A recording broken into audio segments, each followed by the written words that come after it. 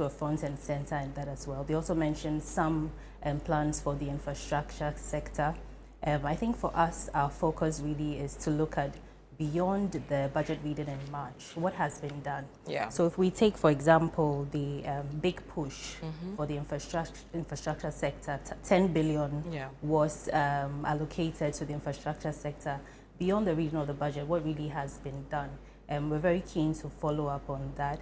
In terms of abolishment of some tax levies, so for example, the e-levies, etc., what has been done in that sense?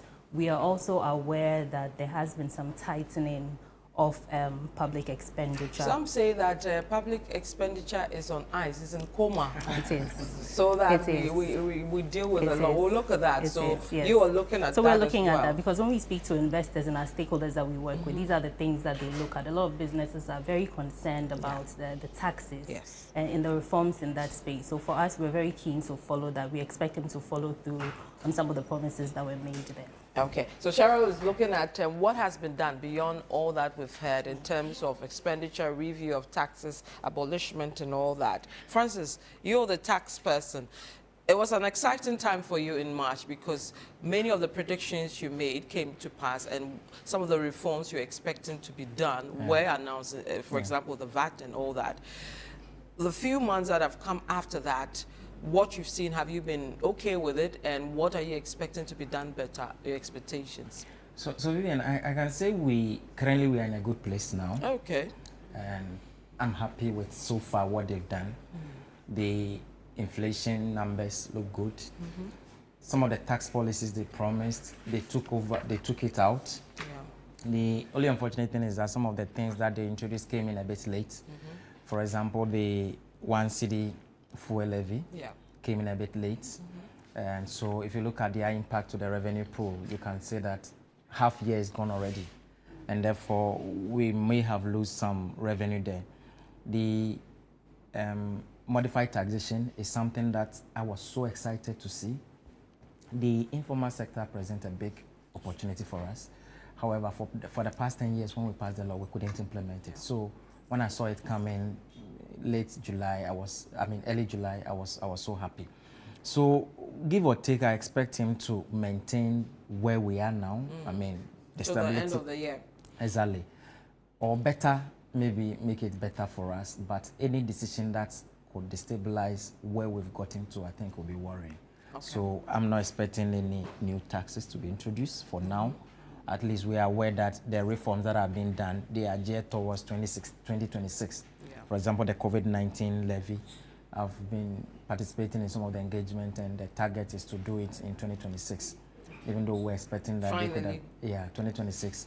I think the IMF has also given some input in that. So we shouldn't destabilize where we are now. At least if we can make it better, that will be very good. But anything that will take us back, it will be worrying. So it's a critical moment for him, and we just want to watch him, see what he can deliver. Okay. So far, he has done very well. So far, you think he's done good. Nelson, so far, has he been good, or it's just been on paper? Yes, so far, I mean, so far, so good. As a finance person, we can only do the diagnostics from quantitative and qualitative point of view. That's right. And so when you look at most of the macro and fiscal economic indicators, you realize that they are all turning green. The government inherited inflation 2024 at 23.8%. Currently, inflation is at 13.7%.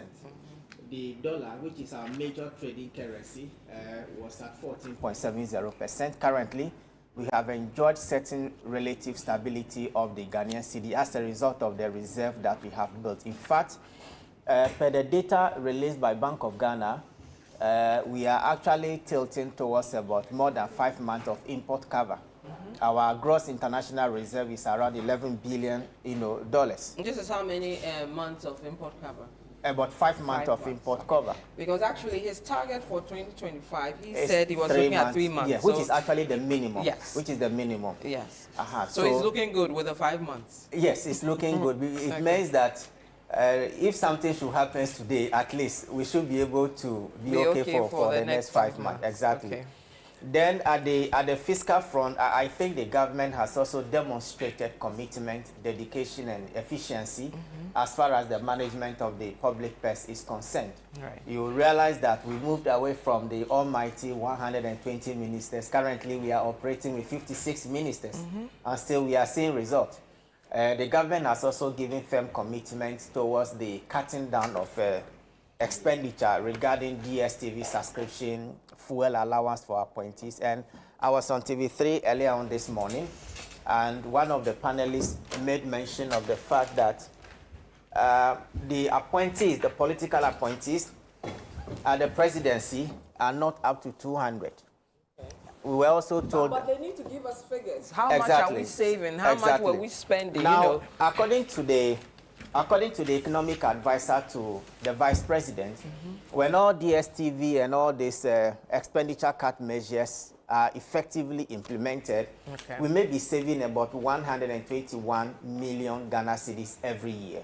You remember in the past, when the 10% was taken off the salaries of political appointees, that money was used to build chiefs compound across the country. Yes. And so I was even suggesting that if we can do 121 million every year, why don't you destinate that fund to satisfy the recurrent expenditure of secondary schools? You see, the issue in this country is that we have beautiful policies, we have beautiful programs, but the source of funding has always been problematic.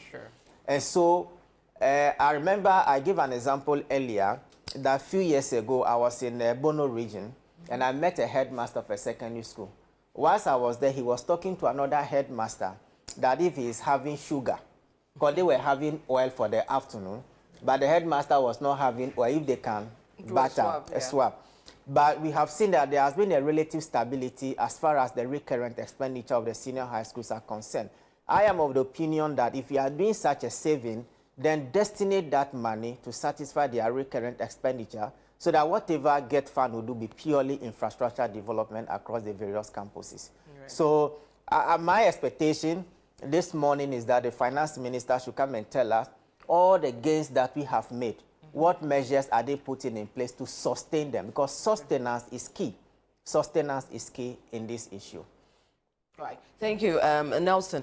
Let me introduce one of our guests who's just joining us. You know, when it comes to budget, you cannot have a discussion with people who are directly impacted. That's the business community, because they have to deal with a lot of the issues, whether it's taxes, whether it's even expenditure, infrastructure, and all that. So please help me welcome Richard Amamo, General Secretary of the Ghana Union of Traders Association, GUTA. Richard, welcome. Thank you. You're in high spirits. It's an exciting time for businesses. Very Not to put you on the spot, but what are your expectations for the mid-year budget? I mean, earlier this year, many of the things you had requested that the finance minister does were done for you. Some taxes were taken off. You had also spoken about the VAT, which he's made plans to realign it and all that, and quite a number of things. What do you expect this time around? Thank you very much, my sister. I think our expectation is more or less sustainability issues. Okay. So just like Nelson. Yes, sustainability issues, yes, because now the numbers are good. When you look at the micros, the numbers are good. And we are thinking that we should have policies that will help us to sustain those gains. And it's very, very important. And then look at the campaign promises here and there in terms of rationalization of the taxes, and then modification of taxes as well. Yeah. And then the VAT reforms that you mentioned. We are all looking, because when they read the first budget, they said something like they are going to meet the stakeholders, of which we are part. And then so they've been meeting you, so you have been guiding them towards... Yes. At least we did some presentations to them, and they also brought some presentation. At the end of it all, we are able to synchronize it. So we expect that at the end of it all, we'll have a very fruitful numbers that we can go to town with. Okay, let me take you guys quickly through the targets the minister set for 2025. Some he's done much better, I believe. If you look at his target for the macroeconomic targets, overall real GDP, he was looking at a growth of at least 4.0%. Non-oil real GDP growth, he was looking at least 4.8%. End period inflation rate of 11.9%. Primary balance on commitment basis at a surplus of 1.5% of GDP. And then his gross international reserves, including oil funds and pledged assets, he was looking to cover not less than 3 months of imports. So he's been able to meet all his targets and even better, no? Yes. What does this tell us? What is he doing right? This can go to any of you. So I think I'll take the GDP growth rate of 4%, the expected growth rate. And a lot of questions that we've received is that this signifies a fall in GDP because in Q1 of this year, GDP rose about 5.3%, which is the highest growth in a first quarter in a long time. And so what happens is that with the public sustainability spending that is going on in terms of tightening, in a sense, of our belts, not spending so much on infrastructure and being very prudent in spending, the 4%, the slight fall from 5.3 is expected. Right. So this is why we're looking at this 4% fall. In terms of inflation, you mentioned 11.9%, and that is the expected close inflation for the year. There are calls that we should be able to do single digits inflation. There's no reason why we shouldn't. We are 10 point. Where are we? We're 13.7. 13.7 now. There's no 13.7. reason we shouldn't do single digits inflation. The Bank of Ghana governor very recently has reiterated their stance on the monetary policy reviews and reforms. And he said something interesting recently, which is that the performance of the cedi, the exchange rate, really, even though it's a technical victory for the Bank of Ghana and the government, is in essence not just technical, it's also very psychological. Because in terms of spending, we know that a lot of the populace, investor community, international community are very excited about what is going on.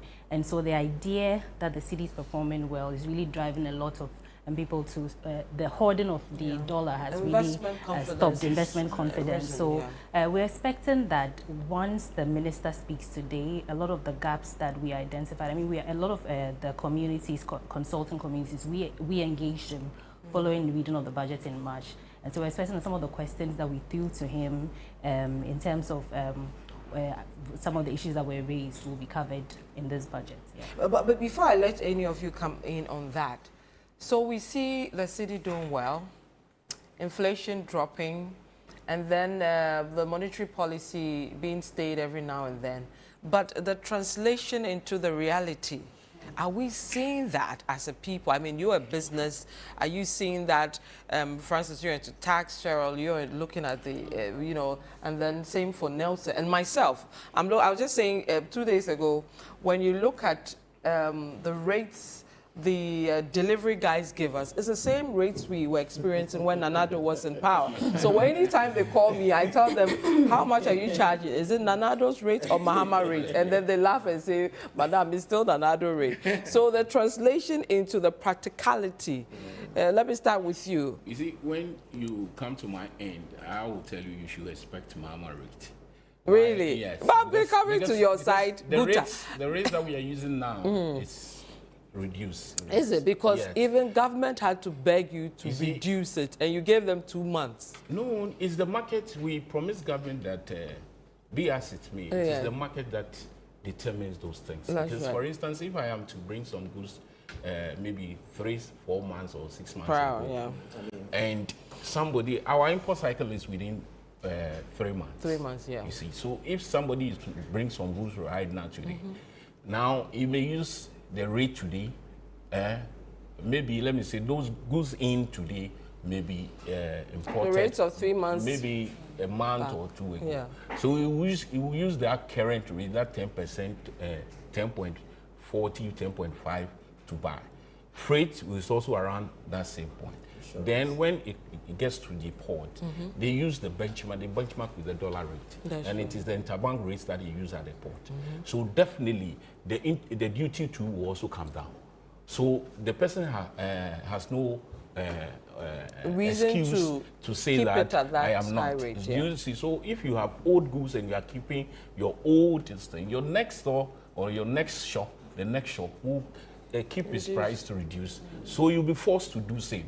Do you understand me? So you have to see to it that maybe you break even and then go into you the are next. using the market forces. Yes, to, it is to the market force that determine. would push you to do the needful. Okay. Other than that, you cannot, you will remain, unless you have monopoly over that product. And then you will say, oh, for this one, I have to see how best I'm going to gain in here and there. But your conscience will not even serve you right. Because you have loans to pay. In Ghana. Oh yes, yes. Hey, you know when you come, are you sure you are one yes, of us? when you come to the market, Yeah. that's why I said, if you are competing, we are in the competitive market. Do you understand me? So it is the forces, the market forces that would push you to do the needful. If you don't do it, you'll be there, you have that same goods, and at the end of it all, your banks will be on you. You have bank repayment to do, and you need to sell. If your prices are high, you cannot make good sales. Your turnover will be slow and low. And But for in that a matter, country that we don't do sales, a country that doesn't do sales, I mean, I don't know of sales in Ghana, but you are still surviving, and the banks chase you, but you survive. oh yes, And the goods are at there. all costs, loyalty demands that you have to do the needful. Other than that, when you go again, your credit score will be low, and for that matter, you will lose a lot. Right. So you are saying practicality, we are experiencing. Yes, I am. Some of I those am things. into musical instrument, for instance, the microphones and those things. Are only. You do the drums. I do drums. I want to everything. learn how to play drums, so I want to buy drums. Yes, I'll see you after. I'll give you. I yes. don't want Francis to hear. Yeah, but just So to Francis, comment on from your what side. my brother said, Yes. I think that it's more of two things. We in Ghana we lack regulatory measures to sometimes control some of these price situations, and again, it's about attitude. The law don't allow that. Yes, I mean we've had instances where in the past there was that price regulations, but Yes. and I've seen people calling for some of these things. Now we do we It need was that a disaster. No, you see, to regulate the market Yes. that way. It's a disaster. if you remember, I think somewhere 2018, Yeah. the Abosokai spare part dealers got some tax waivers where some taxes were reduced, and we were told that when it is reduced, prices of spare parts were going to reduce. come down, we yeah. didn't see anything. Yeah. So if you look at the drastic fall of the dollar from 16.4 in 2024 to 10, then obviously what my brother is talking about, prices have, we should have seen much bigger margin in terms of reduction. So That's it's right. either because there's no law regulating and it is a free market, everybody sells. And for that matter, I can sell as long as I have demand. And sometimes you walk to a shop, you don't have an option. You just have to buy because you don't have any alternative. Yeah. So we are left with, at the mercy of the sellers. It is only few people whose conscience can speak to them, That's right. and then they will reduce the price. Other than that, I mean, we haven't really seen the impact. Fuel prices were reduced, transport fares came down marginally. If you look at where it was and where it has gotten to, honestly, I am thinking that we should have seen it reflecting in our pockets because it is now left for you to decide, okay, the dollar has dropped, how much should I give away? And we are all human beings. Yeah. We just decide how much you should give away in terms of price reduction. So maybe we may need to have Some the regulation to deal with or some of maybe these some things. indices. The statistical service can come out and publish some numbers and say, okay, these are just like the Bank of Ghana has been publishing the dollar rate. So I walk to a forex bureau and I notice that you are giving it to me at 15 cedis. I'll tell you that no, I'm not buying because at least the interbank rate is available. Yeah. So statistical service can come out and say, these are the like caps. average prices of goods and services, so that it can guide us. If I walk to your shop and I notice that it is too much, I walk away. Yeah. So maybe that is available if the price regulations cannot work, which I agree sometimes. We are now in a more liberal environment, free market. So you wouldn't want to go and tell someone to sell it at 2 cedis or 3 cedis. But one thing that I think we can help bring down the prices of goods so that those who are profiteering can be exposed. It's for the statistical service to come out and say, these are the prices of, or average prices of things. Then it can guide, our purchasing. All right. Yes. See, there was time just recently, maybe 2024 thereabouts, when we were complaining about 2023, 2024, when we were complaining about inflation. You get to town and you buy something. The next day, you go to town to buy that same thing, and then the price has changed. You go to the next day, the price has changed. But as we speak, we don't have that. So it's more stable. Yes, it's more stable. But it's not coming down. No, I'm just adding that. Listen, it's sitting there. It has come down, and it's not even increasing. You are not seeing that rate of increment in the state. So a bit of stability with the is same in the system, figure. and with a reduced this thing. Where we've reduced according to the rates that we are using, or the cost inputs that we are using, and the rates that the prices that we've gotten today. Nothing has changed, so you will not change it. You just either maintain so that you will be able to be in business and then move on. You see, but I think I want to comment on what my senior brother has said. I happen to school in a francophone country, precisely Algeria. Algeria is a purely socialist country, and so the government do intervene in almost all aspects of the economy. To the extent that certain strategic investment, oil and gas, mining, agriculture in Algeria, you foreign investor, you cannot come and take 51%.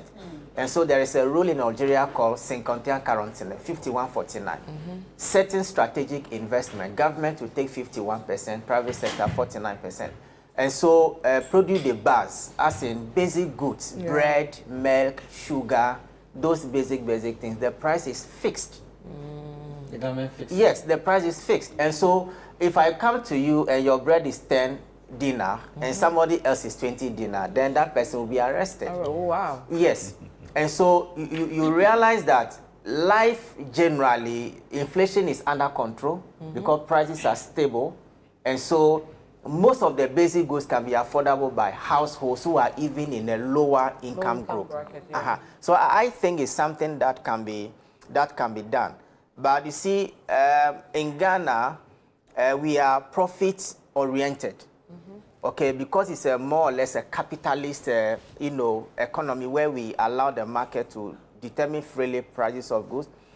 The impact that you are talking about, yes, but it is not that significant as compared to where the dollar was and where the dollar is currently. In fact, one of the reasons why most Ghanaians are not complaining too much, in fact, the approval rating for the D-levy was more than 60%. Okay, one of the reasons why Ghanaians are not complaining is that, if I used to buy fuel at 16 Ghana cedis per liter, but now I am buying it at 12.10, and even with the 1 Ghana cedi increment, I'm buying it at 13, why will I complain? Do you get it? So you believe the slight reduction we've seen has made us satisfied? Yes, so it's like we are sort of okay. I mean, we are okay. In any case, we are buying fuel at 18 cedis per liter. So if it's now 12 cedis, 13 cedis, nobody is complaining. That is why some of us are even advocating that the government is enjoying so much goodwill because their policy seems to be working. And so they need to continue in that same wavelength in order not to do something that will derail the gains that we have made. But I think the regulation of prices, I think, will you be also very... buy that, sure. Yes. Do you agree? Yes. I totally agree. I totally agree. But I also wanted to look at a different angle that we've not discussed this morning, the 24-hour economic policy. The March budget was a bit silent on that, and the government explained that obviously this had not been launched yet. Subsequently, it's been launched in July. So we are, I'm sorry if I'm jumping the gun. No, I have a feeling, if that will support your idea of the current situation. Exactly. So I feel like in terms of the 24-hour policy, once you read it, you realize that the government has designs to focus on agriculture, industrial revolution, manufacturing, etc. They've mentioned that the idea is to pump about $4 billion into the economy.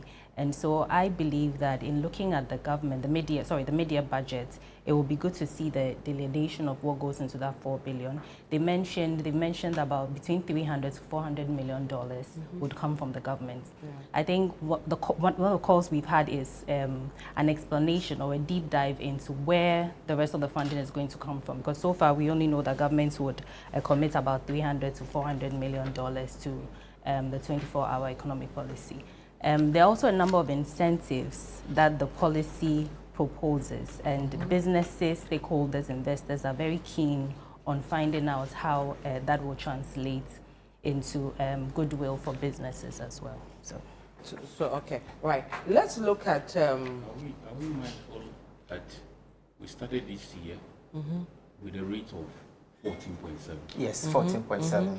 We started with 14.7 this year, and Bank of Ghana is doing 14.4 today, 10.45 today. When you go to the commercial banks, you get it like 10.6 thereabouts. Now, we all can attest to the fact that now there is traders want to access dollars and they are not getting it. Yes. I was telling Bank of Ghana that we had a meeting. I was telling them that it looks as if the Abochi is a buffer to them. Yeah. Do you understand? Actually, it's Abochi that is running the thing. It's a buffer to them because as we speak, you will not get that tenders thing. So you end up buying it 12 cedis and 12.1, 12.2. Do you understand? So when you look at realistically, when you look at the price of the dollar and that's against what we are using to buy, from 12 and then the rates that we are doing, the prices that we are doing, it's very, very fair and transparent. Very, very fair. When you look at the competitions, you look at the rates that you pay, you look at the cost of the item, the product itself, and then you look at the duties that we pay, even at the port, so many things. That is why we are in for the government when they say that they are going to rationalize the variables on the duty paper. We are all for it. Because when you look at the variables, it's about 22. I don't know whether you have that video there.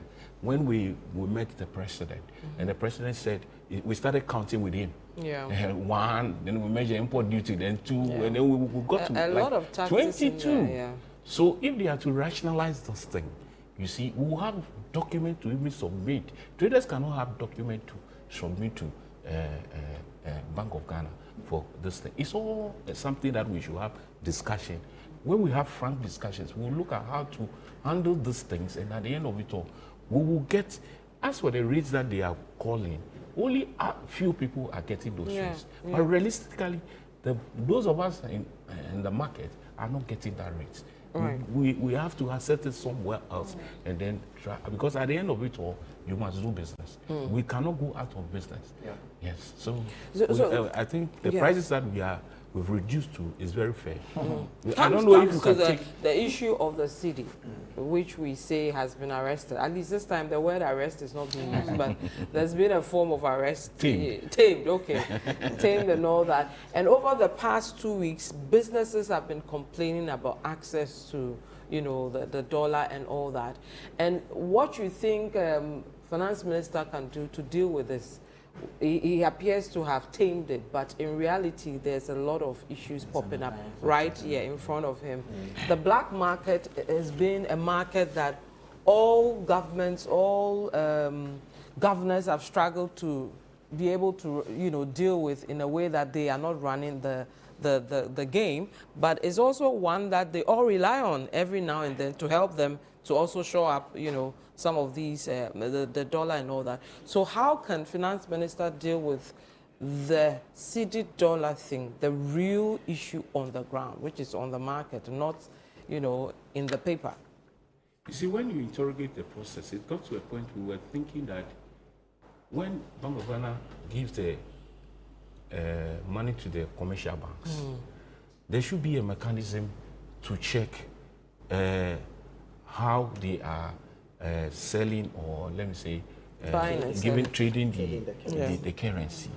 What is the mechanism that they have? Do they have a mechanism whereby if you give somebody so much amount, you'll be able to track and then see? Because we suspect Because when you ask, people keep saying that, oh, some at times they don't, because of the rates that we are going to pay at the banks. They rather want to order and then sell it to the Abuchi for the Abuchi to sell. This suspicion is there, and we have to have this discussion to see, because before NPP, the last previous government, they tried to introduce something, the digital forest platform, to be able to, monitor those things. I don't know whether they have deferred that process, if they have to go back and see, so that when they issue this thing, it is digitalized to the extent that they will be able to monitor where the money goes and then see, so that we can rather have a process whereby we will know that what we issued has really gone through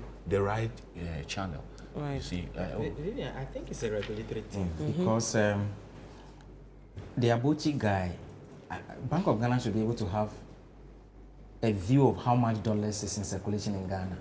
So why do we allow Abuchi to operate a dark banking system when the main banking system is there? Does it mean that, in fact, I heard a story, which I didn't want to believe, that some banks actually deal with the black market people. Yeah. I just didn't want to believe that, because they are in business. Yeah. Yes, They are in business. And you need the dollars. Yes. So what do you do? Yes. and they need the profit. They need the margins. That's why I said they They need the margins. exactly. So that means that Bank of Ghana has a lot of work to do, because you're supposed to be able to regulate the space. And now some dollar is able to enter the market and you don't know where it is. Yeah. We should be able to, up our game. Other than that, like he said, we're going to have the BOG published rate, which is just on paper, and then the real transaction is happening behind the scenes. Yeah. And at the end of the day, we expect that the dollar has dropped to 10 cedis, and therefore price of goods should come down. But in reality, they are going to buy it more. 12, And at the end of the day, we'll be expecting prices to drop, and then we are still at where we are. So I think I agree with him. BOG needs to come in. Yeah. To answer that, so I mentioned that we recently, stakeholders recently met the governor, and hearing him speak, we were very impressed, obviously, with all of the measures that the Bank of Ghana has taken. But one thing he kept hammering on was that it seemed that the Bank of Ghana had a lot of work to do in engaging the public, in terms of engaging the public to, in quotes, love the city. He mentioned, I think the city is celebrating 60 years of being in It was use. 60 on Saturday. 60 on Saturday, and so they are deploying and rolling out programs A 1 month. Exactly, 1 month. Yeah. So while we were all impressed, what I noticed in that meeting was a lot of the questions that came up was exactly the point that Francis has made. To the sense that the Bank of Ghana has a lot of work to do. It can't be just appealing to the conscience of the public to love the city. There has to be a regulatory clamp down of some sort. And I think he did reckon that this is something that they need to look at in detail. So I would say that as part of our advice to the government, it's an area that they really need to look into. Yeah. Right. Awesome. Well, do you know, have you been to any supermarket in Ghana to buy something 1 peso, 2 pesos, 10 pesos before? Oh, they won't take it. But when you buy something and you are given a change of 1 peso, will you take it? No, I won't. Why? I won't use it. You will not use it, but it's still a legal tender. Yes, and sometimes you just want to give it as a tip to the person. Okay. I raised this issue because of the sensitization and education that we are saying Bank of Ghana needs to do. You see, when you go outside this country, Europe and the rest, 100 euros or $100 is a lot of money, right? Yeah. But in Ghana here, 100 cedis is nothing. You see, so we have also noticed that one of the key factors that is driving inflationary pressures in this country has to do with the rejection of the lower denominated values. You understand? And so a biscuit that can cost, let's say, 10 pesos is now costing, let's say, 50 pesos or 1 cedi. Yeah, or 5 cedis. Because there's no change. There's no, yeah. So in terms of the sensitization, I think this is also another area that the BOG needs to relook at, because the 10 pesos, 20 pesos, they still remains a legal, valid tender of this country for business transaction. And so once we continue to reject, I don't take it. Everybody and after everybody here doesn't take. But is it because it's a coin? Well, per the research, we figure have out done, why we've been rejecting it. people are saying it creates inconvenience. Yes. You understand? But that is wrong. Because as I said, where in Algeria, even you can buy bread for 20, the least amount of yes, tender. you can buy bread. So I think it's an area that the Bank of Ghana needs to work. But talking about the CD-dollar relationship, I think the Bank of Ghana has given sufficient, assurance that they have enough reserve to meet the demand of those who actually need them.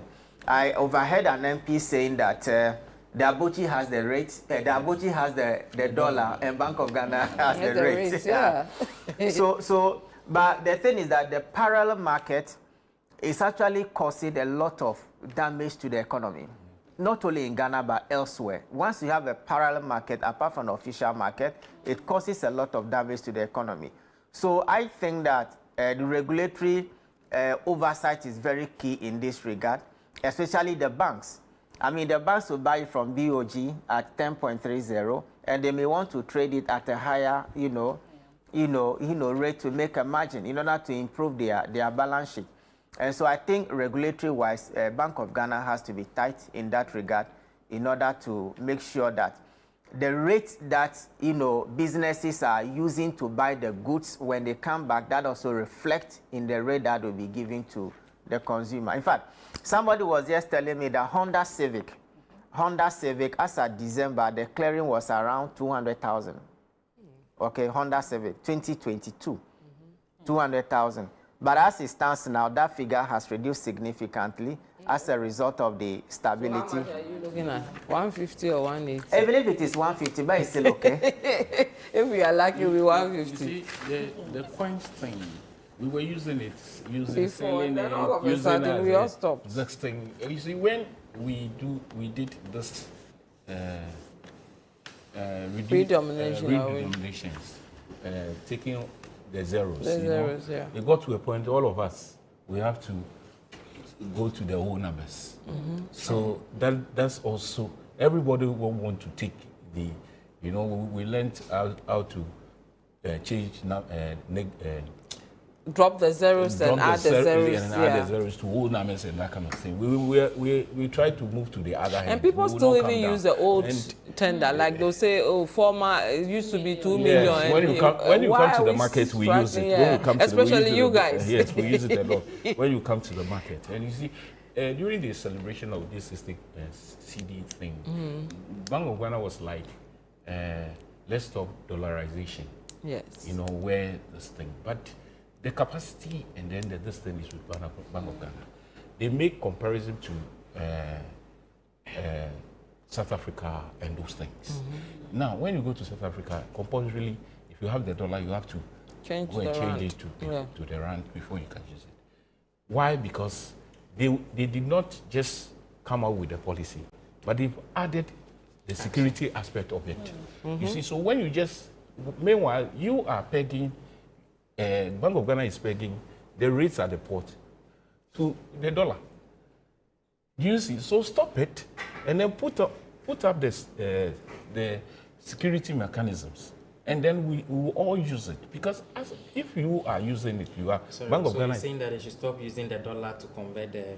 Certainly so. Yeah. If you stop it, don't tell me I should stop when you the are still estate using when it. you are using it at the port, because every week Bank of Ghana will come up with a rate to be used at the port. So they should go like, if it's just like 12 cities, Yes, they should say if it's 12 cities. Because if you take your mind there, all of us will also take our minds there. Then it will be to have a fixed rate, but because the goods you are bringing is coming in the form of dollars. The invoice you give to the customs at the port is in dollars. So certainly that dollar must be converted before you calculate so maybe your recommendation would be that they should have at a fixed rate. So maybe a fixed rate 6 months. Any dollar import that comes in is going to be converted at 10 cities, 30 pesos. Yeah, they can hedge. Yeah. That's what we keep telling you. It can be quarterly hedge. Because when you have it, then it will be very good for us to plan. Yeah. Are you getting my point? And for that matter, this kind of fluctuations in pricing will also be minimized. All right. Because if you say don't use it and you are using it, and you have the capacity to stop it and you are not stopping it. Yeah. Who's So lead by example. Yes. All right. This is our special coverage of the mid-year budget. Finance Minister Dr. Kasil Atu-Forson is expected in Parliament to give his mid-year budget statement. Now, ahead of that, we've been speaking to some market watchers, some stakeholders, among others. My colleague Emmanuel Opong spoke to a couple of them, as well as Nashika Caesar. Well, let's listen and watch what they've been saying.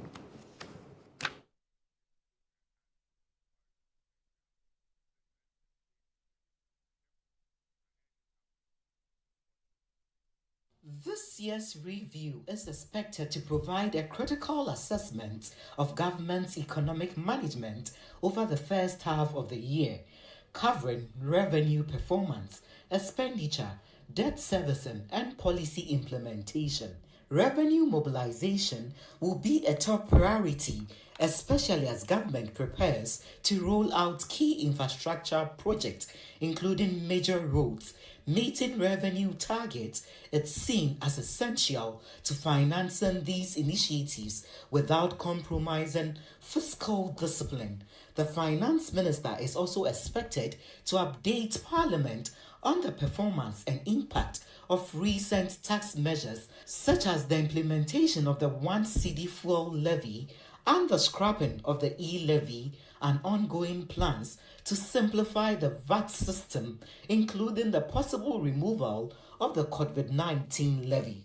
So far, Ghana has met several structural benchmarks under its IMF-supported program, and government is expected to stay the course to avoid reversing recent gains. The 2025 target is to mobilize over 200 billion Ghana cedis in domestic revenue by year end. In an interview, tax analyst Francis Timoboy noted that while the first half of the year has been relatively stable, the coming month will be a true test of government's fiscal discipline. Overall, things look good for the first half of the year. But for me, the greatest test is the second half of the year. The question is whether government will be able to hold the expenditure controls firm. Can government contain the pressure from, for example, labor organizations or labor unions? Recently, we saw the Nurses Association fighting for better service conditions. Can government take on this unplanned expenses?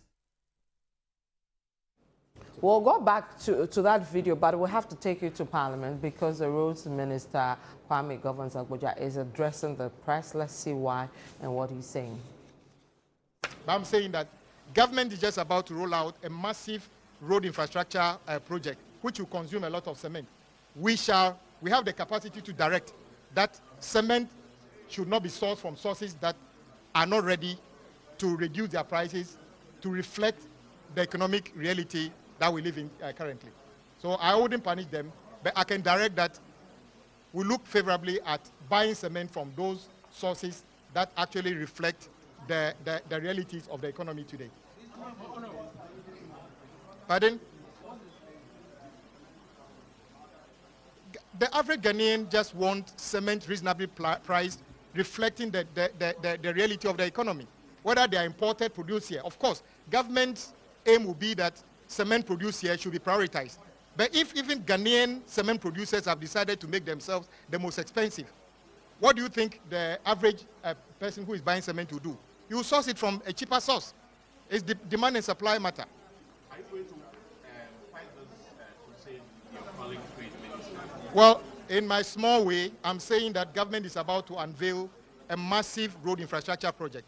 We shall be ready to determine that cement that is used for government projects should be sourced from sources that are cheaper on the market. It's as simple as that. Do you have average prices that we are looking at? 95 cedis makes sense to me instead of the so-called 120 Ghana cedi, which are called rent-seeking and so much unfair to the ordinary Ghanaian. I just spoke to you and saying that our ministry is about to unveil a significant road infrastructure program. And in this, cement is a huge component. I'm just giving an indication that cement dealers should take advantage and bring the prices down. Otherwise, we may be forced to say that if we find prices reasonably priced within the context of the economy, we have no reason not to direct that cement be sourced from those sources.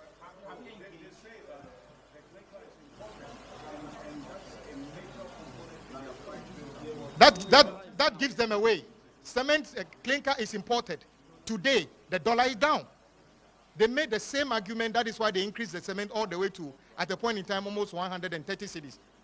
If you play back their own words to them that clinker is imported, what is the importation bill of a clinker today? If they make the calculation, it should be coming down. Because we haven't increased price of anything, or taxes on anything significantly to justify keeping the price of cement at 120 Ghana cedis. We have engaged themselves and had meetings. Guta and everybody have given an indication that they were going to reduce prices, but we are yet to see that reflected in the price of cement where we buy our items at the hardware shop. But are you also ensuring that the cement components of contract sums are valued in such a way that the average is 95,000? Of course, the quantity surveyors only put out in terms of whatever they are doing based on what the contractor says the price of the cement is. And indeed, there's an indices that the industry players use. But currently, the indices they are using means that the cement is selling still over 120 Ghana cedi. That is why the Ghanaian should be concerned. Because, you see, if government is building 6-unit classroom block, hospitals, roads, whatever the cement is bought, it directly goes back to the extract to be paid by the Ghanaian. So it's not the contractor's issue, it's the issue for the ordinary Ghanaian. That is why we all need to ensure. Nobody is saying that cement people should collapse. We are only saying that the same reason truck drivers reduce their prices, the same reason fuel traders reduce their prices, the same reason clothing sellers reduce their prices, are the same reasons that the cement dealers must reduce their prices. They have absolutely no reason not to reduce their prices. I have no ultimatum. I'm just saying that we are coming to unveil a massive road infrastructure program that will use tons and tons of cement. We would not hesitate by directing that contractors buy cement only from sources that reflect the economic reality. It's as simple as that. Yeah, we are always disbursing money to contractors. It's not on daily basis. As and when government gets resources, we disburse.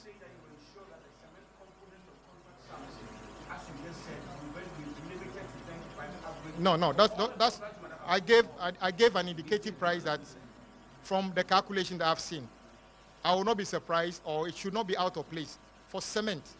Of course, we have 32 and 42 rating. We should be able to buy cement at 95 cedis in some parts of the country. Of course, cement in Tamale will be that is produced in Tama will slightly be more because there's transportation costs and other things added. But the average price of cement at 120 Ghana cedi others is just not fair to Ghanaians. No, I'm saying that 95 cedi will be a fair price. It can be 94, it can be 96. I think 95 is a fair price. I'm not trying to price control, but I believe that everybody, including yourselves, know that you have done stories about price reduction, even trotro drivers reducing their prices. What justification do we have for cement dealers not to make any attempt at reducing prices of cement? And I think I want you to join me, take up this crusade to them. Take your cameras and ask them a direct question. Why are you not reducing the price of cement on the market? Okay. Thank you very much. Thank you. Let's go to the chamber and understand the financial sense. I'll see you later. All right. Whose phone is that? So that's the Roads Minister Kwabe Govans Agboja urging cement manufacturers to now reduce their prices. So retailers expecting that they will move to 95 cedis. We're told it's hovering currently around 120 Ghana cedis. He's saying they are hoping to announce a major initiative that we suspect they'll be using a lot of cement for roads, but we'll hear what the finance minister will say on that matter. I'm going to throw this to you guys. 95 cedis. He's saying he's not trying to do price control, but if you look at it, this is price control, straight up. But this whole cement industry, Katie Amon tried to regulate, brought, an act, went to Parliament. It was a back and forth thing. That act is actually in motion, but we're not hearing much of it because the government currently has struggled to get it running. But now we're being told they should push the price down. Realistically, is this possible? So Vivian, I think it is, and it goes into the point, the discussion we're having. We made earlier about the price. Yeah. Yes, the price, because they believe that if you look at the economic indicators, Ghanaians should feel it in their pockets. And so, just like my brother from Guta was saying, they have been able to reduce their prices some way, somehow, but cement prices has not come down, and that is what it looks to me that he's advocating. Again, he has made it clear that they don't want to bring a law to come and regulate prices. So it's like they are just doing some form of pressure. Appeal. Yes, an appeal, so that the cement producers can at least bring the prices of their products down, which I think is fair, because just like we were saying, if some numbers, dollar has gone down, and if the clinker is imported and priced in dollars, and the dollar is quite low today, we expect that prices will come down. I was making a point that in 2021, we're buying cement for 28 cedis, and within 4 years, it's gone beyond 100. That is a bit outrageous. And cement is a key ingredient as far as a developing country like us we're concerned. And it looks to me that he's going to roll out some projects which is going to require a lot of cement. So this may be some teaser to the cement producers to say that. I was wondering why, and you guys were saying, hey, I should let him be. I was wondering why he didn't wait for the finance minister to make that so-called announcement and then speak after. But politicians are interested. Exactly, it's a strategy so that it will be okay. I am in, roads and highway. I came to say it first, and this is what the minister is saying. But I think at this stage, it's not a matter of forcing the price on the company. It's about engaging them, consulting them. I mean, consultation has always been the best way to go. And this government has demonstrated that through, when they were, preparing for the budget on the 11th of March, you saw the finance minister in Makola Market trying to have engagement, with the market, because at the end of the day, the budget is for them. The budget is for we Ghanaians. So I think that the government has to have a discussion with the producers. You may not know the cost that they incur into the production will also be factored into the pricing. But I think that with consultation and engagement, they can come to an amicable, solution. If cement was trading at in 2021 at 28 Ghana cedis, and 3 years down the line we are now advocating for 95 Ghana cedis, I think it is still expensive. Because I mean, if you look at the population of Ghana, the chunk of the population, they are young. And so before you, a young man, will go to the cement people and buy cement and start building your house at 95 Ghana cedis, it will take you so many years. But if currently cement is trading at, let's say, 30, 35 Ghana cedis, I think it will reflect the reality of the economy. So I think that engagement, consultation with the cement manufacturer should be the best way to go, in order for the government not to impose any price on them. That will amount to regulation of prices. We should allow the market to freely determine prices. However, consultation is always the best way to go. Right, Cheryl. So I'm just listening. So in the spirit of throwing everything on the table and having everything out there, I think it's also good to, we mentioned the regulation aspect of pricing in dollars. Schools price in dollars. We have rent prices in dollars, etc. I believe that let's also have this regulatory conversation on the table. Price control perhaps is very important. In the past, appealing to traders, appealing to businesses has not worked.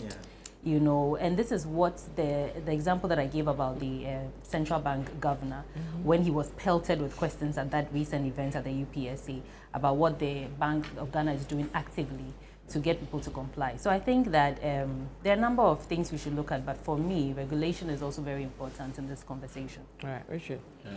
I think I would depart from Sharon? Because you have appealed to you, it's okay. Price control is something, archaic, something way back. We shouldn't think about it.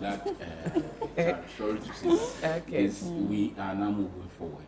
And when you look at me, for instance, I have a problem with the way the minister is speaking. The magic of negotiations and these things, if you don't know how to do it, you let the person do it. When workers were calling for this increase this in thing. wages. You know, president has got that magic style of negotiating, but president cannot do everything. Do you understand? Yeah. They cannot have everything going on within just 6 months or 7 months. Some of the things you go take a bit in of there, time. Yeah. it will take time. You see, if I'm buying bulk, if I get to China and I'm buying bulk, those sellers, suppliers, they will take care of a lot of my hotel and my everything because I'm bringing big money. Yeah. Do you understand me? Yeah. So that is that. They will give you some preferential treatment. So if you are buying bulk, you use that, you leverage on that strength and then to negotiate. Yeah. You see? Yeah. So it's not about trying to show machoism and those things. That one will not work because they are also looking at how to break even.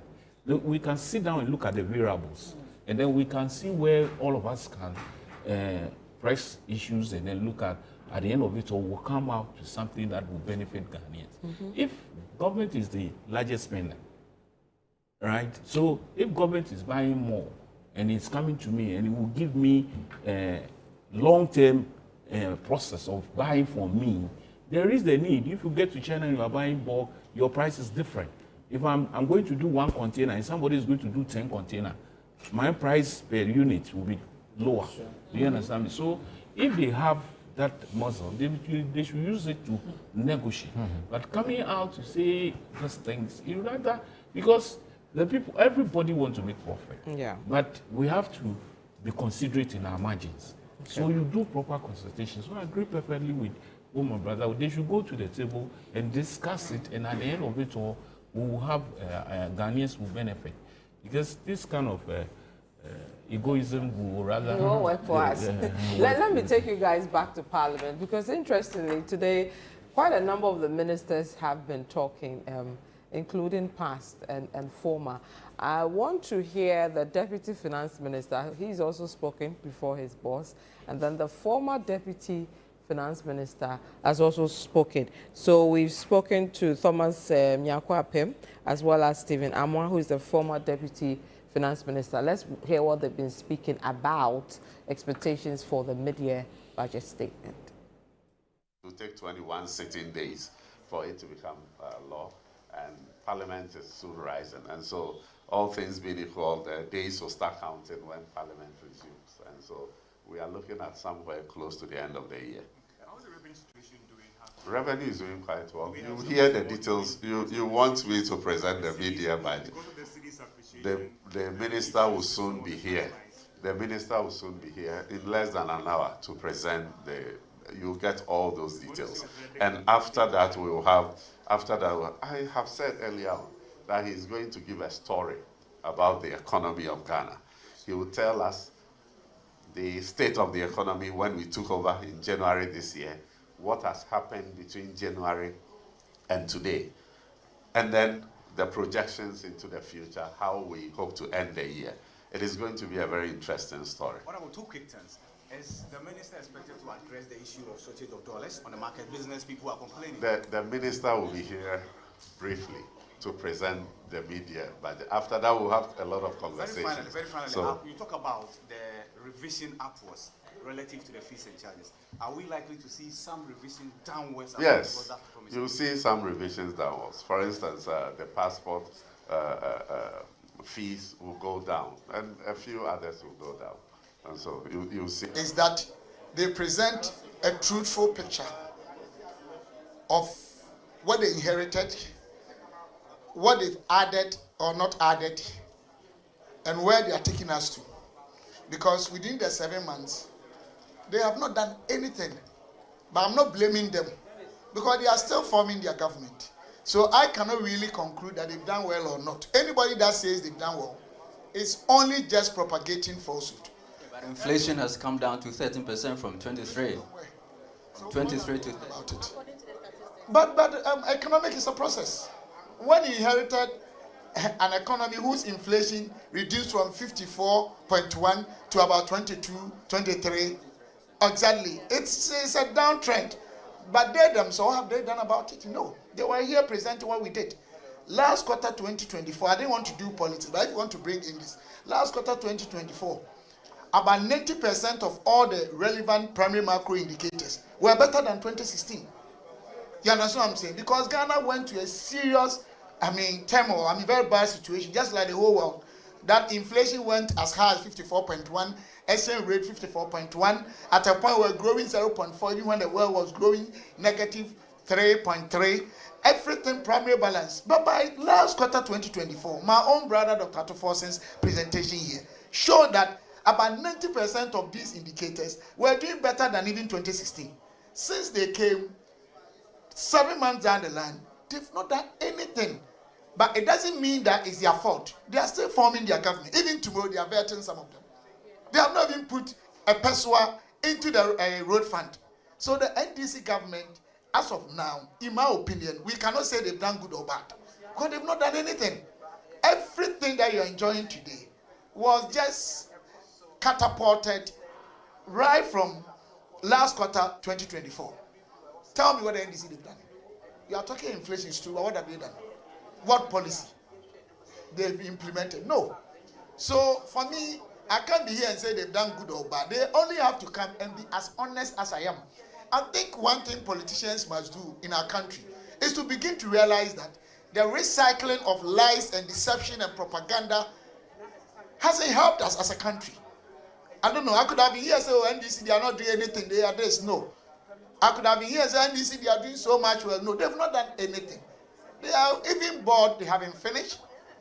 Even ministers and deputies, they haven't finished. They haven't started spending. So what policy have they really come out with? But I'm not saying this meaning that they are being lazy or no. It's a new government and they are still in their formation or formative stage. And this is what we all need to understand. So you're saying that a reduction in inflation as we've seen is as a result of the policies of the previous NPP government. Of course. I wouldn't say whether it's NDC or NPP's government. But if you went as high as 54.1, and by the time you handed over, we have come as low as 22, 23. It was a downward trend. It's not because within a couple of months to 6 months, the NDC government, they've done something. They've not done anything. I hope you understand. They've not done anything. It's just the same as the exchange rate. They've not done anything. What policy?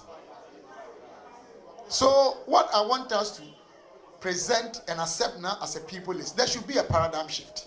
Are you not tired of always NDC will come and lie, NPP will come and lie or say the truth or whatever? Are you not tired? Have you gotten results out of these things? Is it what we are happy? Is it what as a country we want? Only blame game without any substantive or any substance. I am not interested in that again. I know people will trace this thing. I don't even care. What I care is I want a Ghana that one day can be so much consolidated, solid. A Ghana. 2016 So that's the former Deputy Finance Minister. Earlier you heard the current Deputy Finance Minister also speaking on expectations ahead of the presentation of the media budget by Atuforsen. Well, guys, I think it's time for us to look at the fiscal policy objectives for the budget proper in March. And then we'll look at the revenue as well as the expenditure projection and see whether we are within that. But for the fiscal policy objectives for the 2025 budget, some of the key highlights, one was rationalizing government expenditure and eliminating wasteful expenditure. He also said he will optimize domestic revenue mobilization through the broadening of the tax base, increase non-tax revenue collection, adopt enhanced tax compliance measures, and modernize tax administration through digital technology. Also, there was supposed to be increasing the share of domestic capital expenditure to spur economic growth and job creation, reducing public debt to sustainable levels, and adopting prudent debt management practices to support debt sustainability, and also reducing the fiscal deficit progressively in accordance with an amended Fiscal Responsibility Act to promote fiscal debt. So we'll start with government expenditure, rationalizing that, and eliminating wasteful expenditure. Right. Have we done that? Any one of you can go. So as I did indicate from the beginning, I think this government has been very efficient in terms of expenditure control measures. Okay. They actually demonstrated that by the number of ministers that was appointed. In fact, I see no reason why we should have minister responsible for procurement, minister responsible for evaluation, and all kinds of, ministries. Positions. What are they evaluating? So the commitment and the demonstration was there right from the word go, number one. Number two, I don't have the figures, but I've been reliably told this morning at TV3 that the political appointees at the presidency, they are not up to 200. Okay. If that is correct, then it means that it's a sharp deviation from what we used to know in the past. And I've also been informed that at the Vice President Secretariat, they are actually operating with a lean, staff over there. Then when you come to the expenditure itself at the presidency for political appointees, a lot was cut down. No DSTV, no fuel, no all those kind of... So you realize that in terms of expenditure, the government has been very efficient. In fact, one of the challenges that we have had in the past as a country has to do with wastage, to the extent that we always spend to the budget. Yeah. We spend everything that is allocated. Once September or whatever October is coming, there'll be a new allocation, whatever has been budgeted for. Even if there is no need for it, we try as much as possible to spend everything. And I think it is this expenditure control measure that has brought us to where we are today. As I did indicate from the beginning, all the macro or most of the macro and fiscal economic indicators responded favorably to the fiscal, measures that the government has taken. However, I think that going forward, this is something that we need to institutionalize. It shouldn't be something that, okay, today I come. Now, I think this government has set the bar. I don't think any government will come tomorrow and appoint even 65 ministers. You understand? No government to do that.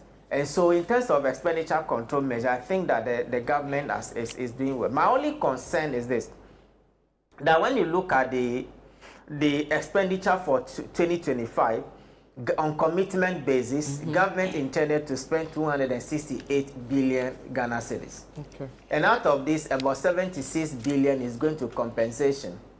About 64 billion is going to interest payment.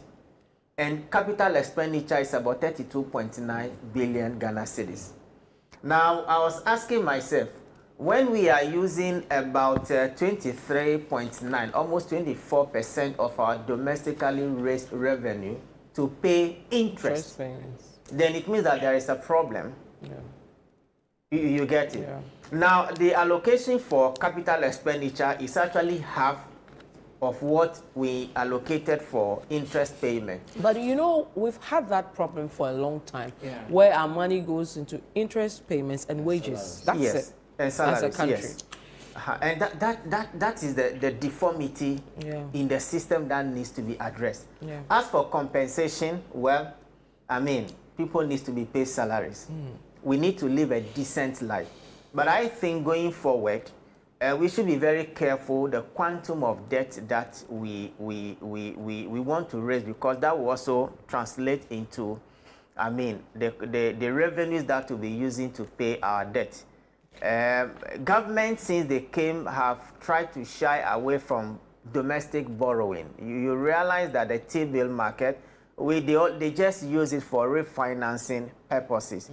But if you look critically at the budget, I think they want to finance 21 billion. The overall, deficit is about 43.8, and about 21 billion will be financed externally from IMF, World Bank, and the rest.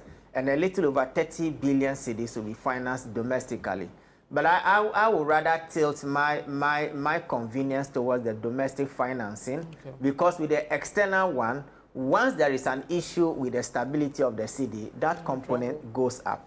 You also realize that as a result of the appreciation or the stability of the cedi, the external component of our debt has significantly reduced in cedi terms for about 150 billion Ghana cedis, which is why it is prudent that once you are implementing your monetary policy, your fiscal policy, your structural policy, and your exchange rate policy, you must make sure that you stabilize your exchange rate policy in such a way that it does not distort your fiscal policy, it does not distort your monetary policy, because exchange rate policy has a direct impact on fiscal policy and monetary policy.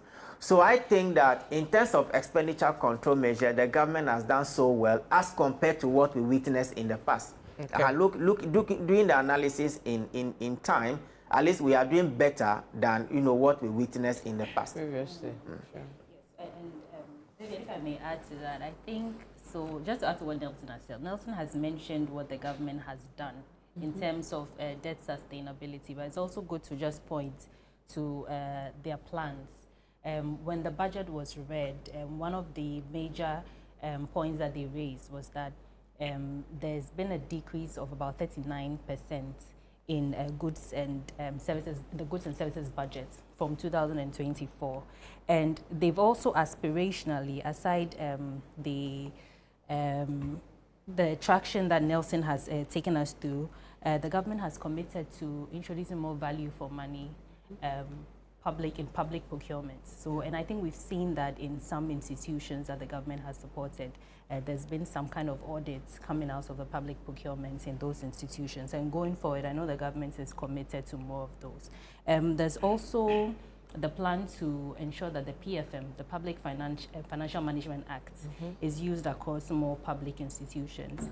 For us, the advice that we have in terms of when the budget was read in March, on the Public Financial Management Act, the rollout or the deployment, the wider deployment of the Public Financial Management Act is to empower or resource institutions such as the Internal Audit Agency, because they would be at the forefront and the helm of affairs, ensuring compliance with these public agencies. So in terms of fiscal reforms, debt sustainability, etc., all of this culminates into it.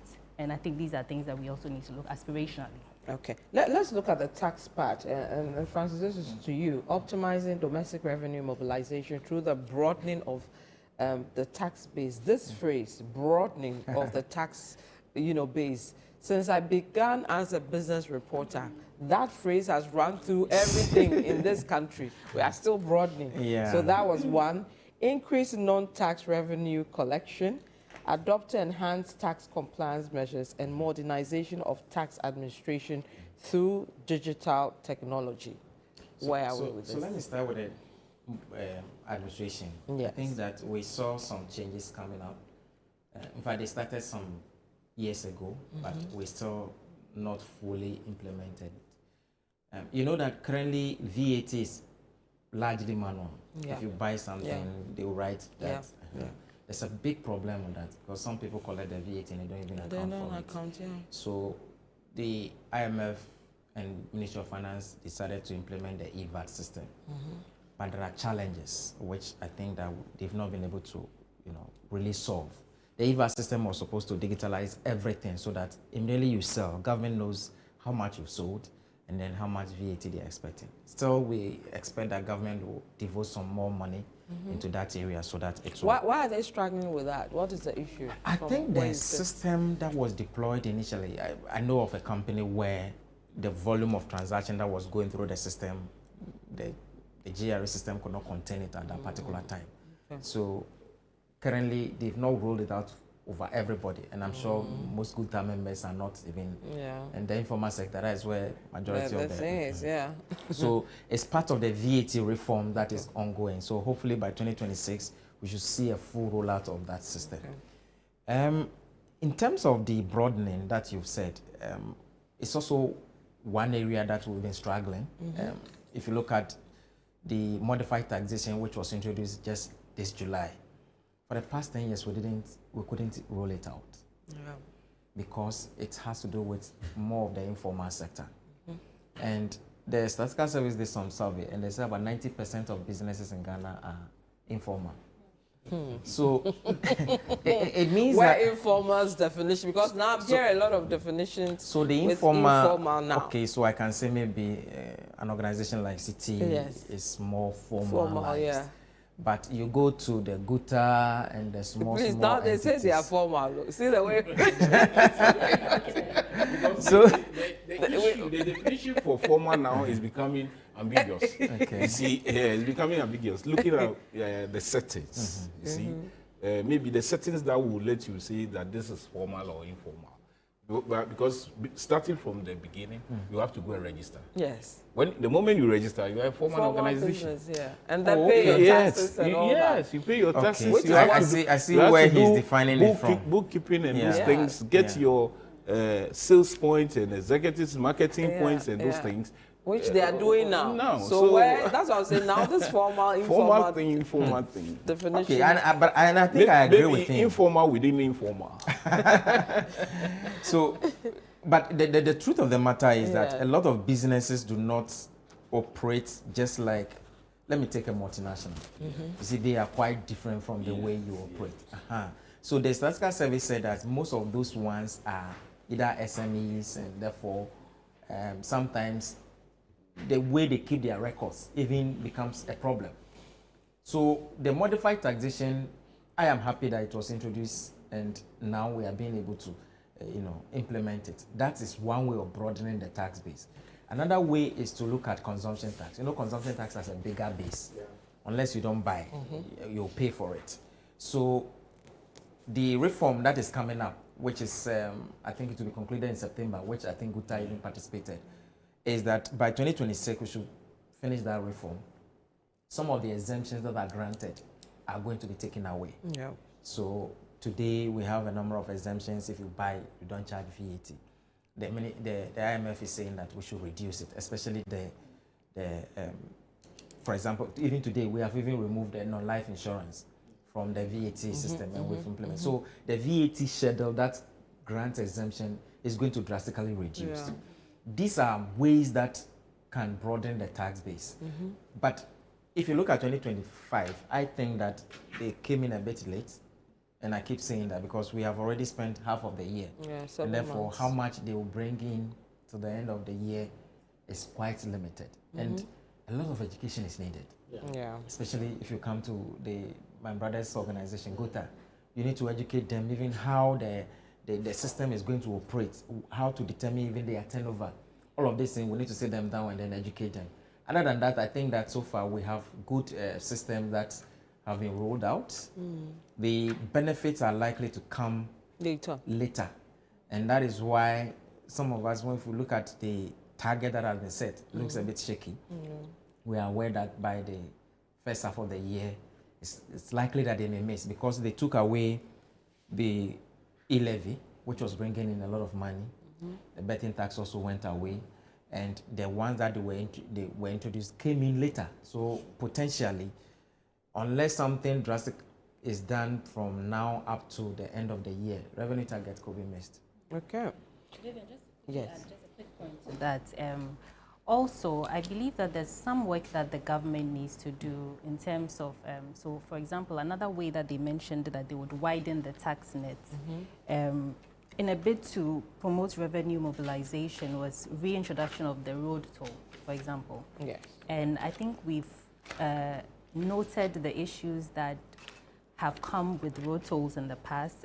We know the reasons, or the reasons the previous government gave for scrapping it. For us, and this is part of the work that we do, we believe that a detailed cost-benefit analysis, for example, needs to be done in that sense before the rollout of the road tolls or the reintroduction of the road tolls is done. It's very commendable in terms of widening the tax net, raising more revenue for government business, but the background work has to be done, we believe strongly, because what we do not want is for that to be reintroduced and then there's some form of sunk expenditure that we cannot account for, same old. And so I just wanted to chip that in terms of revenue mobilization. Okay, I'll stick with the revenue. Richard, I'll come to you in a bit. Based on what Francis is saying, making a serious, statement about us likely missing the revenue target. So if you look at the projections he made in March, he was looking at total revenue and grants at 224 billion cedis. Now, this was his breakdown. For non-oil tax revenue, he was looking at 181 billion cedis. for non-tax revenue, non-oil, it was looking at 16 billion cedis, oil revenue 16 billion, other revenue 7 billion, and grants 2 billion cedis.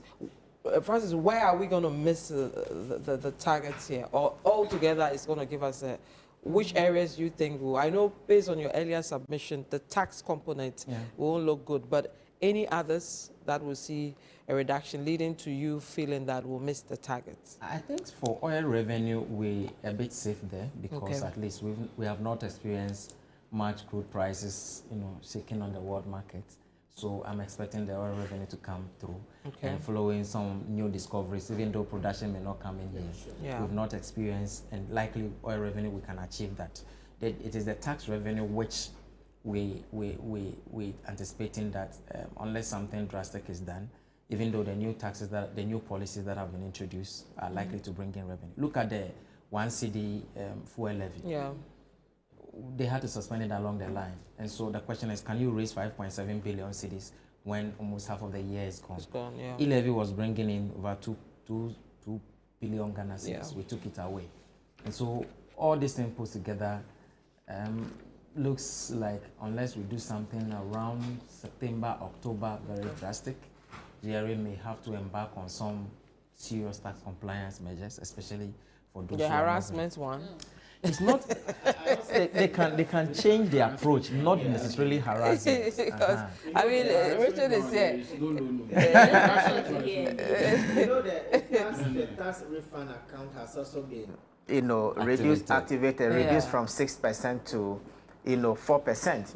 So it means that there is this 2 percentage points that will also go into there. I don't know how much that will amount to, but if that is something we are to go by, that may also compensate in one way or the other the deficit that we might have witnessed, along the way. But just as he said, first quarter was met. Second quarter, that was when they took out those tax handles, and so. We wait to see. So one of the key areas we have to listen is the revenue part from the minister when he's making his presentation. And that may account for why they cannot take away the COVID-19 in 2025.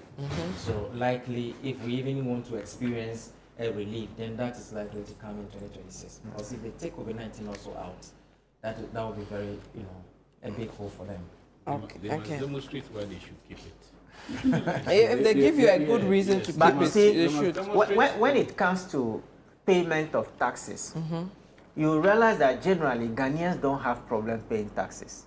Generally, but the problem arises when the tax revenues are not being used prudently. Reason why the famous G levy, there was no issue around it, approval level was okay. It was only the E-levy that then the temperature of the economy was so high. And the timing was wrong. The timing was wrong, and there wasn't much consultation then. So Ghanaians generally don't have problem paying taxes, but the problem has always been the usage of the tax revenue. I mean, you remember the time when inflation was 54%, that was when buffing in the air issue came up. I mean, at that time, you can't introduce any new tax handle. And so to the extent that, our tax revenues are being used prudently, they are being accounted for, I see no reason why we should be shying away from paying taxes.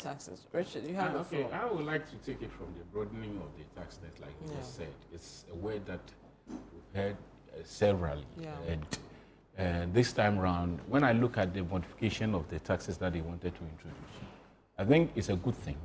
When you look at the market framework, and you look at the lot of people in the market, and you ask yourself, all these people are working, they are doing something, are they paying tax? Now, once they have brought this modification taxes, the GRA is supposed to do a lot of work through education and then, engagements, so that if now you know what you are going to pay, they say quarterly pay 45 cedis. You see, quarterly pay 45 cedis. Which is very small. You have to start from a certain point, then it will not be static. As time goes on, they will do the math and then look at So how a year they're is going to. 180 cities. So. Yes, a year is 100. Either two, that person is not paying. Let's keep focused to formally when they try to introduce this same thing. Vodafone or those times the name is what? Before Vodafone. Ghana Telecom. Before Ghana, Telecom. before Ghana Telecom. I mean, okay, let me use their SIM card is very expensive. Yeah, and Ghana Telecom. Ariba, One Samsung, touch. they were selling it cheaper. Yeah. And all of the One clients, touch, one one touch, all the clients went there. And then they realized that the clients are moving to Ariba, and then they started selling it.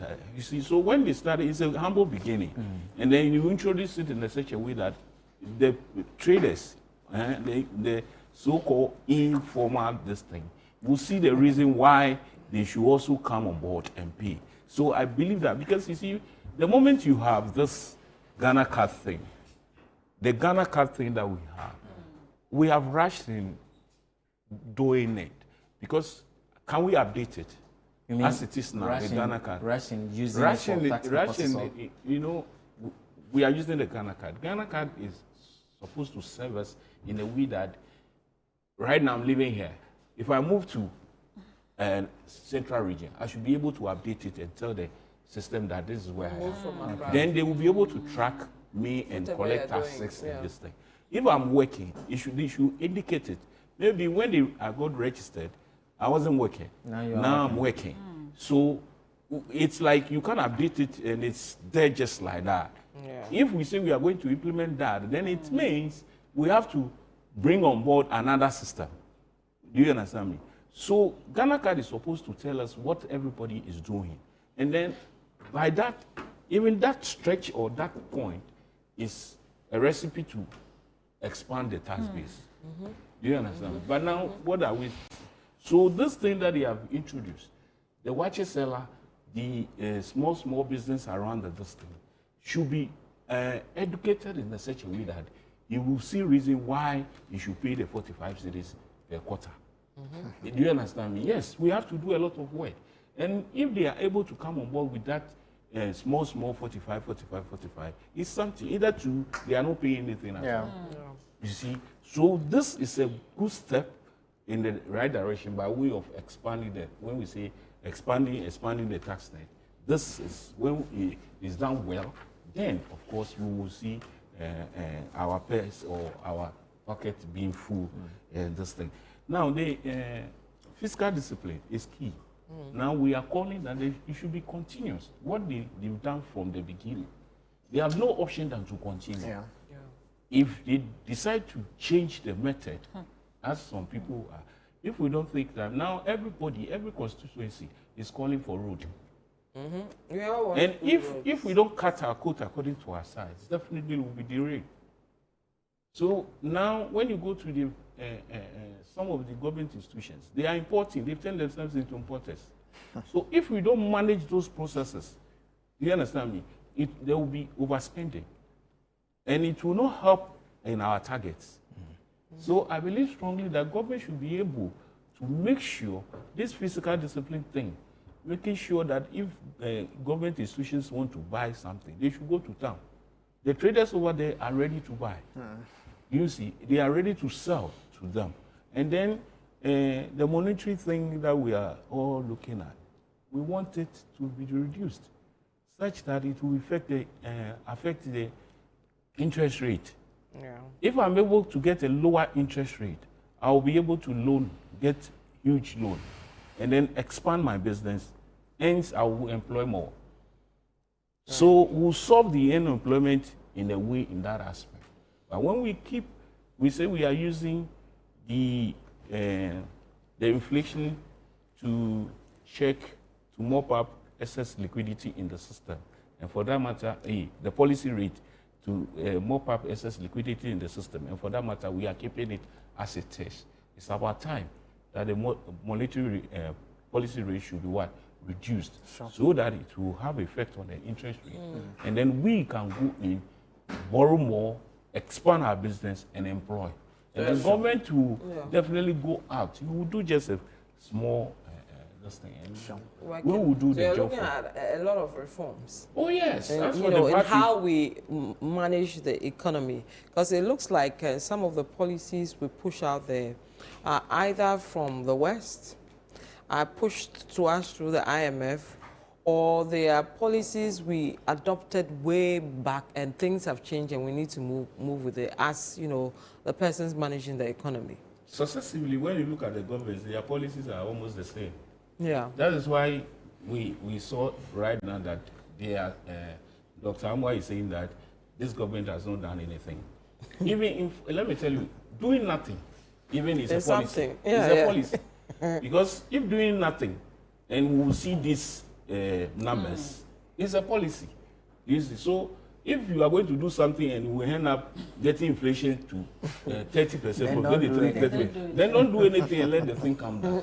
So I believe strongly that the numbers should be monitored and make sure the processes are enhanced to have a sustainable numbers so that we will be fine as traders. As for the taxes, we are ready to pay. But the government is supposed to demonstrate why we should pay, explain why. Yeah. If the things are so high, it's so threatening, people will be dodging. Do you understand me? Yeah. Because when they come to the market, in my sector, we have a policy in my sector, Zongole. We go to GRA, we bring them, their officers, to come and sit, because some of our members cannot do the online digital filing. Do you understand me? So we have an arrangement with Agbobushi. You see, so they will bring 2 officers to our end, and then they will do the filing for them, which is it's helping. So now they will not come on us and go to shop and say they are harassing. Do you understand? So traders, provided they understand what is being done, they will follow and do the needful. Education is needed. Yes, it is. As for the education, it should be everyday thing. Yeah. You cannot stop it. You see, you cannot stop it. Right. We will go to a GRA and tell them, let's do a joint education. Now we've written to them that let's do, because we have good time members all over. And some of them, we can speak the language they understand. So when we join hands with GRA, we say, let's go to town, and then we do it. And it's working. Okay. Let me take you guys to Duncan Amwa, one of the stakeholders that have been making comments ahead of the presentation by the finance minister. Let's hear what he's been saying related to his industry. Mr. Amwa, so 7 months into the implementation, well, say maybe 4 months into the implementation of the budget, what are expectations for the review? Well, we had the initial budget, and so some of the things that became a mind-boggling bits from what the Honorable Atoforsen presented earlier had to do with Cocoa Board and ECG. It is not surprising that thereafter we've now come to add even 1 Ghana cedi to fuel, because we need to be able to do something to help ECG survive. Plus the 2.4 increase in electricity. Yes. Yeah, exactly. So there's a major challenge with the energy space. It's not surprising again that as we speak, aviation turbine kerosene, we don't even have enough in country, and so international flights may have to reroute or reschedule or cancel altogether. We haven't done well for the energy space. We've managed that space with just talk. We don't do anything. Once the finance minister had observed earlier in his maiden budget, our expectation will be that maybe he's put in some corrective measures to ensure that where we were, we move away, and then we strengthen not only the institutions, but also the fiscal space or the fiscal regulatory space, so that people do not have the luxury of importing 100 containers, not clearing them, 200 containers, not clearing them, 1,000 not clearing. Nobody asks any questions. They keep importing till you get to 2,000, and then we end up stealing some of them. I will be keenly monitoring to see if we've indeed put in place any fiscal responsibility measures to ensure that the recklessness that we have seen within the energy space that has been captured just yesterday by the Auditor General's report. Maybe we've done something about it. Maybe we haven't. But whatever it is, we cannot continue on the same trajectory where people sit in boardrooms, they create a mess, we come back to ask the trotro driver to pay for the mess. That era has got to end. And one of the things that I'm sure most Ghanaians will be listening to the budget review today for will be to see whether there's a departure clearly from what the first budget had pointed out. It had identified those problems in the first budget. Have we been able to find any antidote to those problems? We'll be looking out for that. Secondly, you're also talking of your petroleum downstream sector.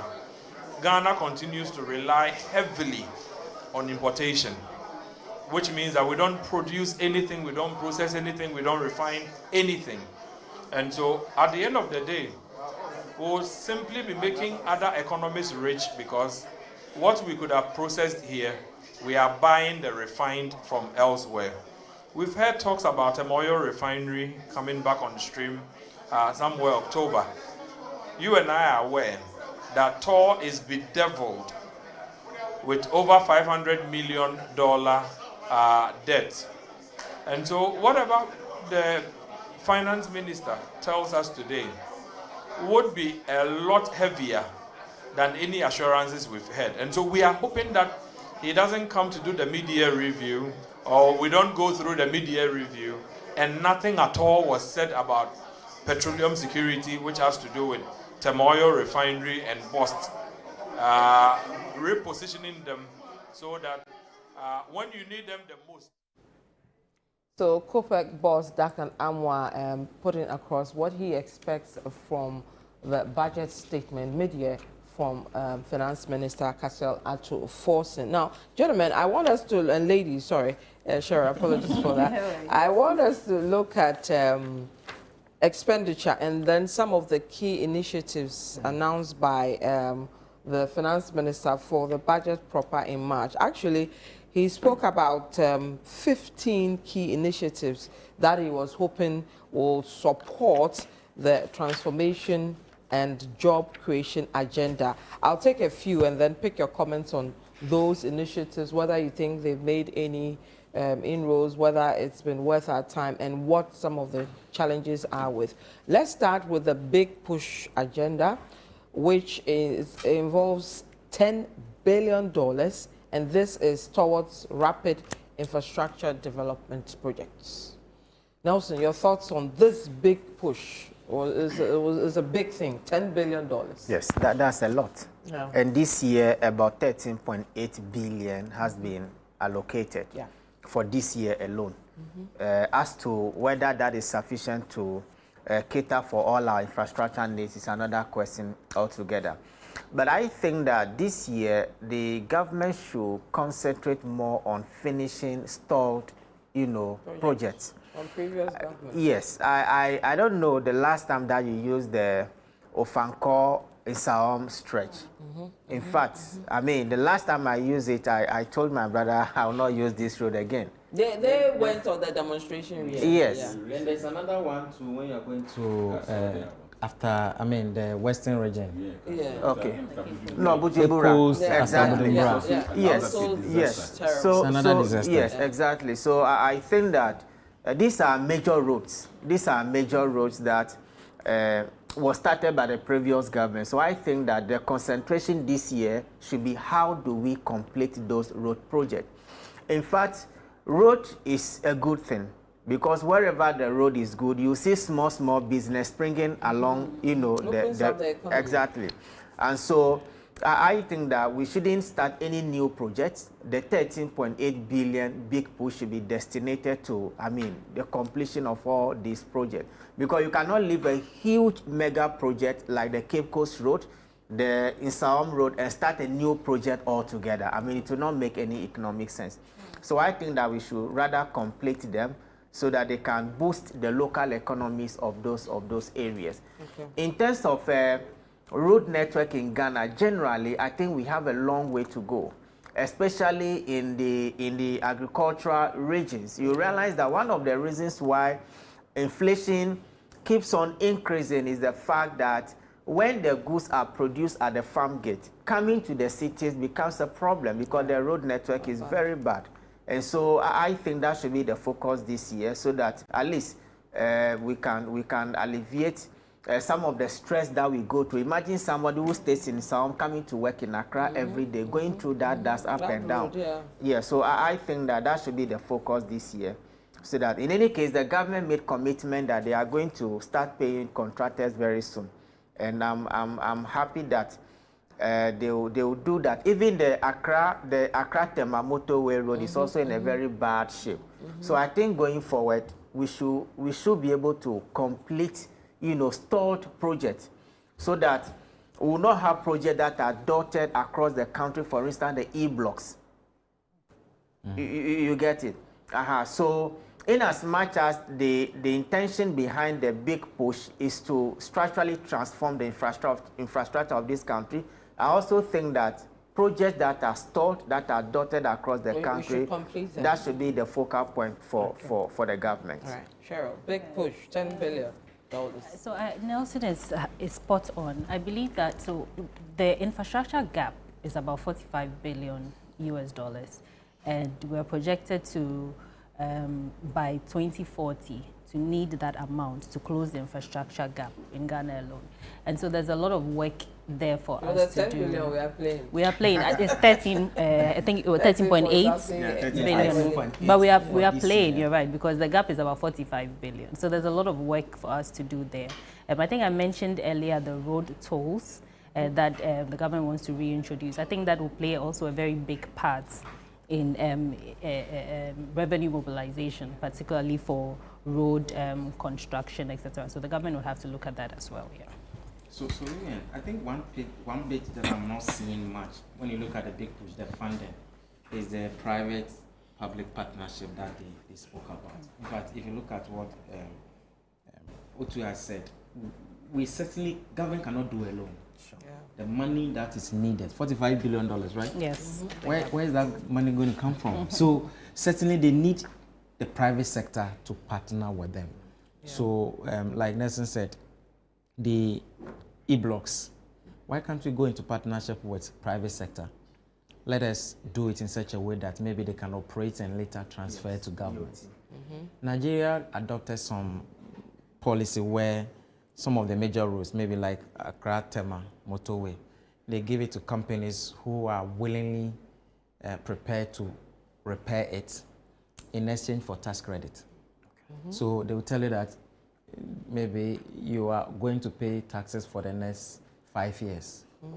Okay, repair this road for us, then bring us the bill. Then we'll let you write it over a series of time, tax obligation. And some of them, out of the pride that they maintain the road or they constructed the road, they'll do it. And they consider that one as even as part of their CSR. So they do that, and then they pride themselves. When the road gets spoiled, they go and patch it. Then some of them even name it after themselves. Maybe Nestle, so and so much. You see it. So at the end of the day, you're able to get funding immediately out of the pride of themselves, priding themselves that they've also contributed to national development. They do that. So until we bring in enough private partnership, I think this 45 billion cedis, we won't get anywhere. Yes, 10 billion is nice. 10 billion is over 4 years, right? Yeah. So the gap is big, and we must start talking about, bringing on board private entities to come and assist government. Okay. Richard. If the financial experts don't know where they are going to they should come to you guys. No, I mean, they cannot point where government can get the money from. Who are you to point? As far as we are here to leverage on any other opportunities. So if it comes, we'll welcome it and then see where we will fall. Because government is going to support youth apprenticeship thing and those projects, local industries and those things. Guta, for instance, we have a program. We are trying to, because you know when we talk about importation, they always chastise Guta that we are importing too much. So this time around, we decided to migrate from this thing. So we have manufacturer group. They are trying to migrate from retailing to manufacturing, and so we've sent our document to 24-hour economy, and we are all engaging them to see how best we can also come out with other things. Some are ready to do assembly and those things. Yes, so it's all about funding, but it is PPP that we are all looking at. That we can I actually like the evolution of Guta. I mean, a lot has happened. But finally, the minister is in. So we'll go to Parliament and then take the statement from the Finance Minister, Dr. Katsel Atuforsen. Of government, this land and people may be well and truly served, and our good purposes for the common human life be realized in our midst. O God, grant us a vision of our country, fair as it might be, a country of righteousness, where none shall wrong his neighbor, a country of plenty, where evil and poverty shall be done away with, a country of brotherhood, where all success shall be founded on service, and honor shall be given to the deserving, a country of peace, where government shall rest on the will of the people and the love for the common good. Bless the efforts of those who struggle to make this vision a living reality. Inspire and strengthen our people, that they may give time, thought, and sacrifice to speed the day of the coming beauty of Ghana and Africa. Amen.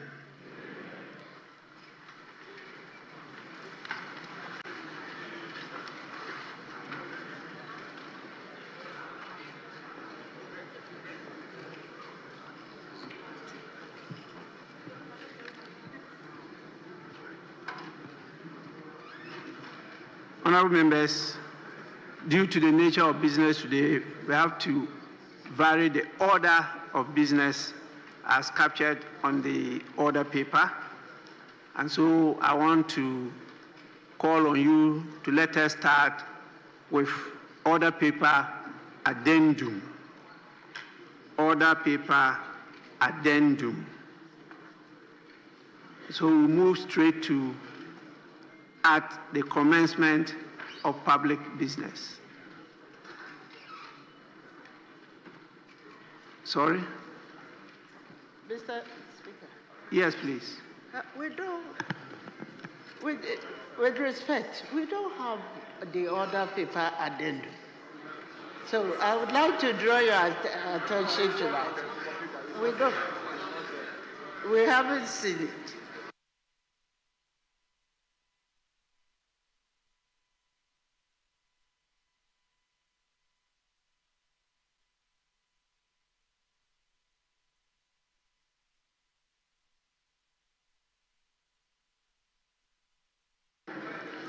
Honorable members, please, we are still in transition, so sometimes it can be an oversight, but it's there in the soft copies are there with you.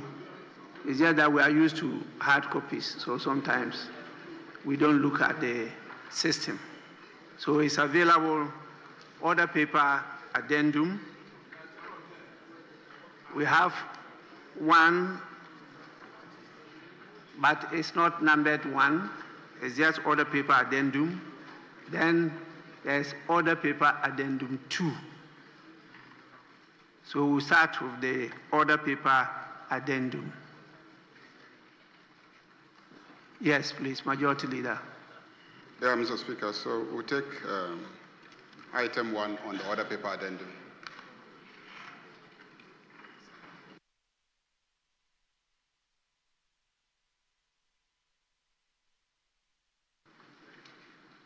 So in the order of our business, it is preferable for us to start with item 3 before we come to presentation and first reading of bills and presentation of instruments.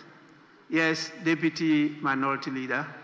Thank you, Mr. Speaker. Mr. Speaker, I think I whispered something in your ear that we would like our Chief Whip to make a statement before we take that agenda. Thank you. Yes, you are right. You whispered to me that you have a short statement you want to make to draw our attention to something. So please, may I listen to the Minority Chief Whip? Speaker, I'm grateful for your kind indulgence. Speaker, I say there's a lot of pain,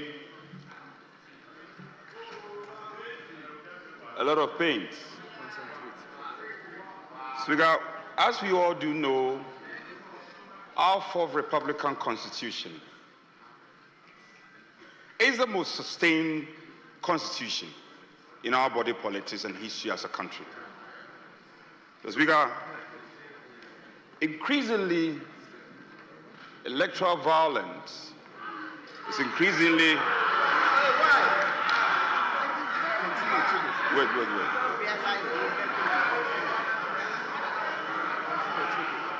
Wait, I want them to be quiet before. Electoral violence, Mr. Speaker, is increasingly rearing its ugly head in our fledgling democracy. Mr. Speaker, the recently rerun 19 polling stations at Ablekumanov is truly revealing. Honorable Minority, Speaker, Honorable Minority Chief Whip, just a minute. Honorable members, the Minority Chief Whip is raising a very serious matter: election violence. I think it's a matter that we should take note of and devote a day to dilate on it. And at the end of the day, take a position, because we need everybody to be on board. It takes away a lot of the shine of our democracy in this country. And so what he's talking about is a serious matter. It's not something for us to just gloss over. But I want to plead with him, because I didn't know the statement was on this subject matter. Because I myself have noted it, and my intention is for us to devote a day and enough time to take this matter through. It worries all of us, particularly you, the players, must be more worried than any other person, because the violence will be meted up to no other persons apart from you, the players.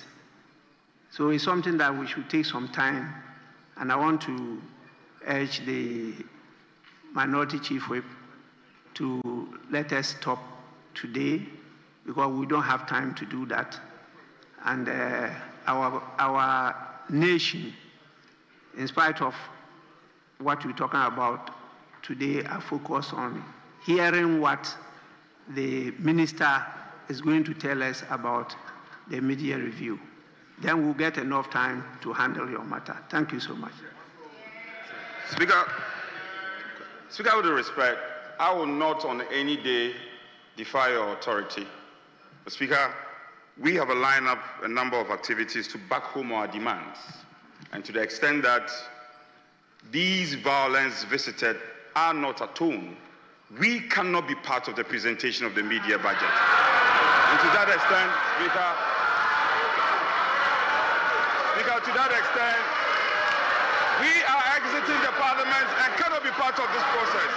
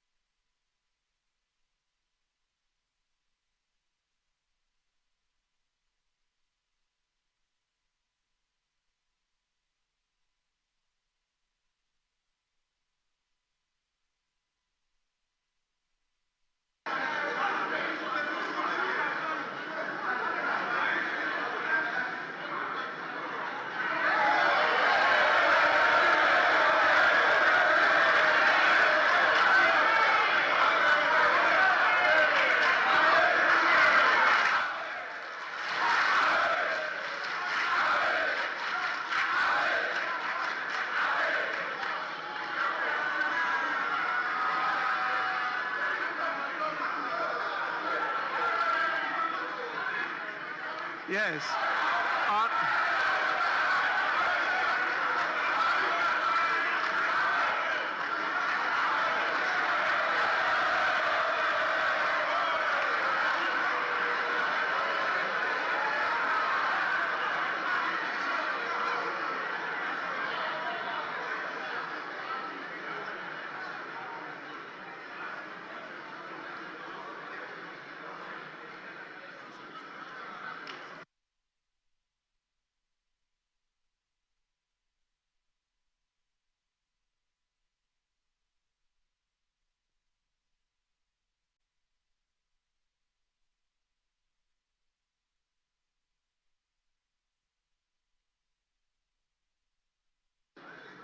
Yes, Majority Leader. Thank you very much, Mr. Speaker. This side of the House definitely agrees that electoral violence is not something that any of us should countenance. We do agree that as a country, we should be committed to ostracizing any form of electoral violence. We agree with them. Indeed, Mr. Speaker, yesterday I attended the National Executive Committee of the National Democratic Congress on behalf of this side of the House. And the issue of electoral violence was discussed. And I attended a meeting of the National Executive Committee of the National Democratic Congress, and there was a clear commitment by the National Executive Committee to take steps to deal decisively with the issue. Honorable Majority Leader, once I did not permit the statement to be made, I don't think it's proper for you to make comments on it. So what you've done is sufficient. Let's move on to business and do what is proper for today. Yeah. As I said, we have another day to discuss this matter. Yeah, Mr. Speaker, I agree with you. Just one last No, sentence. but it will not be fair that after I've stopped him, yes, I allow you to make comments on it. Unfortunately, Mr. Speaker, we couldn't stop them from walking out. No. We couldn't stop them from walking out. Well, and the whole nation has seen them walk out. Whether it's fortunate or unfortunate, that's a different thing altogether. Let's go on with today's business. That is so, Mr. Speaker. Please. Except that I will land. There is no except. There is no except. Okay, Mr. Speaker. So we will take item number 3 on the addendum order paper. Yes, honorable members, before we do that, let me just acknowledge the presence of our August visitors from a number of our schools and other institutions. We have over 32 students from the Boma Senior High School, led by the headmaster of the school in the person of George Ampofo. The school is located in the Tano North constituency. Yes, they are up there to my right side at the public gallery. Please, you are welcome.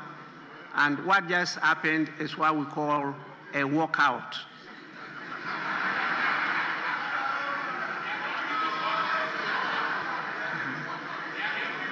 It's part of the practice of democracies all over the world. When sometimes you disagree strongly with an issue, you walk out. After they finish with that item, you walk in and continue. When you boycott, you just don't attend at all. Then that one would be a boycott. But this one, they were present and they did a walkout. It doesn't prevent business from going on. Once you have the quorum to transact business, you have to go on if you have the numbers to take a decision, you proceed with that. Okay. So please, you are warmly welcome, and even though you have been welcomed with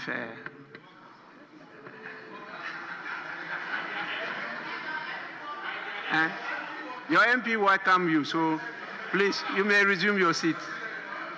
It's an experience. I'm sure you never forget of it. Yes, we have 41 students also from Sewa Kese Girls Senior High School, also from Tano North. They are led by the head mistress of the school, in the person of Margaret Anani Ajayi. They are also to my right, you know, and one common thing about them, they are beautifully attired. You know, both institutions, they are well dressed.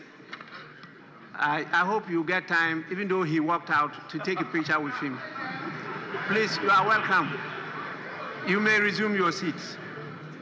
We have students from the University Practice Senior High School, led by the teacher, Mr. Andrews Amo Smith. The school is located at the Cape Coast North constituency, and there are 36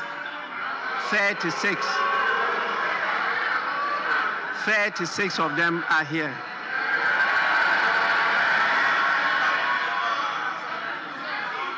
You are warmly welcome. Kindly resume your seat. You are lucky your MP didn't walk out. We have also from the Jamase Pentecost Child Development Center.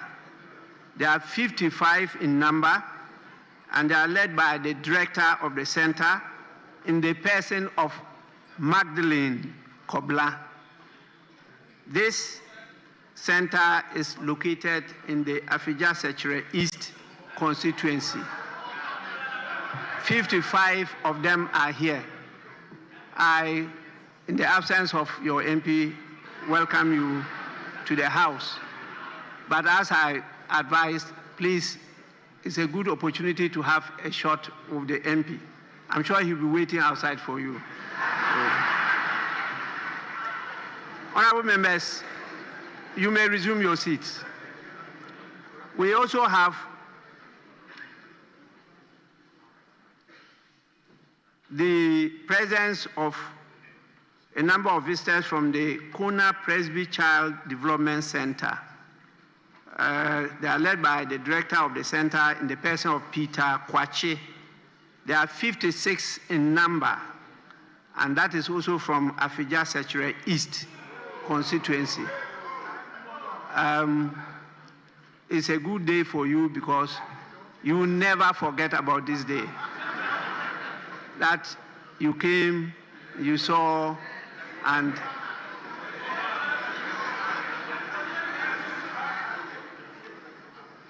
the House has warmly welcomed you, and particularly they are dressed in a branded uniform with some designs, very unique designs.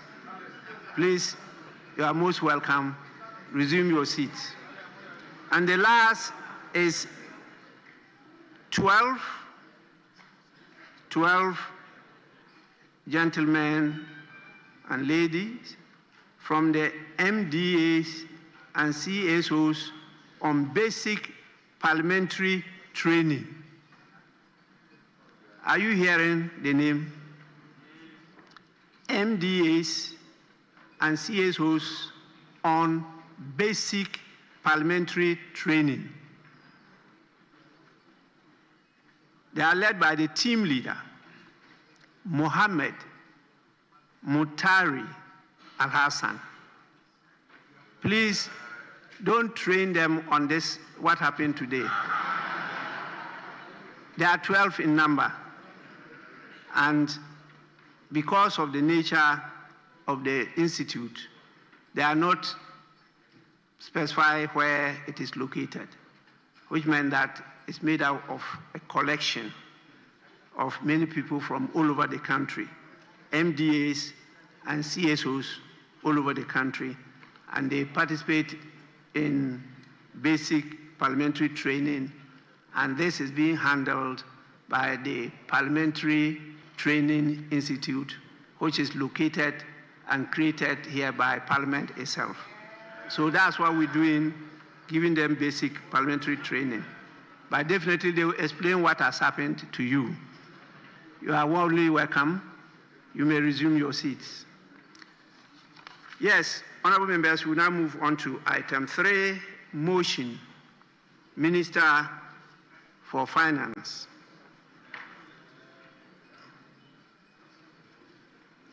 Majority Leader, you may usher in the Minister for Finance to move the motion.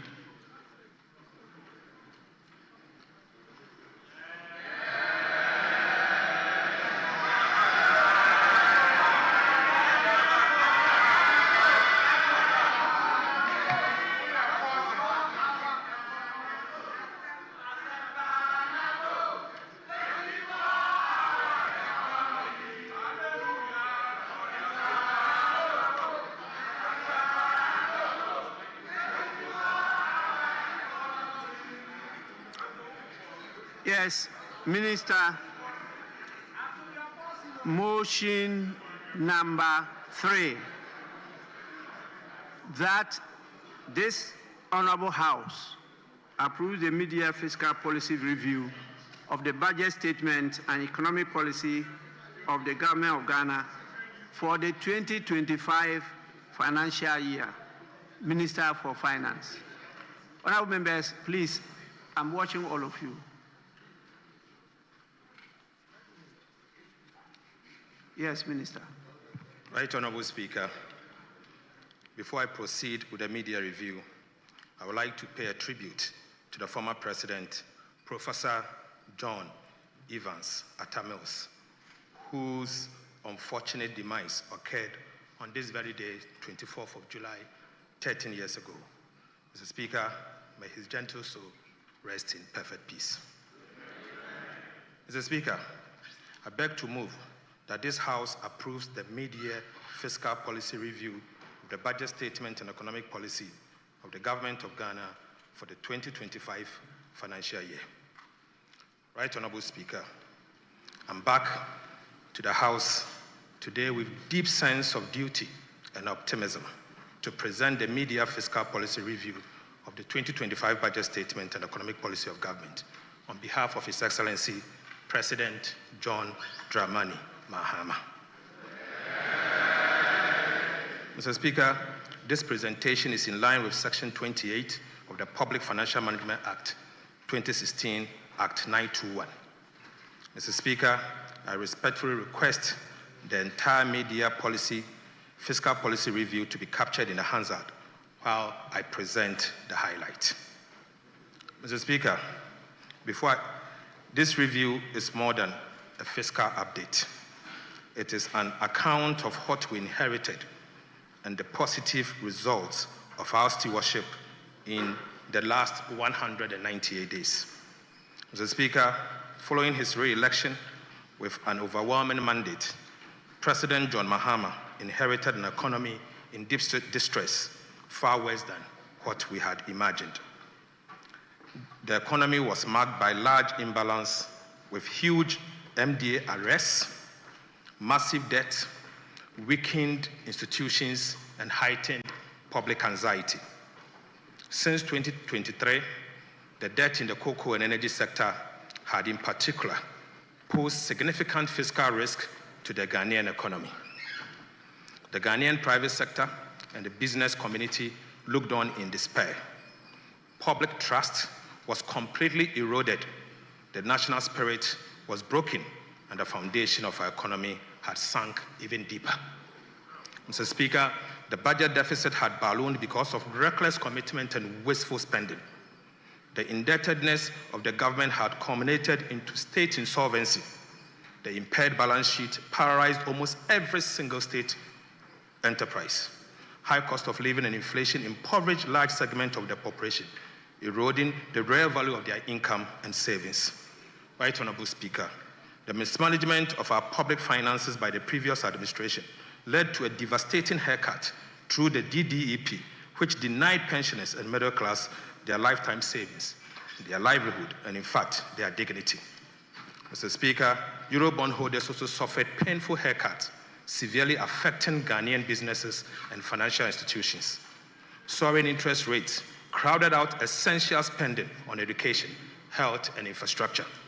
Right Honorable Speaker, the Ghana cedi depreciated against all major currencies to levels never seen before, making it the worst performing currency in the world. Public sector corruption reached an all-time peak. As President Mahama said, the whole of Ghana was indeed a crime scene. Mr. Speaker, investor confidence waned considerably, significantly reducing investment inflows. The public debt reached unsustainable levels. The unemployment situation worsened, which made it difficult for Ghanaians to find decent jobs. Many micro, small, and medium enterprises collapsed under the weight of economic mismanagement. Right Honorable Speaker, to compound all this, the country suffered credit rating downgrades by all three major credit rating agencies, placing Ghana firmly in default or junk territory, never seen in the history of Ghana. Mr. Speaker, to further illustrate the enormity of this economic burden, we inherited an IMF program which had derailed and completely gone off track, with key targets missed, putting our economic recovery program in jeopardy. In the words of the Deputy Managing Director of the IMF, Mr. Boli, the program had deviated substantially from its target by close of 2024, unquote. Mr. Speaker, we also inherited weak commitment control systems and irresponsible spending, which left arrests of over 67 billion and contract commitment of about 194 billion Ghana cedis. Right Honorable Speaker, we inherited a bleeding energy sector with annual financing shortfall in excess of $1.5 billion US. We inherited a debt-riddled cocoa sector with liabilities of 32 billion Ghana cedis, a weak financial sector with significant non-performing loans despite pumping over 30 billion Ghana cedis into the so-called financial sector cleanup. Right Honorable Speaker, steep debt repayment harms were also inherited, where at the time, Mr. Speaker, we inherited repayment harms of 20 billion for the year 2026, 50.3 billion for the year 2027, and 45.8 billion for the year 2028, as well as significant short-term treasury bills maturities of about 137 billion Ghana cedis. Mr. Speaker, we inherited depleted buffers needed to cushion the country from any fiscal or external shocks with empty sinking fund. And Mr. Speaker, we inherited stored projects, about 55 of them tied to bilateral debt restructuring, with about $3 billion US in undisbursed loans. Mr. Speaker, the root of our 2022 economic crisis can be traced directly to an overbearing fiscal dominance, marked by reckless spending and corruption, compounded by poor leadership of the previous NPP administration. Mr. Speaker, the worsened fiscal situation spilled over into the monetary and external sector, causing a rapid depreciation of the Ghana cedis. The monetary financing by the central bank reached an all-time high, driving inflation to levels never seen in decades. Mr. Speaker, there was a complete lack of coordination between the Ministry of Finance and the Bank of Ghana, signaling the highest level of incompetence in the management of our economy. Mr. Speaker, in the face of all this dire inheritance bequeathed by the Akufo-Addo Bawumia administration, the government of President John Dramani Mahama made a conscious decision not to make excuses, but to reset our country. We chose the path of structural reforms and transformation. We set out to reset our economy, restore good governance, and policy credibility. We renewed our social contract with the Ghanaian people and redefined national priorities by being deliberate in both our policy choices and approach to economic management. At the very onset, we organized the National Economic Dialogue and the National Education Forum. Mr. Speaker, we held direct engagement with key groups and stakeholders, including market women, trade unions, youth organizations, and traditional leaders. Mr. Speaker, you may recall that clear policy measures were outlined in the 2025 budget presented to this House in March this year. In our new economic model, Mr. Speaker, we tightened fiscal discipline without compromising social spending. Right, Honorable Speaker, the recent IMF Executive Board affirmed this new economic management model, noting that faced with large policy slippage and reform delays at end 2024, the new NDC administration had taken bold corrective actions to maintain the program on track. Right, Honorable Speaker, the IMF further noted that these corrective actions, combined with continuous structural reforms and an improved external sector, are expected to result in economic stability, resilience, and inclusive growth. Mr. Speaker, we streamlined and increased investment in education, health, agriculture, and infrastructure, as well as employment. In fulfillment of our major manifesto pledge, we established the Ghana Gold Board through Act 1140 to accumulate foreign exchange to support the stability of the Ghana cedi.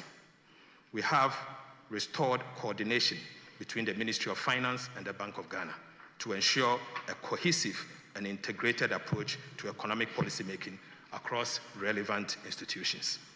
Mr. Speaker, in less than 200 days, we have brought back clarity, certainty, stability, and purpose to our economic policy direction.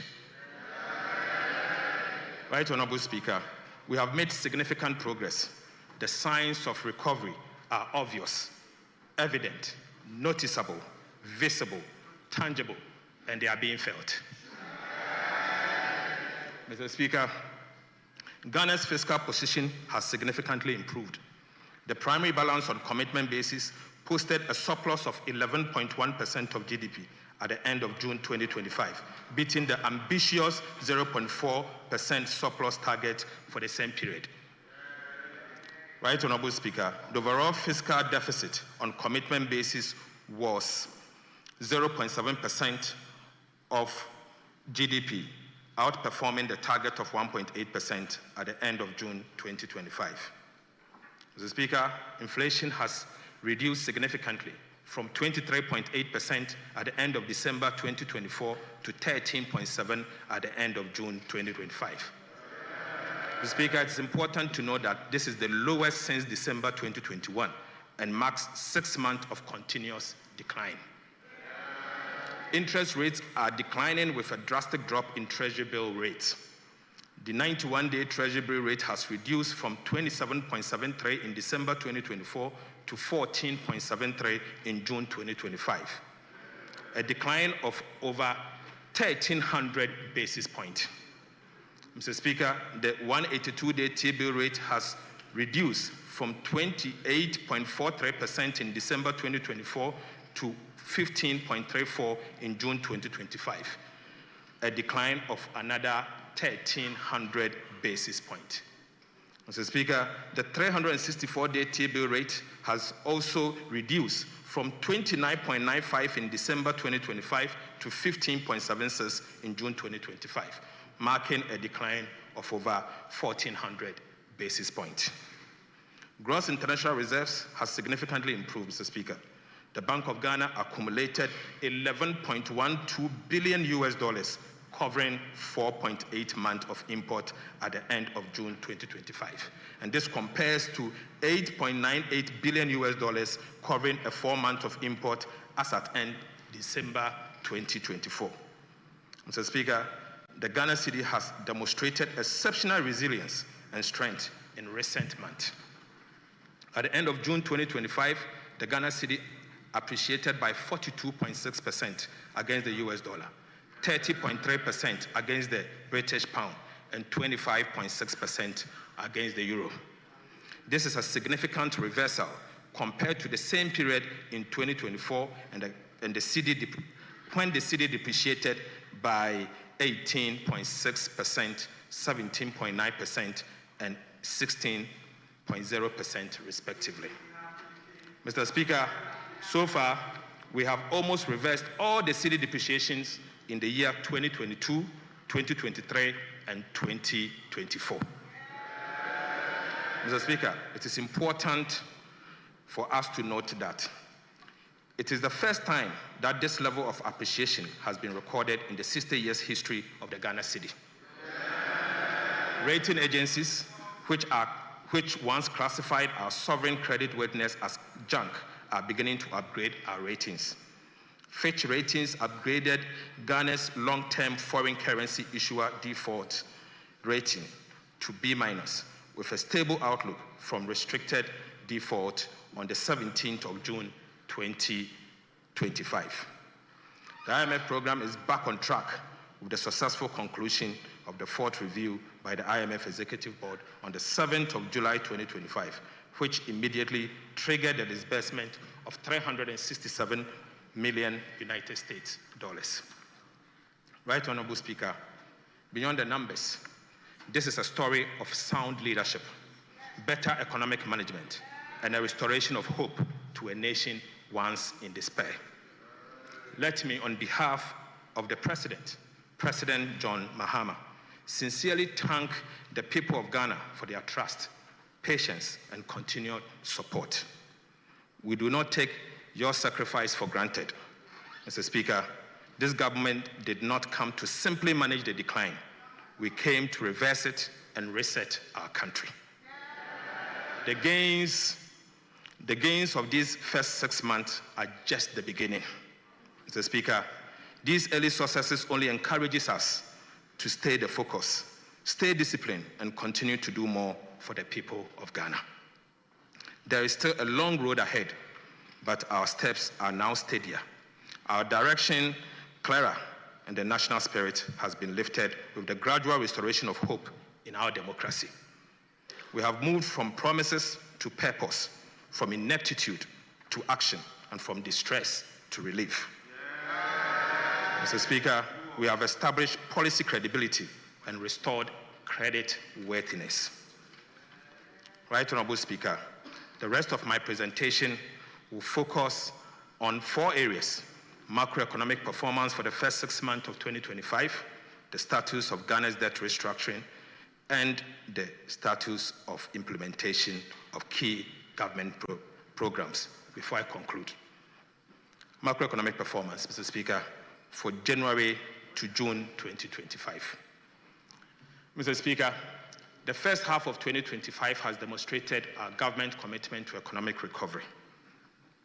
Through prudent fiscal management, sound monetary policies, effective structural reforms, and strategic investment, we are laying a solid foundation for sustainable growth and shared prosperity. To put the assessment of the economy in the first half of 2025 in a proper perspective, it will be useful to restate the ambitious yet attainable macroeconomic target we set for ourselves for the year 2025. Mr. Speaker, we set for ourselves an overall real GDP growth of at least 4%, non-oil real GDP growth of at least 4.8%, end-year inflation rate of at least 11.9%, primary balance on commitment basis at a surplus of 1.5% of GDP, and gross international reserves covering not less than 3 months of import cover. Right Honorable Speaker, I now take you to the real sector. Mr. Speaker, despite global economic uncertainties, Ghana's economy demonstrated robust growth. In the first half of 2025, the economy expanded by 5.3%, up from 4.9% in the same period of 2024, marking the highest first quarter growth since 2020. The agriculture sector led this growth with a remarkable 6.6% increase, about 3 times the growth in the first quarter of 2024. The agriculture sector growth contributed 26.4% of the overall first quarter growth. The fishing subsector grew the most at 16.4%. Mr. Speaker, the service sector constituting the largest share of the economy of 46.8% grew by 5.9% and contributed 47.9% to the overall first quarter growth, with information and communication technology leading the growth in the sector at 13.1%. Industry grew by 3.4% in the first quarter of 2025, contributing 20.6% to the overall first quarter growth. Manufacturing also posted an impressive growth of 6.6%. Right, Honorable Speaker. Non-oil GDP growth, the rail sector, also picked up strongly, growing at 6.8% in the first quarter of 2025, compared to the growth rate of 4.3% in the same period in 2024. Importantly, Mr. Speaker, the non-oil GDP growth is the highest since 2018. It is expected that with the introduction of our 24-hour economic policy, the Big Push program, and the Agriculture for Economic Transformation program, the GDP growth will be sustained and possibly exceed the target of 4% for the year 2025. Mr. Speaker, I now take you to prices. Right, Honorable Speaker, we pledge to pursue the following to reduce inflation. We pledge to implement aggressive fiscal consolidation drive aimed at reducing the fiscal deficit and borrowing. Mr. Speaker, we pledge to stabilize the exchange rate to reduce inflation on items that rely on the exchange rate for pricing, such as fuel, transportation, imported sugar, rice, and cooking oil. We pledge to implement policies that target items with large weight in the CPI basket, such as transportation and utilities, to reduce their prices. We also pledge to implement, through the Bank of Ghana, to implement an appropriate monetary policy stance and use its liquidity management interventions to support the disinflation process. And finally, Mr. Speaker, we pledge to implement agriculture for economic transformation agenda to reduce food inflation. Mr. Speaker, it is instructive to know that these intentional policies announced in the 2025 budget to tame inflation are yielding massive results. Inflation pressures have eased significantly. The drastic fall in inflation is not by chance or sheer luck, but as a result of hard work and deliberate government policies. Mr. Speaker, consumer price inflation has reduced from 23.8% in December 2024 to 13.7% in June 2025. This represents a massive 10.1 percentage point decline. Similarly, producer price inflation saw a sharp decline from 26.1% in December 2024 to 5.9% in June 2025, representing a steep decline of 20.2 percentage points in just 6 months. Mr. Speaker, food inflation declined from 27.8% in December 2024 to 16.3% in June 2025, representing an encouraging 11.5 percentage point reduction. Non-food inflation also declined from 20.3% in December 2024 to 11.4% in June 2025, representing 8.9 percentage point reduction. Inflation for locally produced goods and services declined from 26.4% in December 2024 to 14% in June 2025. Right, Honorable Speaker, inflation for imported items decreased from 18% in December 2024 to 12.5% in June 2025. These improvements are reflective of the effective fiscal consolidation, tight monetary policy, strong central bank reserves, and the appreciation of the Ghana cedis. Mr. Speaker, with this trend, we are focused and determined to achieve our end December 2025 inflation target of 11.9% ahead of schedule. Mr. Speaker, let me assure this House and the people of Ghana that things can only get better in the coming days. Mr. Speaker, I now take you to interest rate movement. Interest rates have declined, reflecting improved macro conditions. Mr. Speaker, the 91-day Treasury bill rate has reduced by 13 percentage points from 27.7% in December 2024 to 14.7% in June 2025. Similar trends were observed in the 182 days and the 364 days bills. The 182-day Treasury bill rate decreased by 13.1 percentage points from 28.43 in December 2024 to 15.34 in June 2025. The 364 Treasury bill rate also declined by 14.19 percentage points from 29.95 in December 2025 to 15.76 in June 2025. The average lending rate decreased from 30.3% in December 2024 to 27% in June 2025. Right Honorable Speaker, the Ghana reference rate fell from 29.31% in December 2024 to 24.0% in June 2025. So Speaker, things can only get better. Right Honorable Speaker, we have indeed saved 4.9 billion Ghana cedis on domestic interest payment as at end June 2025 due to our prudent debt management policy. Mr. Speaker, I now take you to fiscal performance. Fiscal performance. Mr. Speaker, our fiscal discipline has yielded the needed and remarkable results so far. We have delivered below target deficit on both cash and commitment basis. We have delivered a greater than anticipated primary surplus, the core fiscal anchor.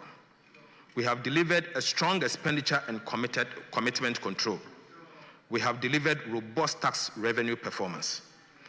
Mr. Speaker, provisional data shows that the primary balance on commitment basis, the fiscal anchor, as at end June 2025, recorded a surplus of 1.1% of GDP, surpassing the target surplus of 0.4% of GDP set for the same period. The overall fiscal deficit on commitment basis was a deficit of 0.7% of GDP, better than the deficit target of 1.8% of GDP. Mr. Speaker, on cash basis, the overall balance recorded a deficit of 1.1% of GDP. This is significantly better than the projected deficit target of 2.4% of GDP.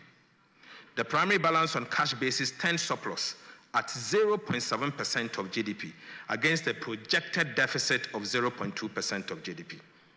The non-oil tax revenue, net, exceeded target by about 787 million Ghana cedis. Corporate income tax exceeded target by 555.3 million, representing 2.9% above target. Mineral royalties exceeded its target by 143 million. Mr. Speaker, unfortunately, import duties fell short of target by 1.6 billion. Expenditures were contained at 109.7 billion Ghana cedis, or 7.8% of GDP. This was 14.3% below the program amount of 128 billion, or 9.1% of GDP, reflecting strong expenditure control. Mr. Speaker, primary expenditure on non-interest expenditure on commitment basis amounted to 84.3 billion, or 6.0% of GDP. This is an improvement of about 13.3 billion over the target of 97.5 billion, which is 7% of our GDP. Mr. Speaker, interest payment amounted to 25.4 billion, which is 1.8% of GDP. This is below the target of 30.5 billion, which is 2.2% of GDP. And this was mainly due to lower domestic interest payment. Domestic interest payment amounted to 21.6 billion against a target of 26.5 billion, representing a reduction of 4.9 billion Ghana cedis, mainly on account of lower than planned domestic borrowing and the decline in the T-bill rates. Mr. Speaker, external interest payment amounted to 3.8 billion Ghana cedis against a target of 4 billion, due mainly to the appreciation of the Ghana cedis. Other expenditure, mainly comprising energy sector levies, transfers and energy sector payment shortfalls, amounted to 11.4 billion Ghana cedis, or 8% of GDP. This was 12.7% below the target of 13.1, or 0.9% of GDP for the same period. Right Honorable Speaker, arrest clearance amounted to 4.8 billion Ghana cedis. It is important to know that there was no build-up in arrest payable during the period under review, signaling strong commitment, control, and fiscal discipline. Mr. Speaker, we are very different from our friends that decided to flee from this chamber. Mr. Speaker, the deficit was largely financed from domestic sources, with net domestic financing of 13.1 billion, well below the 18.7 billion target. The net foreign financing was 2.8 billion, mostly from the utilization of the 4.5 billion IMF disbursement. Mr. Speaker, between 1st of January to 6th of January, the IMF disbursement of 4.5 billion was spent before the Mahama administration took office, just in 6 days. Mr. Speaker, project loan disbursement was 2.4 billion Ghana cedis. Mr. Speaker, even though Ghana is relying on the domestic market for financing, we have borrowed less than we planned, signifying strong expenditure control and fiscal discipline. Right Honorable Speaker, this is a strong signal to the investor community and all stakeholders that the needed fiscal consolidation is happening here in Ghana, and it will be sustained. Right Honorable Speaker, Ghana is back on the international scene. Mr. Speaker, exchange rate development. Right Honorable Speaker, government commitment to implement the following measures, committed to implement the following measures to stabilize the exchange rate. Mr. Speaker, we committed to establish the Ghana Gold Board to enhance the generation and accumulation of foreign exchange to support the stability of our currency. Mr. Speaker, we committed to pursue strong fiscal consolidation through the reduction in public sector spending and the fiscal deficit to reduce the pressures on the exchange rate. Mr. Speaker, the Bank of Ghana also committed to implement appropriate FX forward auction to support the stability of the cedi. And Mr. Speaker, finally, we committed that the 24-hour economy and accelerated export development program will boost local production and reduce reliance on export. Right Honorable Speaker, let me state emphatically that these deliberate policies announced in the 2025 budget to stabilize the Ghana cedi are yielding massive results. The results we are witnessing are not by chance. They are the fruits of hard work, discipline, and intentional policies. Mr. Speaker, the cedi performance in the first half of the year 2025 has been impressive. The Ghana cedi experienced significant appreciation against all major trading currencies in the first 6 months of 2025.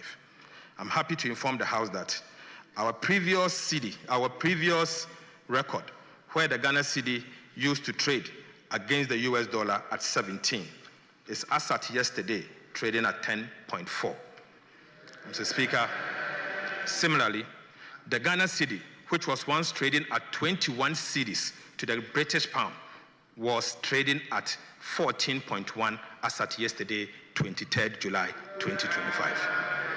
Mr. Speaker, as at end June 2025, the cedi appreciated by 42.6% against the US dollar, 30.3% against the British pound, and 25.6% against the euro. This is a significant improvement over the cedi depreciation of 18.6%, 17.9%, and 16.0% against the US dollar, British pound, and the euro. Mr. Speaker, I repeat, so far, we have almost reversed all the cedi depreciation in 2022, 2023, and 2024. This level of appreciation has never happened in the history of our country. Mr. Speaker, Right Honorable Speaker, fellow citizens, Ghana cedi no apeke. Cedi no apeke. Mr. Speaker, these gains are largely due to strong fiscal consolidation, tight monetary policy, improved external sector balance, renewed investor confidence, positive market sentiment, credit rating upgrades, and successfully securing staff-level agreement and subsequently the board-level approval of the fourth review of the IMF program. Right Honorable Speaker, the cedi rebound signals that Ghana's economic foundations are once again beginning to firm up. Sustaining this stability will require continued fiscal discipline, supportive monetary policy, strong liquidity sterilization, robust reserve accumulation, supported by activities of the Ghana Gold Board, and credible implementation of structural reforms. Mr. Speaker, I now take you to the external sector. Right Honorable Speaker, our external sector has shown remarkable improvement in the last 6 months. Gross international reserves reached $11.12 billion by June 2025, covering 4.8 months of imports, up from $8.98 billion in December 2024, equivalent to 4%, 4 months of import cover. Mr. Speaker, in just 6 months, even before the IMF and World Bank disbursement, in fact, without external borrowing, we have added $2.14 billion to the country's gross international reserves. Right Honorable Speaker, trade surplus increased from $1.37 billion in June 2024 to $5.57 billion in June 2024, representing a whopping 306.6% increase just in 6 months.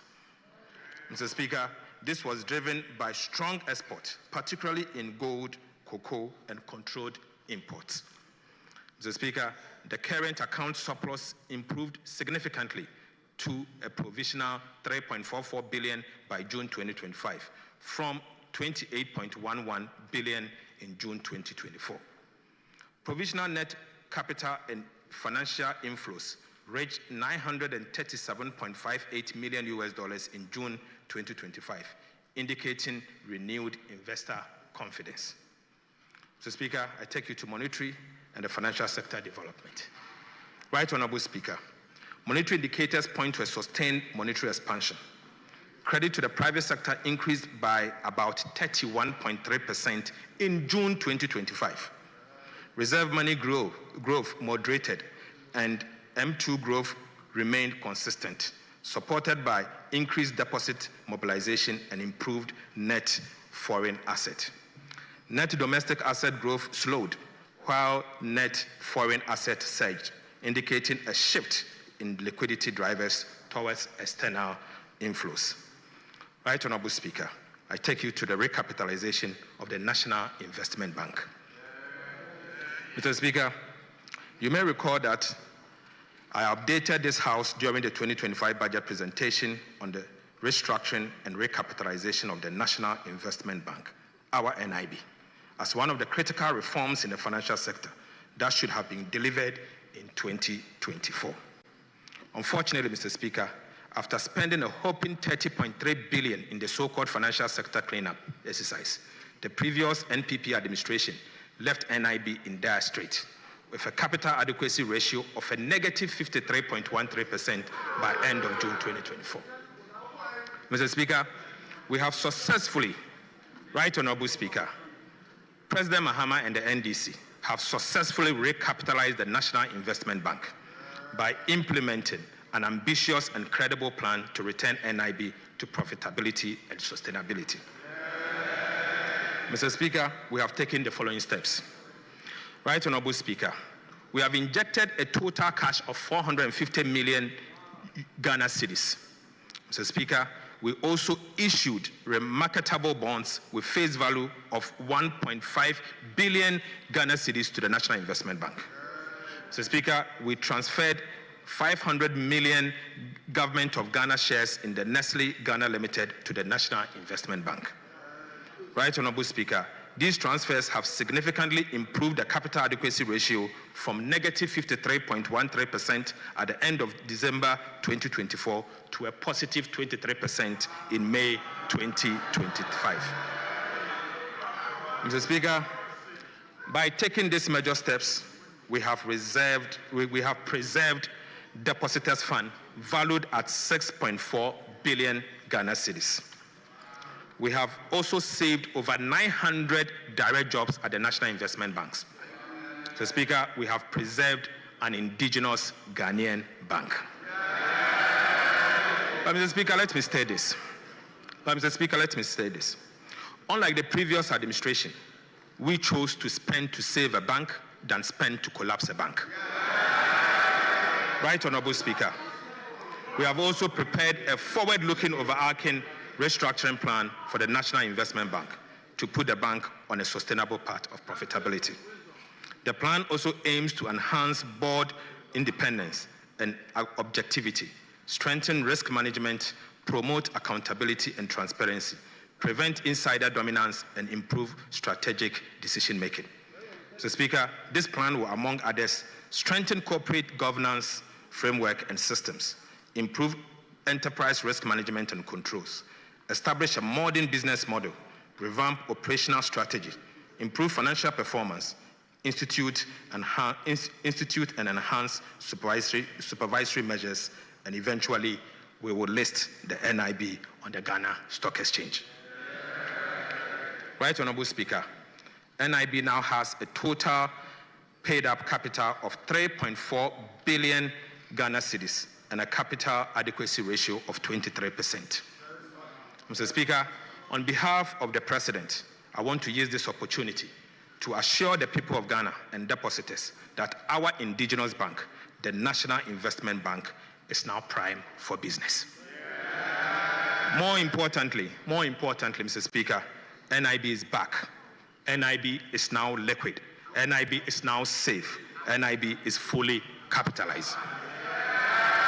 Mr. Speaker, we therefore encourage all and sundry to do business with the revitalized National Investment Bank, NIB. Mr. Speaker, I now take you to credit ratings. Credit ratings. Mr. Speaker, the progress we are making in our economic reforms and debt restructuring effort has been recognized internationally. On the 16th of June 2025, Fitch Rating upgraded Ghana's long-term foreign currency issuer default rating to B-, with a stable outlook from restricted default, the first time since 2021. Fitch cited significant exchange rate appreciation, declining debt levels, strong nominal GDP growth, increased reserve accumulation, and normalized relationship with external creditors as key drivers. Right Honorable Speaker, to sustain these gains, we will, among others, do the following. We'll maintain fiscal discipline through continued implementation of prudent policies to promote fiscal and debt sustainability. We will continue the aggressive revenue mobilization by strengthening tax collection systems and broadening the tax base to increase domestic revenue without overburdening the citizens.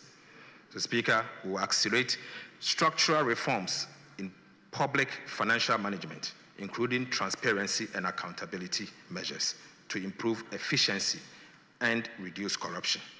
The Speaker will strengthen monetary policy framework, and the Central Bank will lead this to complement the effort that we are doing.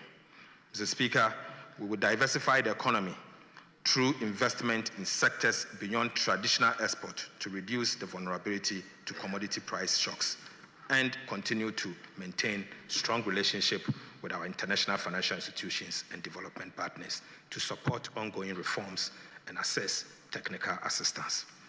So, Speaker, it's expected that other rating agencies, namely S&P and Moody's, will follow suit, given the remarkable progress we are making in ensuring economic stability and promoting inclusive growth. Right Honorable Speaker, this is just the beginning. We are determined to do better than B-. Ghana indeed deserves better than B-. Right Honorable Speaker, I now take you to fiscal policies and give you an update.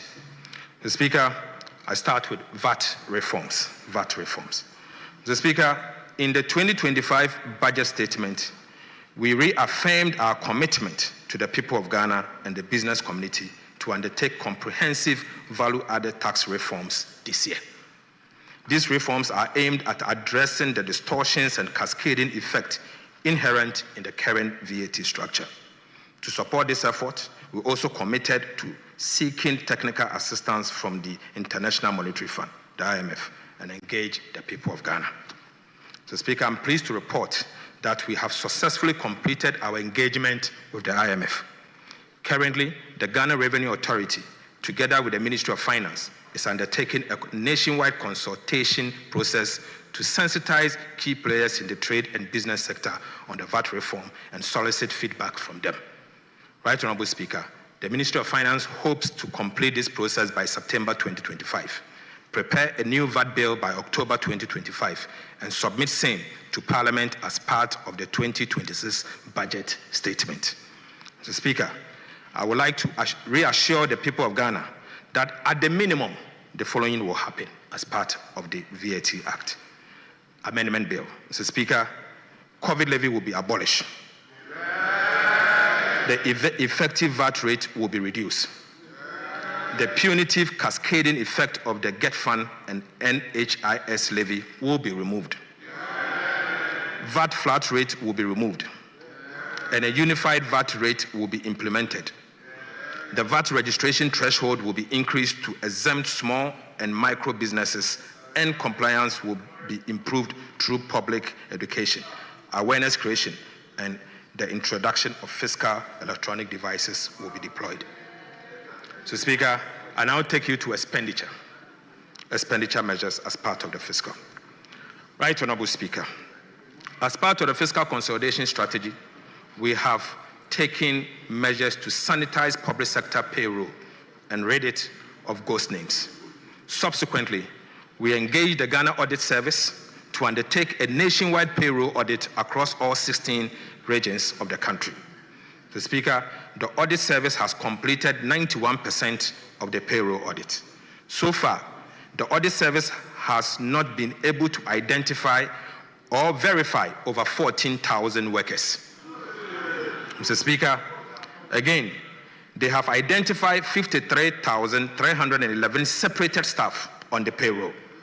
Mr. Speaker, separated staffs are staff who are either on retirement, reassigned, terminated, or are on leave without pay or deceased, and yet remain on government payroll.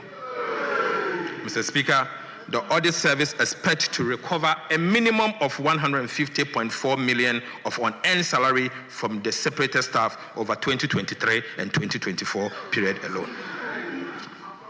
Right Honorable Speaker, going forward, we will enforce the monthly payroll validation process and strictly apply sanctions to all who validate ghosts for payment of salaries. Mr. Speaker, let me use this opportunity to strongly caution those who validate ghosts across the public service, that they will be personally liable for the loss of public fund. Mr. Speaker, let me repeat. Let me use this opportunity to strongly caution those who validate ghosts across the public service that they will be personally liable for the loss of public funds.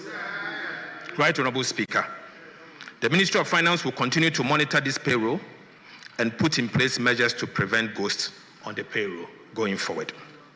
Mr. Speaker, I now give you an update on the arrears payable audit that we did.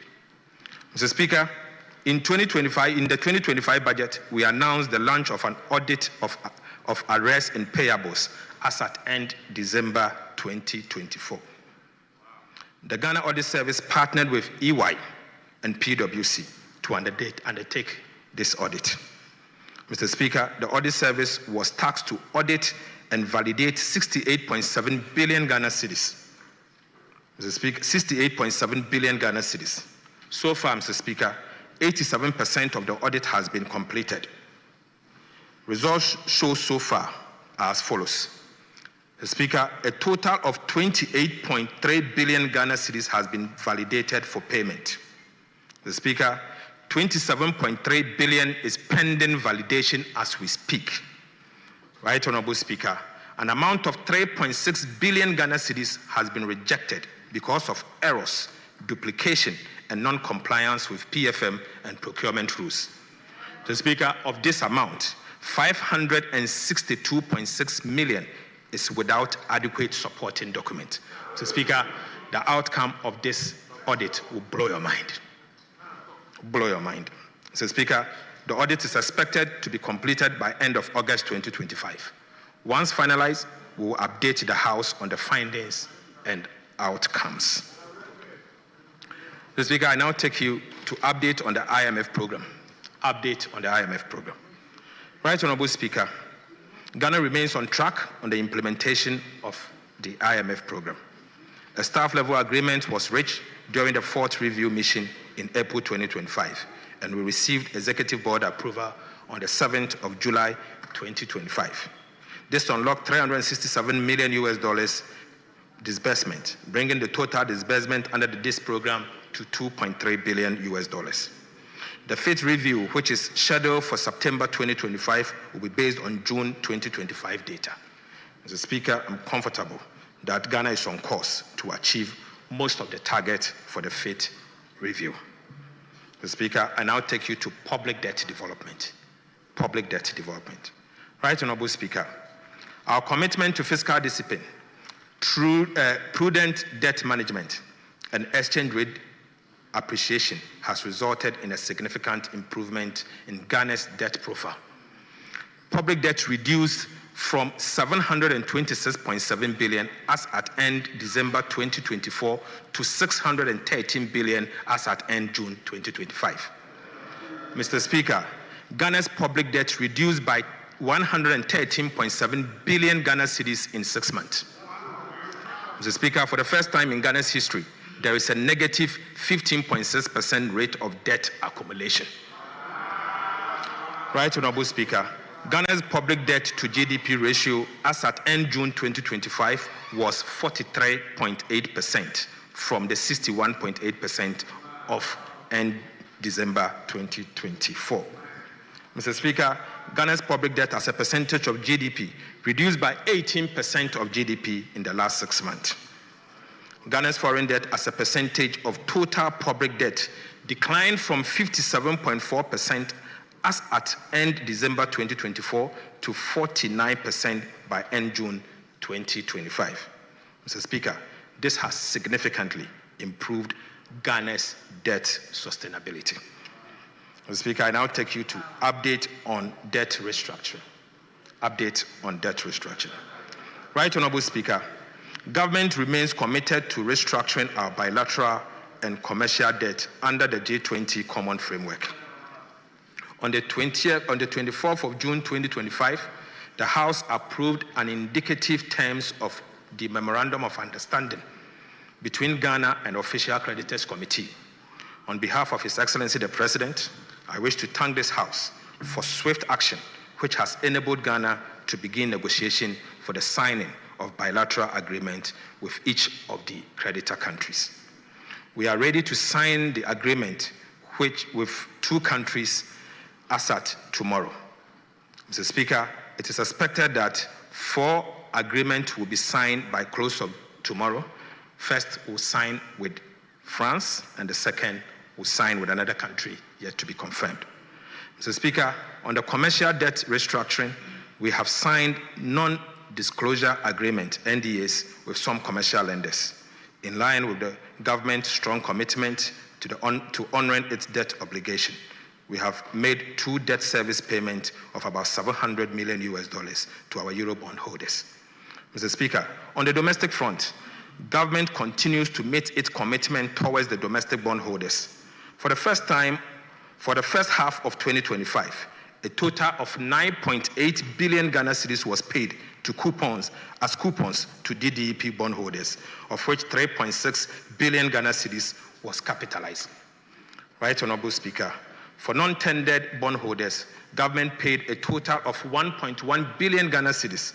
This was the outstanding debt service as at 2024. Mr. Speaker, for the second half of 2025, an amount of 10.2 billion Ghana cedis is due as coupon payment on the DDEP bonds and 724.1 million as debt service for the non-tendered bondholders. It is important to note that government remains committed to honoring its debt service obligation, and therefore, we have made sufficient preparation towards the settlement of this debt, and bondholders should not worry, this amount will be paid in due course. Mr. Speaker, priority project under the restructured bilateral debt. Following Ghana's default on its external debt service obligation on the 19th December 2022, creditors halted disbursement of 55 bilateral projects. This resulted in several uncompleted projects dotted across the country, with a massive $3 billion US dollars in undisbursed loans. The IMF and Official Creditors Committee annual disbursement ceiling of $250 million for official creditors loan implies that it will take 12 good years to fully draw down on the undisbursed loans.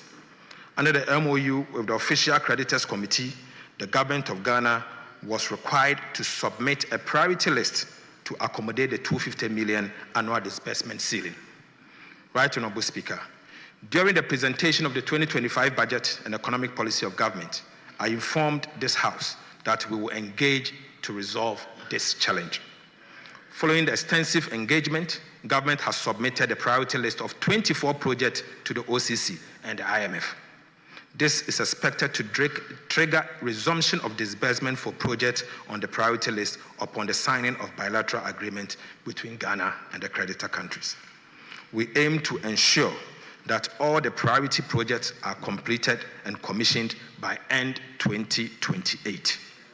Mr. Speaker, the priority projects are as follows. We are going to build a new bridge across the Volta River at Volivo.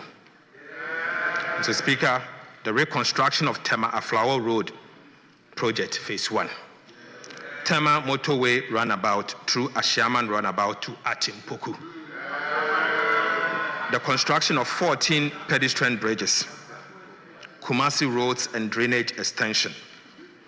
Mr. Speaker, Power Grant interchange and the secondary Takoradi Township Road, phase 1. Rehabilitation of Domekitasi Road, Obichebi Lamte interchange, phase 2. Bogatanga Boko Pomakrom Road, PTC runabout interchange project at Takoradi. Construction of drinking water facilities in Wenchi, secondary Takoradi water supply, modernization of Komfo Anoche Teaching Hospital, construction of central medical stores in Tema, Efia Nkwanta Regional Hospital in Takoradi, Bogatanga Regional Hospital, establishment of the University of Environment and Sustainable Development at Bonsu. Establishment of 9 state-of-the-art technical and vocational education training center, and, Mr. Speaker, integrated e-learning laboratories in senior high schools. Mr. Speaker, that's not all.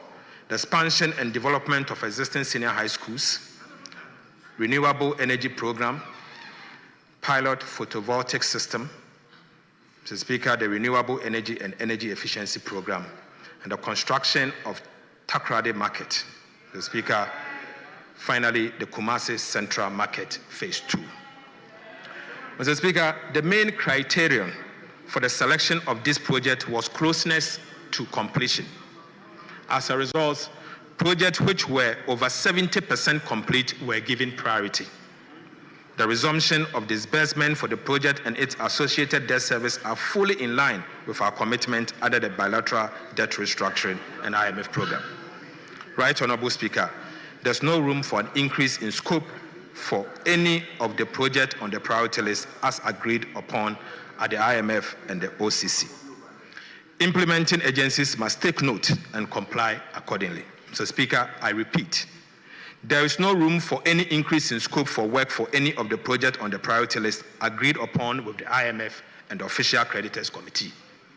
Implementing agencies must take note and comply accordingly.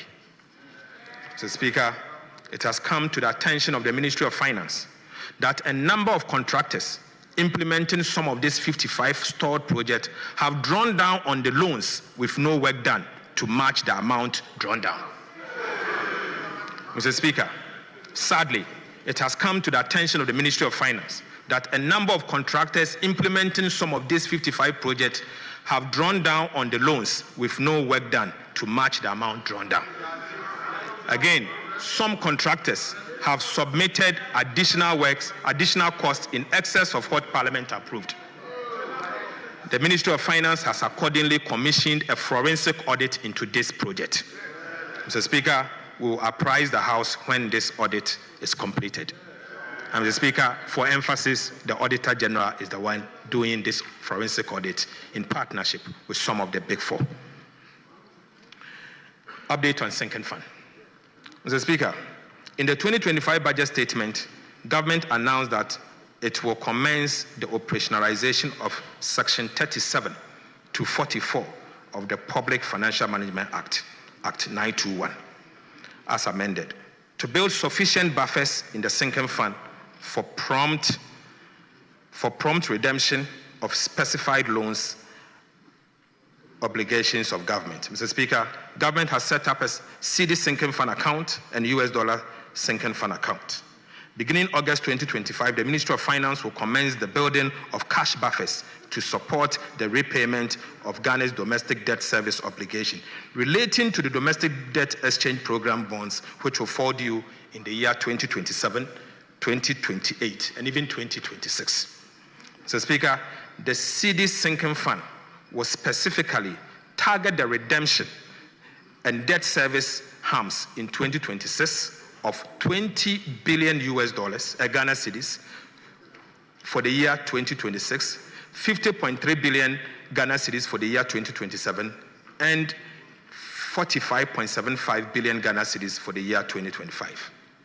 Similarly, the US dollar sinking fund account will also target Eurobond redemption, which will fall due from 2026 of 1.45 billion US dollars, 1.17 billion US dollars in 2027, and 1.14 billion US dollars in the year 2028.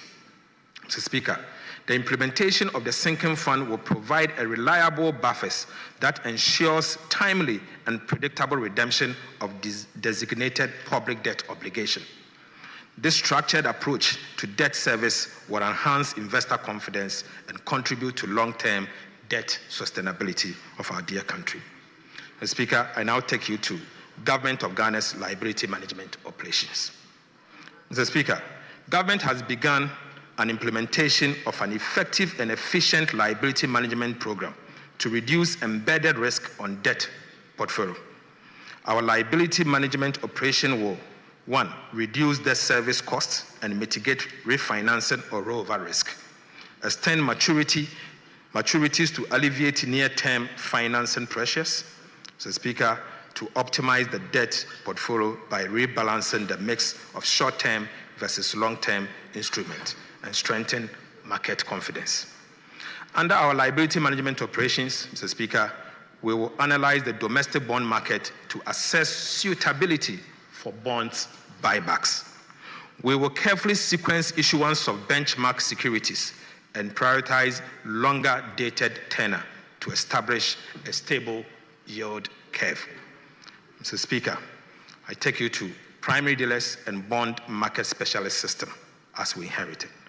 Mr. Speaker, our debt management strategy is to use treasury bills for cash management purposes only. We intend to reopen the domestic bond market to finance the budget deficit. The reopening of the domestic bond market will aim at creating a more competitive primary market that can deliver the volume and pricing to enable the government lower its borrowing costs. So, Speaker, beginning August 2025, we will commence the selection of new book runners to assist government in the reopening of the domestic bond market. Mr. Speaker, for emphasis, beginning 2025 August, the government of Ghana will commence the selection of new book runners to assist government in the reopening of the domestic bond market. Mr. Speaker, the selection of book runners will focus on banks and investment dealers with the ability to achieve a wider market distribution and advice on pricing and structuring. Mr. Speaker, I now take you to revise macroeconomic framework. Mr. Speaker, macroeconomic target. Economic development in the first half of the year do not warrant a revision to the macroeconomic target and the appropriations bill. Mr. Speaker, I am not asking for additional money from the Appropriations Act. We maintain the following macroeconomic target for 2025. 1, overall GDP growth at least 4.0%. At least. Non-oil GDP growth of at least 4.8%. end-year inflation rate of 11.9%. Primary balance on commitment basis at a surplus of 1.5% of GDP, and gross international reserves covering not less than 3 months of import. Mr. Speaker, although we have made significant progress, we are cautiously optimistic. Right Honorable Speaker, despite maintaining our macroeconomic target for 2025, including the primary balance on commitment basis of a surplus of 1.5% of GDP, we are revising both revenue and expenditure projections to reflect the impact of the additional revenue from the Energy Sector Levies Amendment Act 2025, Act 1141. Revisions to revenue. Right Honorable Speaker, as a result, total revenue and grant has been revised upwards from the 2025 budget target of 227.1 billion to 229.9 billion, or from 16.2% of GDP to 16.4% of GDP. This represents a nominal increase of 1.3%. Mr. Speaker, the additional revenue of 2.9 billion Ghana cedis will come from the increase in revenues from the amendment to the Energy Sector Levies Act. Mr. Speaker, I now take you to revisions to expenditures. Mr. Speaker, total expenditure on commitment basis has been revised downwards from 269.5 billion from the original budget projection of 270.9 billion Ghana cedis. However, primary expenditures has been revised upwards to 209.6 billion from the original budget projection of 206.8 billion Ghana cedis. This upward adjustment reflects an increase in the allocation to support energy sector payment. Mr. Speaker, interest payments have been revised downwards by 4.3 billion Ghana cedis from the original budget projection of 64.1 billion to 59.9 billion cedis. Right Honorable Speaker, domestic interest has been revised downwards by 5.1 billion Ghana cedis, mainly on account of gains from the reduction in the treasury bill rate as a result of the implementation of our prudent debt management policies.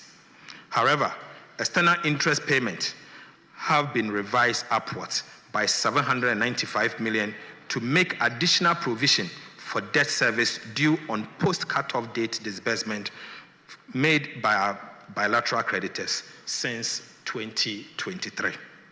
Mr. Speaker, energy sector payments have also been revised upwards by 2.9 billion Ghana cedis to provision for fuel purchases for power generation. Mr. Speaker, I now take you to overall balance and financing. Right Honorable Speaker, notwithstanding the revisions to revenue and expenditure, the primary balance on commitment basis remains unchanged at a surplus of 1.5% of GDP.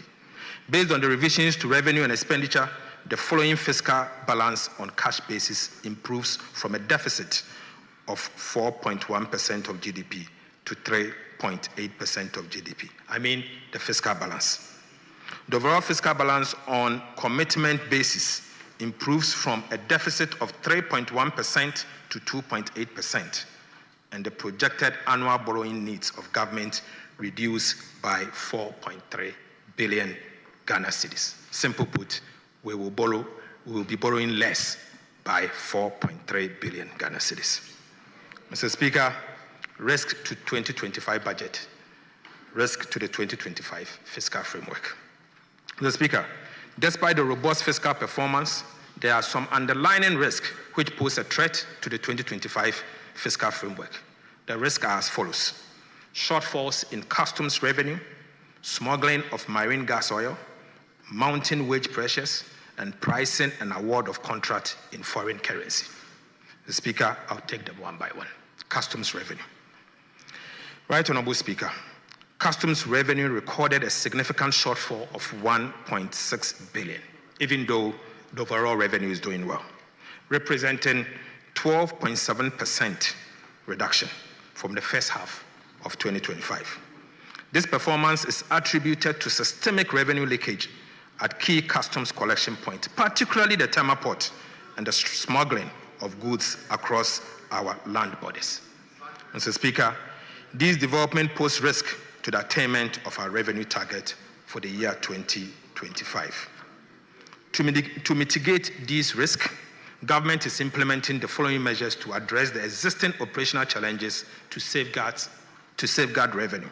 1, we will adopt the use of artificial intelligence, AI, to minimize human interference in revenue assessment, supporting the validation of the country of origin, as well as the accuracy of classification and valuation of imported goods. Mr. Speaker, we are rolling out advanced cargo information system to ensure that the Ghana Port and Harbors Authority, GPHA, and the Ghana Revenue Authority, the GRA, receives comprehensive shipment detail at least 24 hours prior to vessel departure from the port of origin. Mr. Speaker, this will enable pre-arrival risk assessment, reduce the need for documentation amendment, and facilitate more accurate and timely duty assessment. We will also be implementing a robust anti-smuggling surveillance program targeting both inland and maritime borders. And to those at Sankase, we are coming after you. Mr. Speaker, reviewing the institutional setup of Customs Division of the Ghana Revenue Authority, including staff mobility. Mr. Speaker, let me repeat this. We will be reviewing the institutional setup of Customs Division of the Ghana Revenue Authority, including staff mobility, to facilitate the decentralization of customs operations. Mr. Speaker, operational risk assessment to enhance transparency and accountability of staff will be enhanced. Now I will take you to the smuggling of marine gas oil, MGO. Right Honorable Speaker, tax exemptions on marine gas oil was introduced to support non-artisanal fishing fleet operating from Ghana. Over the years, the tax exemptions have created incentive to abuse and smuggling of MGO onto the open market, resulting in revenue losses estimated at nearly $500 million Ghana cedis every year. The government will withdraw the tax exemption to curb smuggling and stem the erosion of tax revenue, thereby reducing the fiscal risk to the 2025 budget. Mr. Speaker, I now take you to wages and salary, which happens to be the third risk to the budget. Right Honorable Speaker, we have seen some significant pressures on the compensation budget for the first half of 2025, mainly emanating from wages and salaries. Wages and salaries exceeded the target by 1.3 billion Ghana cedis for the first 6 months of the year. Mr. Speaker, the wage pressures were largely driven by last-minute recruitment undertaken by the previous MPP administration in the last quarter of 2024, especially in the areas of education, health, and security sector. Mr. Speaker, let me repeat. The wage pressures we are largely seeing are driven by the last-minute recruitment undertaken by the previous government in the last quarter of 2024, especially in areas of education, health, and the security sector.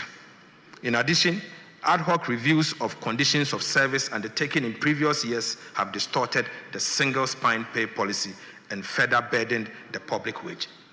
Mr. Speaker, the government is implementing the following measures to address this challenge. Number 1, we'll conduct regular nationwide staff payroll audit to sanitize the payroll. Mr. Speaker, we'll be realigning all staff from overstaffed areas and defunct MDAs to areas with critical staffing needs. Right Honorable Speaker, we'll finalize the process for the establishment of the Independent Emolument Committee as part of the broader effort to reform and reset public sector pay. And finally, we will issue an executive directive mandating all MDAs to seek approval from the Minister of Finance or the Ministry of Finance before making any commitment with financial implications on the payroll. Mr. Speaker, pricing and award of contract in foreign currency. Pricing and award of contract in foreign currency. Mr. Speaker, pricing of goods and services and award of contract in foreign currency pose significant risk to fiscal management, with severe implications for the stability of our Ghana city. Unfortunately, foreign currencies are becoming the means of transacting business in Ghana. This trend, if not checked, will erode the confidence in our currency, drive inflation, and result in the loss of value in the symbol of our sovereignty. Mr. Speaker, to curb this unfortunate development, His Excellency, President John Dramani Mahama, has directed that beginning today, 24th of July 2025, no contract awarded by government, irrespective of source of fund, should be denominated in foreign currency. Right, Honorable Speaker. Right, Honorable Speaker. To curb this unfortunate development, President John Dramani Mahama has directed that beginning today, 24th of July 2025, no contract awarded by government, irrespective of source of funding, should be denominated in foreign currency. Mr. Speaker, we also want to use this opportunity to remind the public that per the Foreign Exchange Act 2006, Act 723, companies, institutions, and individuals are prohibited from pricing, advertising, receipting, or making payment for goods and services in foreign currencies in Ghana without prior written approval from the Bank of Ghana. Right, Honorable Speaker, I will take you to key policy initiatives. Mr. Speaker, I now present updates on key policy initiatives outlined in the 2025 budget. Right, Honorable Speaker, since its establishment in April 2025, the Ghana Gold Board has initiated reforms to licensing regime that governs the local gold trading sector and introduced new aggregation system to effectively mop up gold from artisanal small-scale mining sector across the country. These measures have already yielded tangible economic benefits within the short period of operation of the Ghana Gold Board. In the first half of 2025 alone, gold export from the small-scale sector stood at 51.5 tons with an export value of approximately $5 billion. This figure far exceeds the 26.4 tons, which are with an export value of $1.8 billion from the small-scale mining sector over the same period in 2024. Mr. Speaker, simple put, gold export in tons from the small-scale mining sector for the first half of 2025 recorded about 100% increase over what was recorded in the year 2024.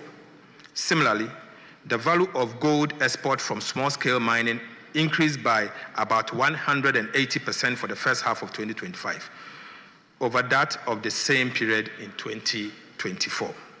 Mr. Speaker, for the first time in Ghana's history, gold export from small-scale mining sector have exceeded gold export from large-scale sector. Mr. Speaker, the substantial foreign exchange inflows from the gold board operations in the artisanal small-scale mining sector have significantly strengthened our reserves, improved our balance of payment, and provided critical support for the Ghana city. Mr. Speaker, this tells a story of a country which has been denied the full benefit of its gold resources, a story of a country where illegal gold trade and smuggling have been allowed to fester to the detriment of the well-being of the people. Right, Honorable Speaker. On the 8th of July 2025, His Excellency, President John Mahama inaugurated a task force to tackle illegal gold trade and smuggling. I also want to use this opportunity as the Sector Minister to reiterate that the government of President Mahama would deal ruthlessly with anyone found engaging in illegal trade and smuggling, as these nation-wrecking activities sabotage the progress of our country. Mr. Speaker, I also want to reiterate the point that no one should come to us and beg because we will not spare you. Mr. Speaker, the 24-hour economy and accelerated export development program deserves some update. Mr. Speaker, earlier this month, President Mahama officially launched the 24-hour economy and accelerated export development program, Ghana's ambitious and integrated strategy to boost production, create sustainable jobs, and modernize our economy. The 24-hour economy and accelerated export development program represent a national reset aimed at reducing import dependence, expanding domestic production, improving market access, and building a competitive, skilled workforce for a dynamic economy.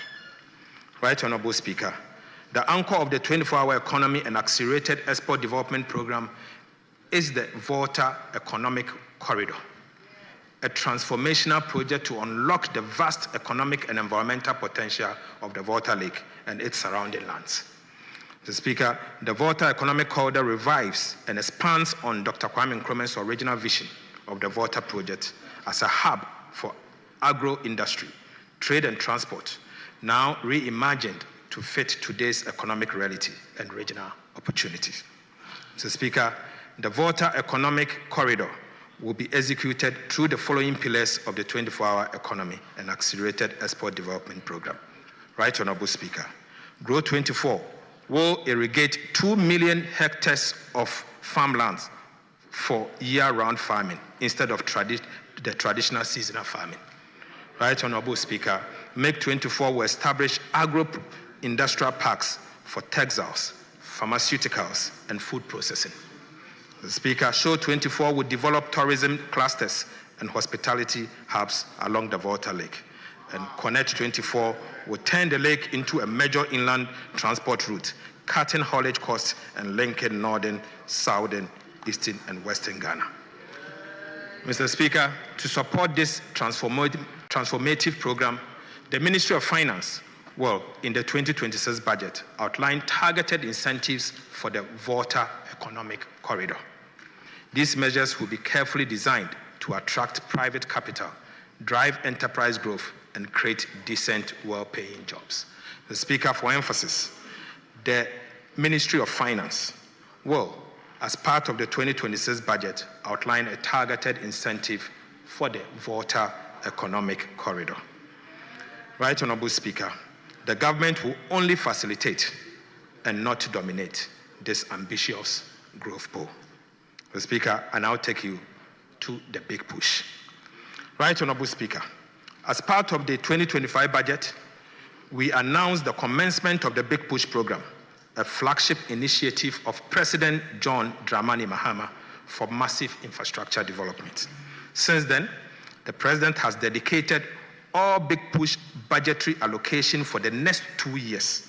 Mr. Speaker, and I mean all Big Push allocation for the next 2 years to improve road infrastructure. Mr. Speaker,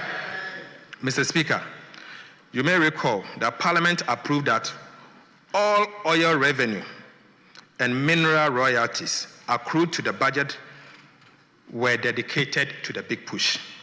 As a result, an amount of 13.8 billion Ghana cedis was allocated in the 2025 budget for the Big Push program to be used for road infrastructure. Mr. Speaker, the Minister for Roads and Highways has spent the last 6 months of his time in office touring the whole country to assess firsthand the state of our roads. Mr. Speaker, the Ministry of Roads and Highways has undertaken studies and prepared comprehensive engineering interventions and cost estimate for roads project across the country for the Big Push program. Right Honorable Speaker, the Ministry of Finance has since issued commencement authorization for the following road infrastructure project under the Big Push program. Mr. Speaker, these are the following Big Push projects as approved by the Ministry of Finance. Mr. Speaker, number 1, the construction of a new bridge on the Oti River at Dambai. Number 2, rehabilitation of Wa-Han Road. 3, upgrading of Tumu-Hamile Road. 4, upgrading of Tumu-Han-Lora Road. 5, reconstruction of Navrongo-Tumu Road. 6, rehabilitation of Techiman-Nkonsia-Wenchi Road. 7, rehabilitation of Wenchi-Sola Road. 7, 8, Mr. Speaker, construction of Sunyani Outer Ring Road. Mr. Speaker, the construction of Kumasi Outer Ring Road, Eastern Quadrant. Mr. Speaker, the rehabilitation of Bintri Napanduri Road. Mr. Speaker, the rehabilitation of Dodo Pepeso and Kwanta Road. Rehabilitation of Atimpoku Esukuma Junction Road. Rehabilitation of Esukuma Junction to Enyinawase Road. Right Honorable Speaker, Enyinawase to Ho Titrenu Road. Mr. Speaker, we'll be upgrading the Akosombo Jakiti Kudikope Road. Mr. Speaker, we'll be upgrading Esukuma to Enumbuso to Parliament Road. Mr. Speaker, Adome Braid to Akomufre Road. We'll be upgrading Ho to Petoi Road. Mr. Speaker, rehabilitation of Petoi to Afiadanyamepa Road. Mr. Speaker, we'll be rehabilitating Penny to Aflao Road. We will be dualizing Winneba to Mankesim Road. We'll be dualizing Cape Coast to Takrady Road. We'll be rehabilitating Mankesim Ejumako to Aguna Swedro Road. Mr. Speaker, we'll be rehabilitating Tema to Aflao Road. Construction of Dodowa to Afenya Dowenya Road. Right Honorable Speaker, we will be upgrading the Oyibi to Apollonia Afenya Road. Right Honorable Speaker, we'll be constructing the Enchi to Elubo Road. We'll also be constructing the Dadieso to Akontombra Road. We'll be upgrading the Adrefua to Ose Kojokrom Road. And we will be upgrading the Enchi to Kojoru Penchi Road. And finally, Mr. Speaker, we'll be upgrading the Bediako Junction, Camp 15 to Sefi, Adobokrom Road. Mr. Speaker, as part of the Big Push program, we have also selected the following abandoned road project for which no dedicated funding was allocated for by the previous administration to be included into the Big Push program. Mr. Speaker, the projects are as follows. Upgrading of Kasua to Winneba Road. Rehabilitation of Ofanko to Insawam Road, dual carriage. Right Honorable Speaker, dualization of Takrady to Aguna Junction Road. Mr. Speaker, the construction of Swami Interchange and local roads. Mr. Speaker, we'll also be constructing the National Route 18 from Wa to Han Road. And we'll be upgrading the Tumu to Chichiliga to Navrongo, including the construction of 36-meter span reinforced concrete over the Kenyibi River and 24-meter span reinforced concrete over the Bichirunu River. Right Honorable Speaker, we will be reconstructing the Navrongo to Sandema Road.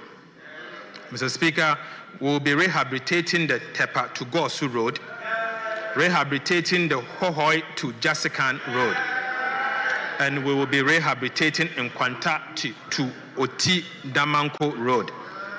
We will be reconstructing the Have to Hohoi Road, and we will dualize the Adenta Dodowa Road. And Mr. Speaker, to conclude, we will reconstruct the Jenejene to Sampa Road. Right Honorable Speaker, in line with Section 33 of the Public Financial Management Act, and as part of this media fiscal review of the 2025 budget statement and economic policy, I am seeking approval for these multi-year commitments. Mr. Speaker, government has also initiated comprehensive feasibility studies for 4 projects which are currently at various stages of preparation, ensuring detailed assessment of their technical, economic, and environmental viability. Mr. Speaker, the projects are as follows. Project number 1, Accra-Kumasi Expressway on a completely new alignment. Mr. Speaker, Accra Outer Ring Road, Kumasi Outer Ring Road, and Adoso Echi Amanfo Bridge to connect the Afram Prince area. Mr. Speaker, I now take you to reorganization of the Ghana Road Fund. Right Honorable Speaker, this is not all. The government of President John Mahama has also taken a decision to remodel the Ghana Road Fund and refocus it towards road maintenance. As part of this media review, and on behalf of the government, the Minister for Roads and Highways will be laying before this House a new road maintenance trust fund bill. When approved, the Road Maintenance Trust Fund Bill will replace the Ghana Road Fund. Mr. Speaker, the Road Maintenance Trust Fund will, among others, provide for a new governance architecture, provide a formula for a fairer allocation of resources, and introduce more transparency in the utilization of road fund levy and others. Mr. Speaker, government has identified 166 constituencies in dire need of road infrastructure. Right, Honorable Speaker. The government has identified 166 constituencies in dire need of road infrastructure. In response, we have programmed to rehabilitate 10 kilometers of roads annually in each of these 166 constituencies across the country. Mr. Speaker. Mr. Speaker. Mr. Speaker.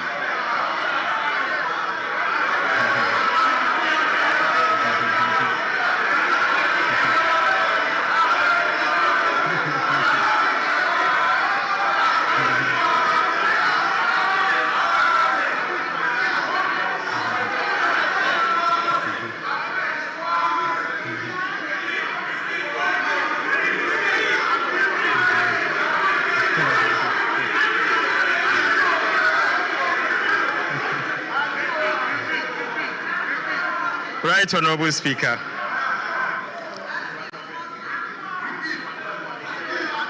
The President Mahama administration has identified 166 constituencies in dire need of road infrastructure.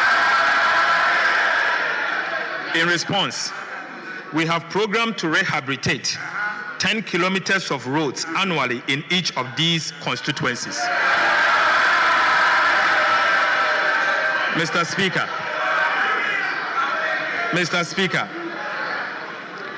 this translates to about 5,000 kilometers of road to be constructed in these 166 constituencies in dire need of road infrastructure over the next 3 years. Mr. Speaker, simply put, over the next 3 years, we'll be building 5,000 kilometers of road in these 166 constituencies. Mr. Speaker, I am pleased to inform this House that we have paid all nursing and teacher training allowances from January to June 2025. Right, Honorable Speaker, from the end of this month, July 2025, all nursing and teacher trainees will receive their allowances promptly at the end of every single month.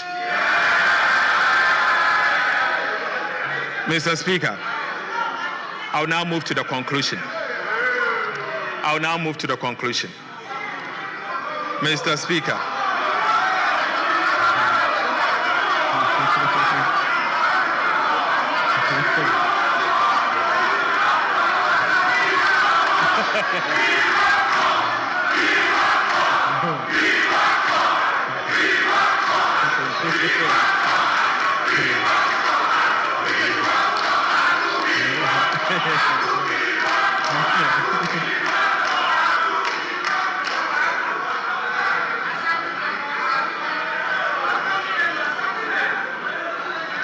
Mr. Speaker. Right, Honorable Speaker. I conclude this media fiscal policy review.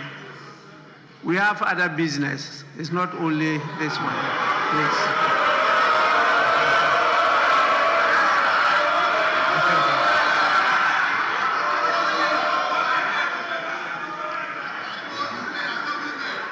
Right, Honorable Speaker.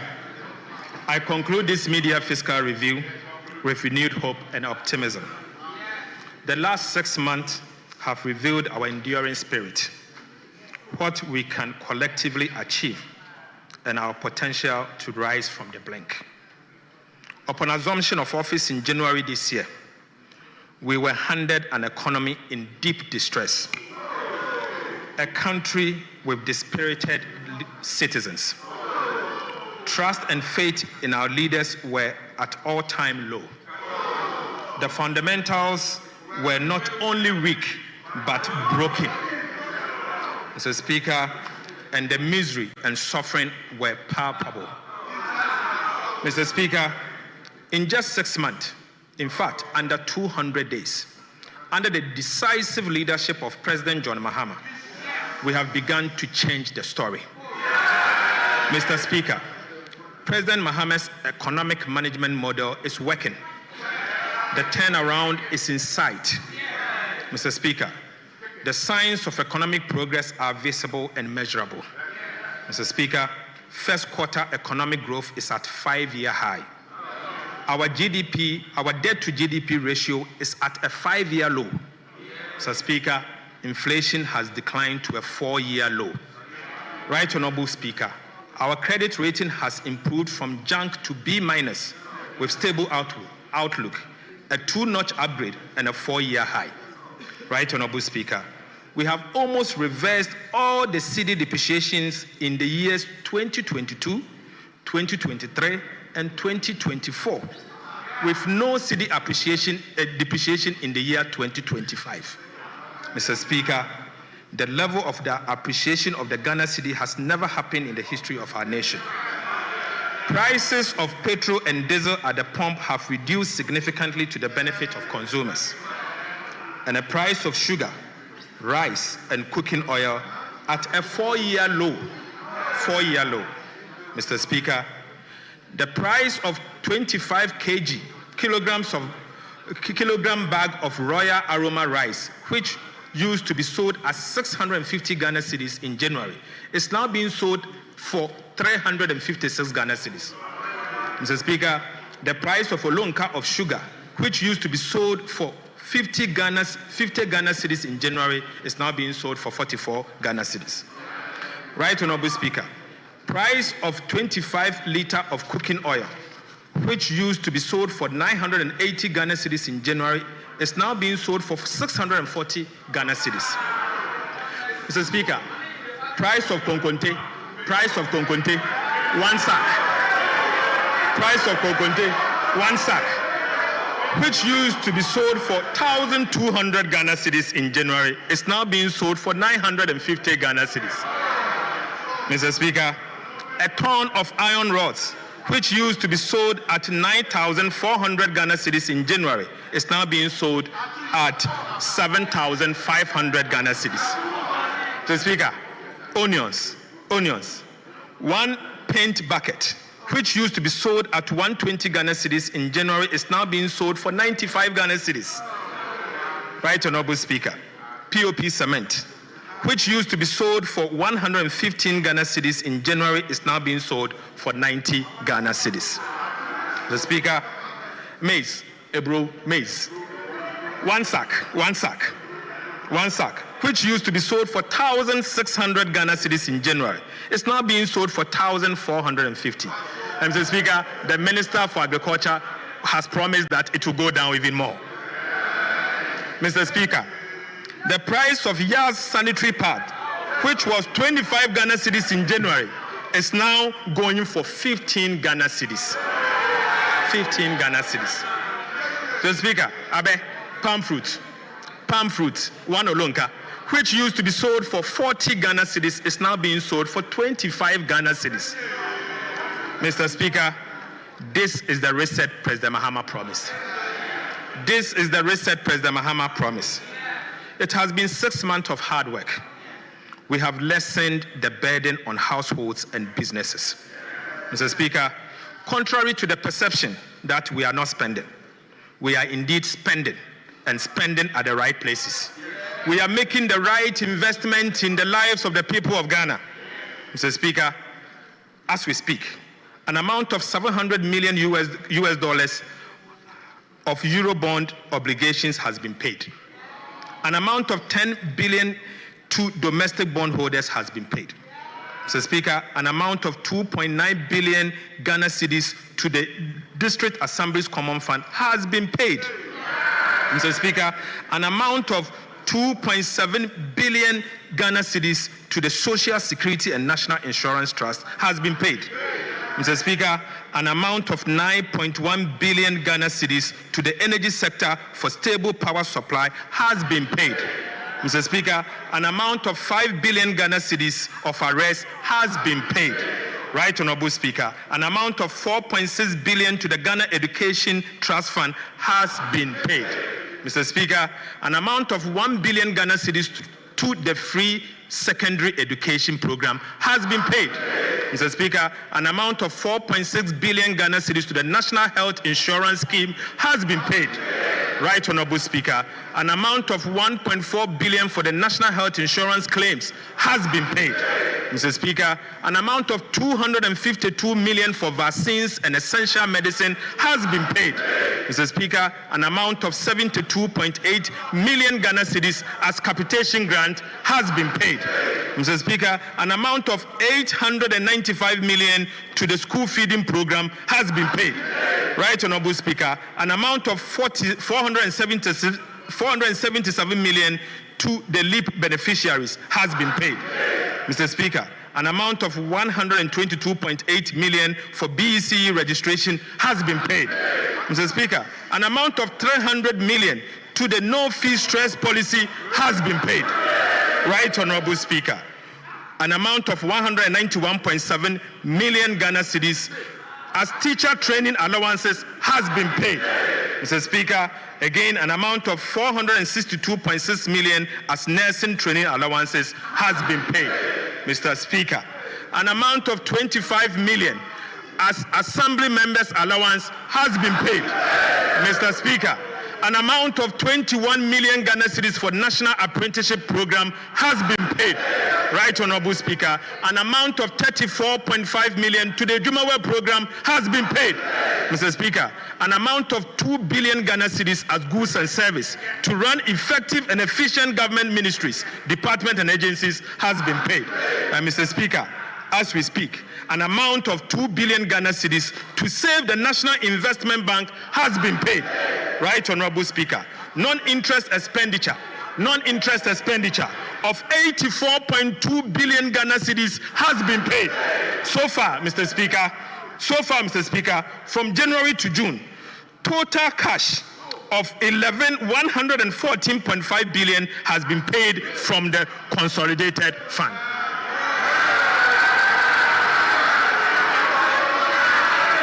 Mr. Speaker,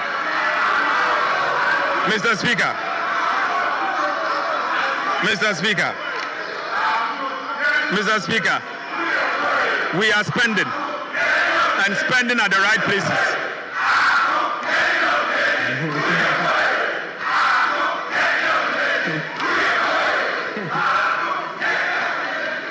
Right, Honorable Speaker, we are spending at the right places.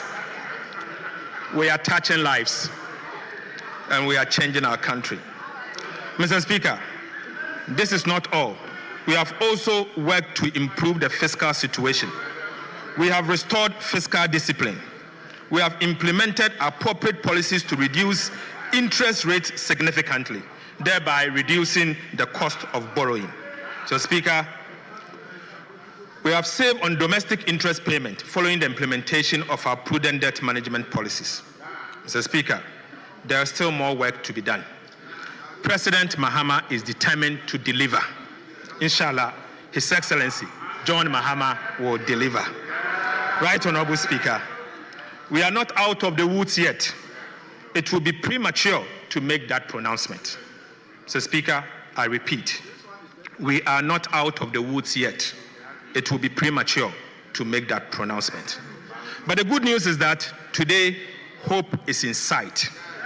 And we are determined to navigate the country out of the terrible storm we inherited from President Akufo-Addo and Alhaji Bawumia. Mr. Speaker, we need the support of the people of Ghana to weather this storm. Mr. Speaker, to the farmer in Yendi and to the fisher folk in Sekendi and Shama, to the nurse in Sunyane and the teacher in Enumbuso and Ejumako, to the Ghanaian youth seeking decent work, to the elderly seeking better pension. We see you, we hear you, and we are working for you. John Mahama will work for you. The NDC will work for you. The gains we have made so far are the results of your sacrifice, your patience, our belief, and our belief that change was not only necessary, but crucial. Mr. Speaker, this media review is not just a technical report. It is the story of the Ghanaian people, a story of a nation that refused to give up, a story that echoes Nelson Mandela. It always seems impossible until it is done. Mr. Speaker, this is a story that echoes Nelson Mandela's quote, that it always seems impossible until it is done. Mr. Speaker, even as we look back at how far we have come, we are also looking ahead. This is the essence of John Mahama's leadership. He is focused and he will deliver. President Mahama is honoring his promise to the Ghanaian people. The second half of 2025 promises to be even better. We expect inflation to continue its downward trend and reach our 2025 target ahead of schedule. We will sustain the stability of the cedi through disciplined spending, targeted investment, and continued reserve accumulation. Growth will be further boosted by strategic initiatives, including the 24-hour economy program, the Big Push infrastructure program, and the revitalization of agriculture through the Agriculture for Economic Transformation program. Mr. Speaker, you may recall that during my vetting, when asked what I would like to be remembered as a minister, Mr. Speaker, I stated that I would like to be remembered for stabilizing the exchange rate, ensuring low prices, and creating jobs. Right, Honorable Speaker, ahead of the presentation of the 2025 budget, my engagement with the traders at the Mokola market revealed that prices and exchange rate stability were the overriding concerns of the business community. Mr. Speaker, I wish to take this opportunity to thank our cherished traders at Mokola for their valuable insight. Mr. Speaker, the update on the cedi and the prices, as said earlier, clearly shows that we have taken deliberate and decisive action to ensure that the challenges with exchange rate and prices are tackled head-on. Mr. Speaker, let me assure all Ghanaians that the stability in the exchange rate and the lower prices we are experiencing will be sustained. Ghanaians, Mr. Speaker, the government has worked hard to bring down and stabilize the exchange rate with deliberate policies. It is now time for businesses to bring down prices to reflect the new economic reality. We understand businesses went through some sacrifices during the turbulent economic challenges, but so did the people of Ghana. Mr. Speaker, it is now time for prices to come down to reflect the new realities for the benefit of all Ghanaians and not only for the traders. Mr. Speaker, as we look forward, more jobs will be created, confidence will be deepened, and the Ghanaian economy will stand tall again, not just in the sub-region, but on the global stage. But to do this, Mr. Speaker, we must stay united as a people and eschew divisiveness. We must continue to have faith in our country, Ghana. Mr. Speaker, most importantly, we must have faith in our currency, the Ghana cedi. For 60 years through cycles of inflation, devaluation, redenomination, and recovery, the cedi has remained the symbol of our sovereignty. It has endured, it has evolved, and it remains the only legal tender of our republic. Let us protect it. Let us trade with our currency, the Ghana cedi. Let us talk about it with pride, not as a burden, but as a badge of economic independence. Mr. Speaker, I believe in the cedi. Fellow countrymen and women, I believe in the cedi. You also have to believe in the cedi. Mr. Speaker, to all of us who have the privilege to serve in the leadership of our nation, let us unite and do this for ourselves, for our children, and for our children's children. It is our collective responsibility to reset our country. Ghana needs us more than ever. Our people needs us. Mr. Speaker, I cannot conclude this address without expressing deep gratitude to His Excellency President John Dramani Mahama, whose unwavering dedication and vision continue to anchor this national reset. The Speaker, on a personal level, I thank His Excellency the President, because without him, this work couldn't have been achieved. So, Speaker, he is indeed the anchor towards our economic reset. Right Honorable Speaker, and to you, Father, Mr. Speaker. Father, Mr. Speaker, Alban, Sumana, Kingsford, Bagman, our father, and members of Parliament and the Parliamentary Service, I'm extremely grateful. Mr. Speaker, indeed, Aban Papaba. Mr. Speaker, Aban Papaba. No wonder my brother Kwame and his team had to flee the chamber. I salute Mr. Speaker. I thank you.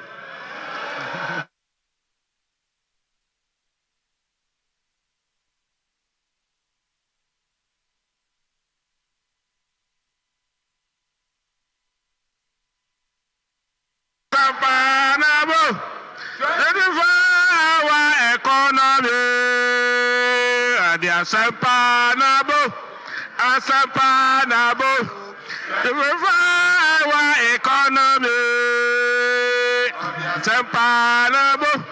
Asampanabo, the revival economy.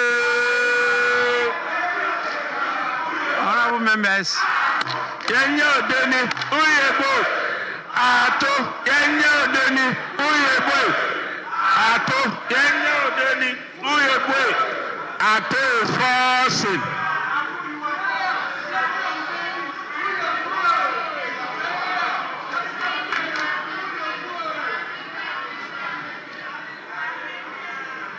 Honorable members,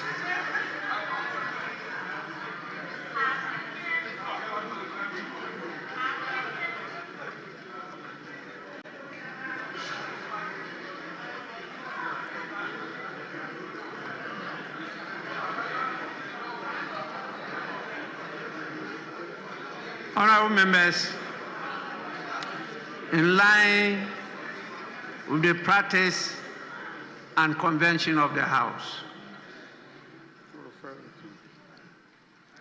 I refer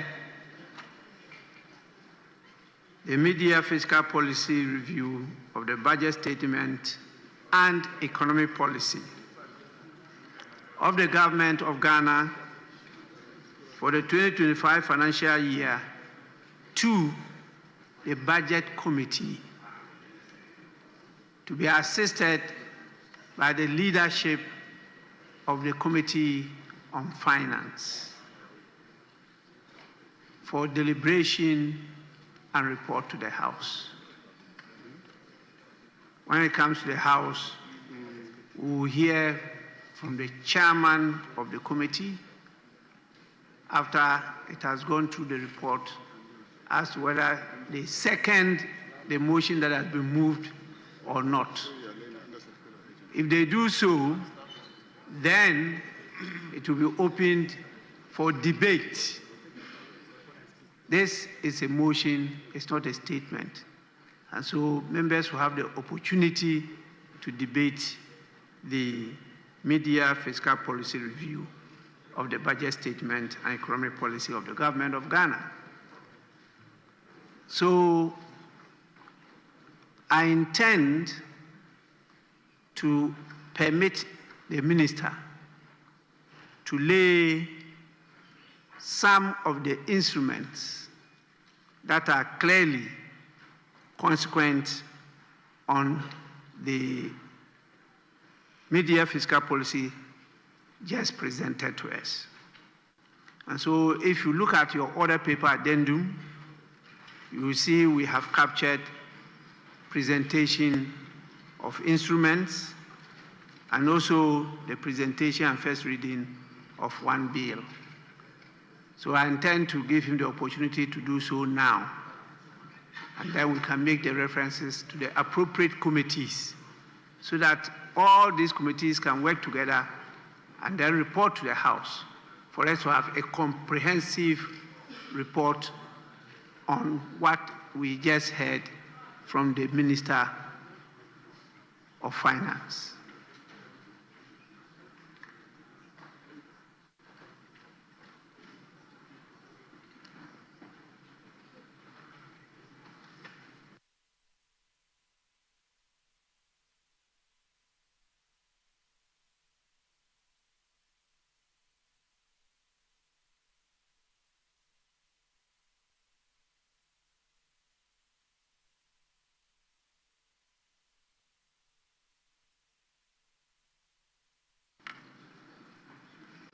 We will start with the presentation and first reading of the bill.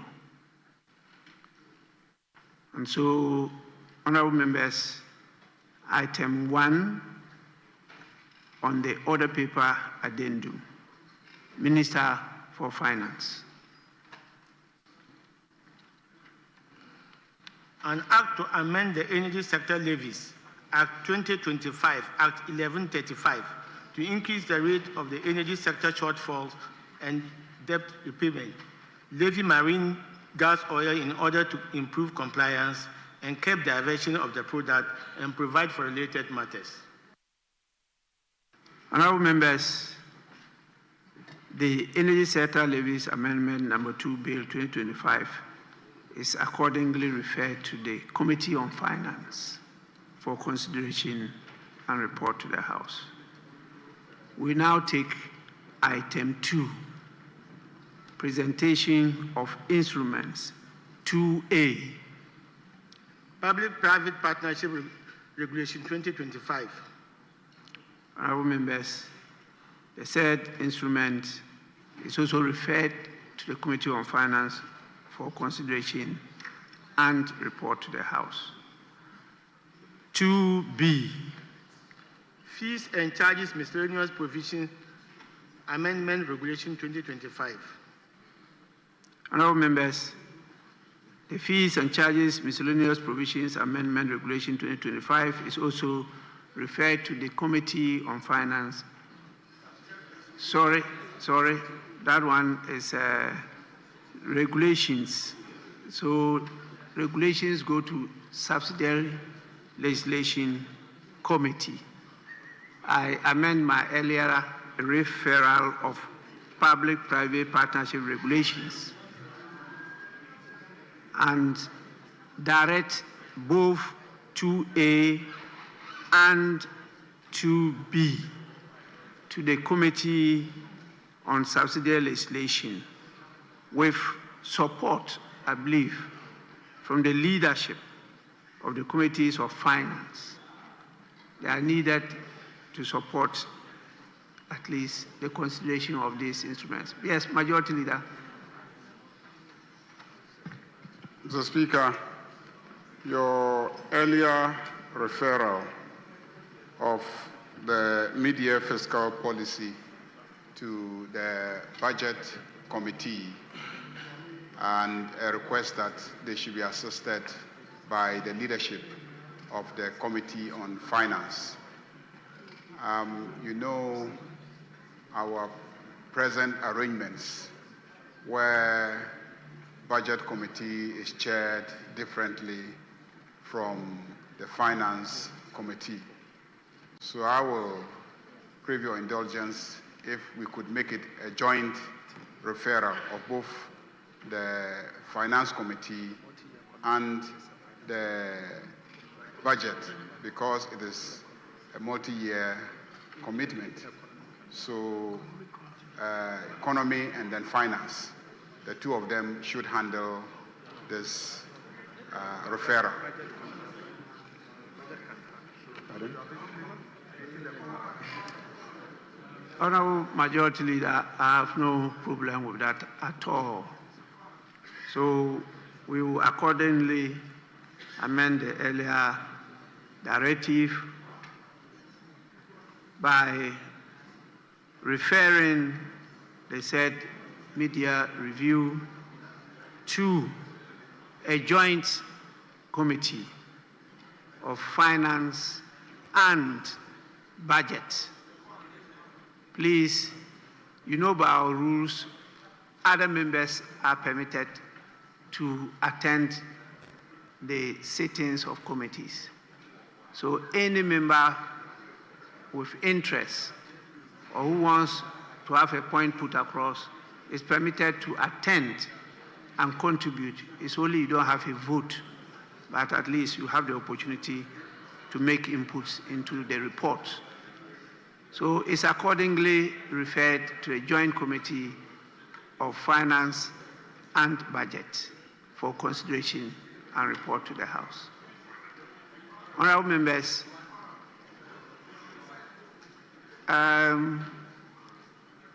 yes, Majority Leader.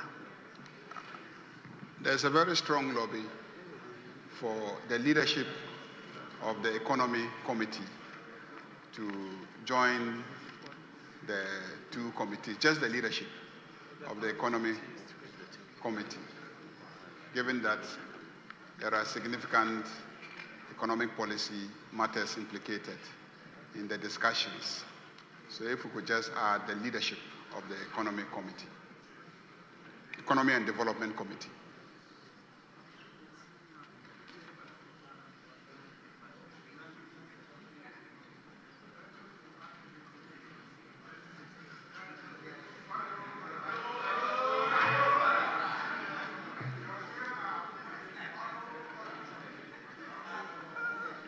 I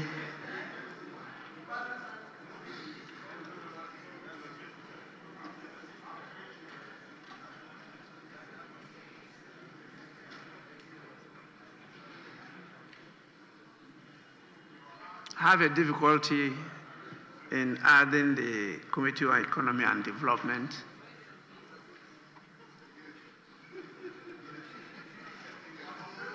because when you look at the standing order, the focus of that committee has to do with matters relating to the economy and development, but emphasis on development planning. Is economy and development planning generally, and the jurisdiction to investigate and inquire into the activities and administration of ministries, departments, and agencies under the mandate of the committee. And the investigations and inquiry may extend to proposals for legislation. If we open the floodgate, as I just eavesdropped, we may be called upon to add ways and means. That's why I added that members are by our rules permitted to attend as members of Parliament to contribute to the deliberations of the committee. So let's leave it at the Joint Committee on Finance and Budget. I hope my friends in the Economy and Development Planning will not take issue with this. Yes, Majority Leader. Mr. Speaker, thank you very much for the referral and the guidance. We believe that the two committees will effectively perform the task that we have referred to them.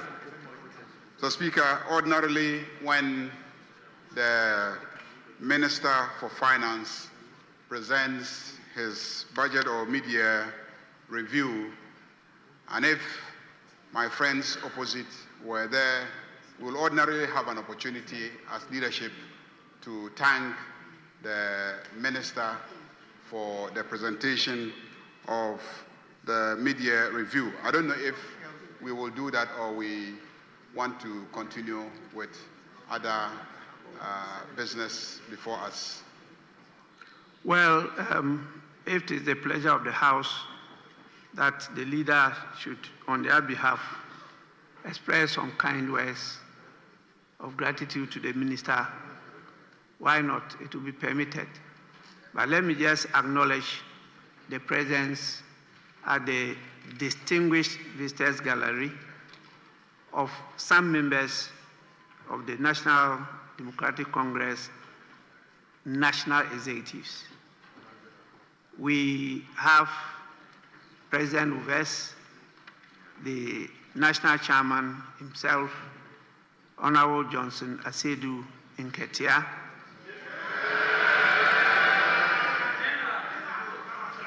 We also have the chief executive of the National Democratic Congress, in the person of Fifi Fiavi Kwete. And we have one of our former leaders recently left us voluntarily as a deputy minority leader at our last parliament, but now occupying a very privileged position. I'm told he is now in charge of the financial intelligence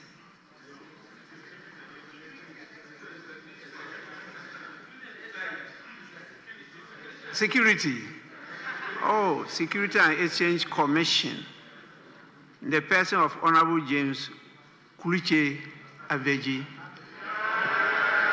longest serving chair of Public Accounts Committee. We also have from the Bank of Ghana, the governor of the bank himself, in the person of Dr.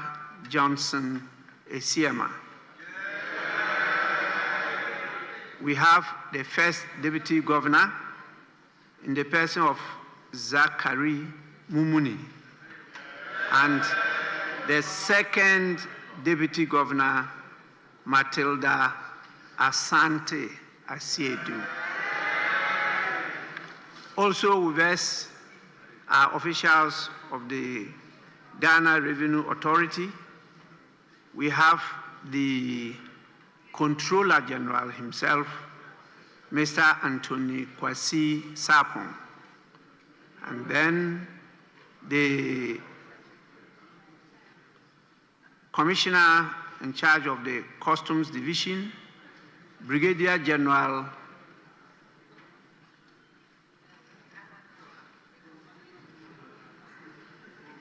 The writing is difficult to read. It's Annan.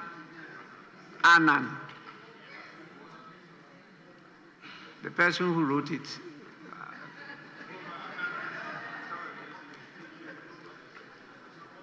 The Annan is spelled A-N-A-A-N.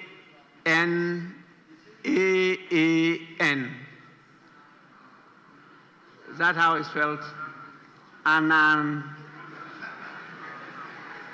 we also have a commissioner,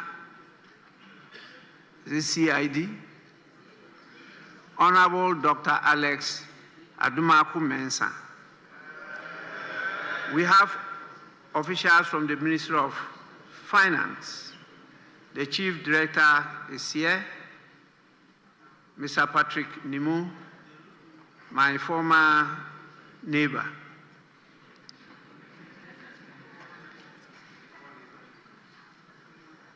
We have the Director of the Budget, Mr. Isaac.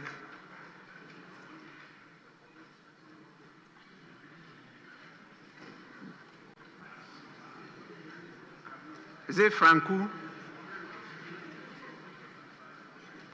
And the Coordinating Director, David Collison. Please, next time, take your time and write the names. I think the person was in a haste, so it's very difficult to read. Honorable members, on your behalf, I warmly welcome them to the House, and I thank them so much for their support, particularly the moral support they have given us. I hope they will appear before the committee to assist the committee to do a good job so that we don't leave any room for those who are absent to raise red flags. We may now grant permission to the majority leader if he wants a few words to thank our Minister of Finance. Mr. Speaker, I want to, on behalf of my colleagues in the House, thank the Minister of Finance for such a wonderful presentation. The Minister for Finance's delivery was splendid. We clearly understood every policy initiative that he has dealt with, how he has dealt with it, and what his plans are for the country. So, Speaker, I know that from a very personal level, the last 6 months have not been an easy period for the Minister for Finance. It's been a very difficult period for him because he's had to deal boldly and decisively on issues that many who have come before him have hesitated to deal with. I want to assure him that this House stands solidly behind him in the performance of his duties. We will continue to back him to ensure that proposals that he brings to this House are expeditiously approved so that he can effectively address the challenges of this country. So, Speaker, for once, I listened to a mid-year budget review without biblical quotations by Bible-wielding ministers who have ended up digging a hole without a cathedral emerging. Majority Leader, you have to thank the Minister of Finance.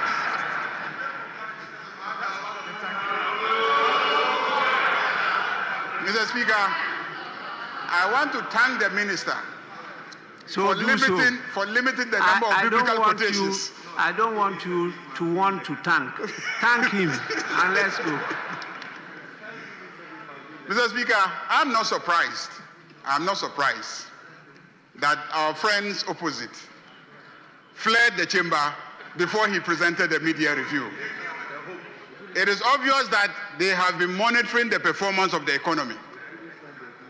And they knew that this media review was going to unearth the wastage, the thievery, and the mess that was bequeathed to the NDC government, the abysmal performance of our predecessors. And they knew that he is going to recount the very positive steps that have been taken in the last 6 months. This is indeed the basis of the minority fleeing the chamber before the presentation of the budget. Every Ghanaian knows that the incidents that happened in Ablekuma North are not grave to the extent that a whole minority will refuse to listen to the mid-year budget, which concerns the welfare of all Ghanaians. Majority Leader, don't tempt me.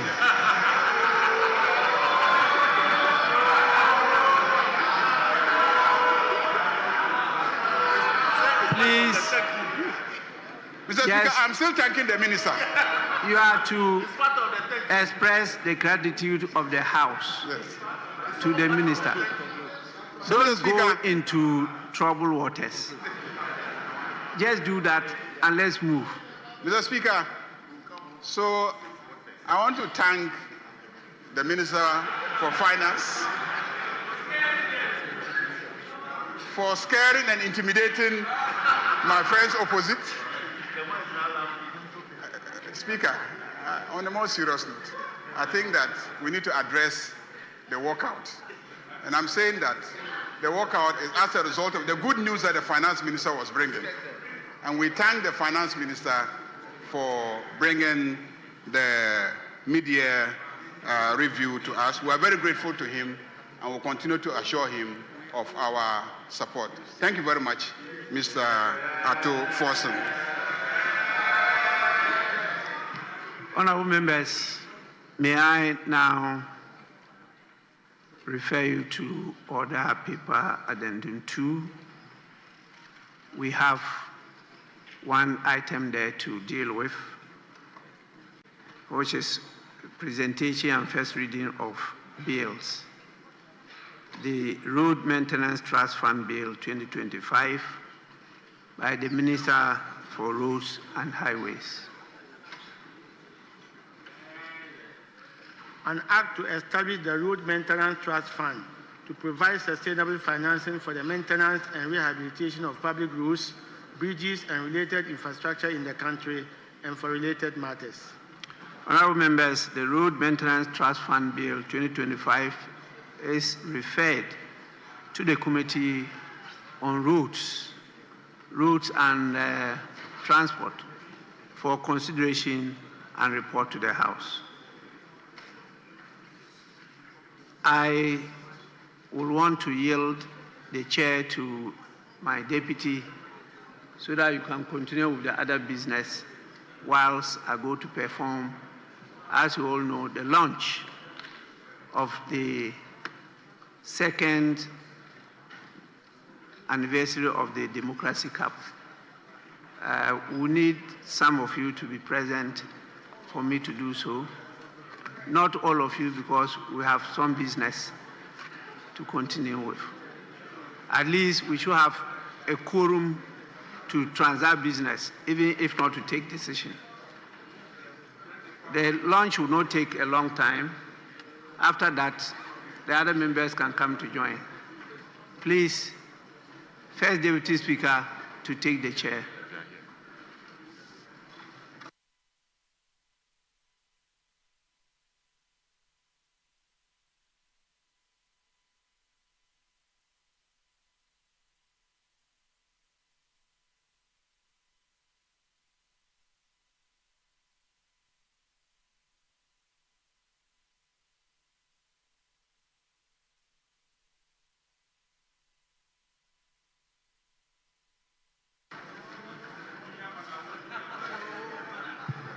Yes, Majority Leader. Mr. Speaker, can we go to the main order paper and take item 7C? Item 7C. The Deputy Minister for Energy and Green Transition. Honourable Majority Leader, my attention has been drawn to the fact that we have not done the vote and proceedings. Yes, Mr. Speaker, we just want to vary the order of business so that we can lay all the papers, and then we can go back to votes and proceedings. Very well. So when they are laid and referred to the committees, they can be working whilst we take the votes and proceedings.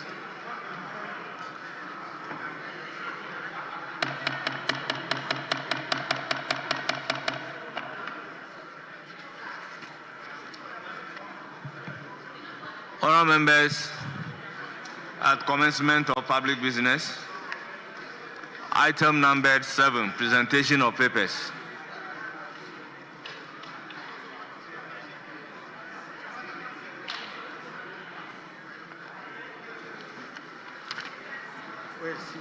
Item numbered 7A.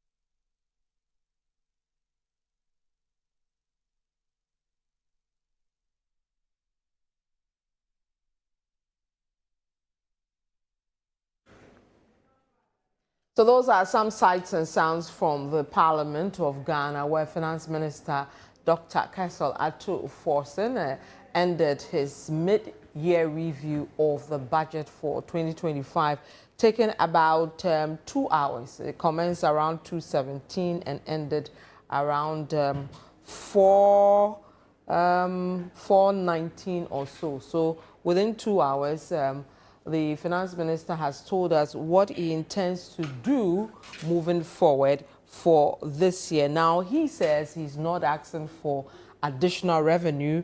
Rather, he's revising the revenue target from 227 billion to 229 billion. Also, he's maintaining the macroeconomic targets despite the gains, he says, we have seen as a country. And then the deficit that we'll see for all the increase from the revenue, he's hoping to take that from additional cash that is hoping to come from the CD4 levy. Now, he also says no contract moving forward, government contract, will be denominated in foreign currency to help to deal with the CD and dollar issues. And also, when it comes to road infrastructure, 166 constituencies have been identified in dire need of road infrastructure. And the concern about whether government is spending or whether the economy has been put on freeze, he addressed that by saying that they are spending in the right places and going ahead to give us the amount of money they've spent so far. Still in the studio, I have my guest who earlier took us through what to expect, what the numbers and the figures means, and I'll reintroduce them and then I'll pick their thoughts on the budget as read by the finance minister and the way forward. So Nelson Kujo Kwagbeji is still with us. He's a finance and tax person, and he's also the head of finance for Melbourne Capital. I also still have with me Francis Timoboy, a tax analyst, and Richard Amamo, General Secretary for the Ghana Union of Teachers Traders Association, GUTA. Gentlemen, thank you for staying through 2 hours. It's been a long one. It felt like not a mid-year review, but a real budget reading. But it all sounded very nice. All the right things being said. Beautiful, beautiful, beautiful. I'm going to start with you, Nelson, on your thoughts so far. Revenue, expenditure, city, infrastructure, everything else. All right, thank you very much. I think the finance minister did a very good job. The presentation was very eloquent. His social composure was also okay.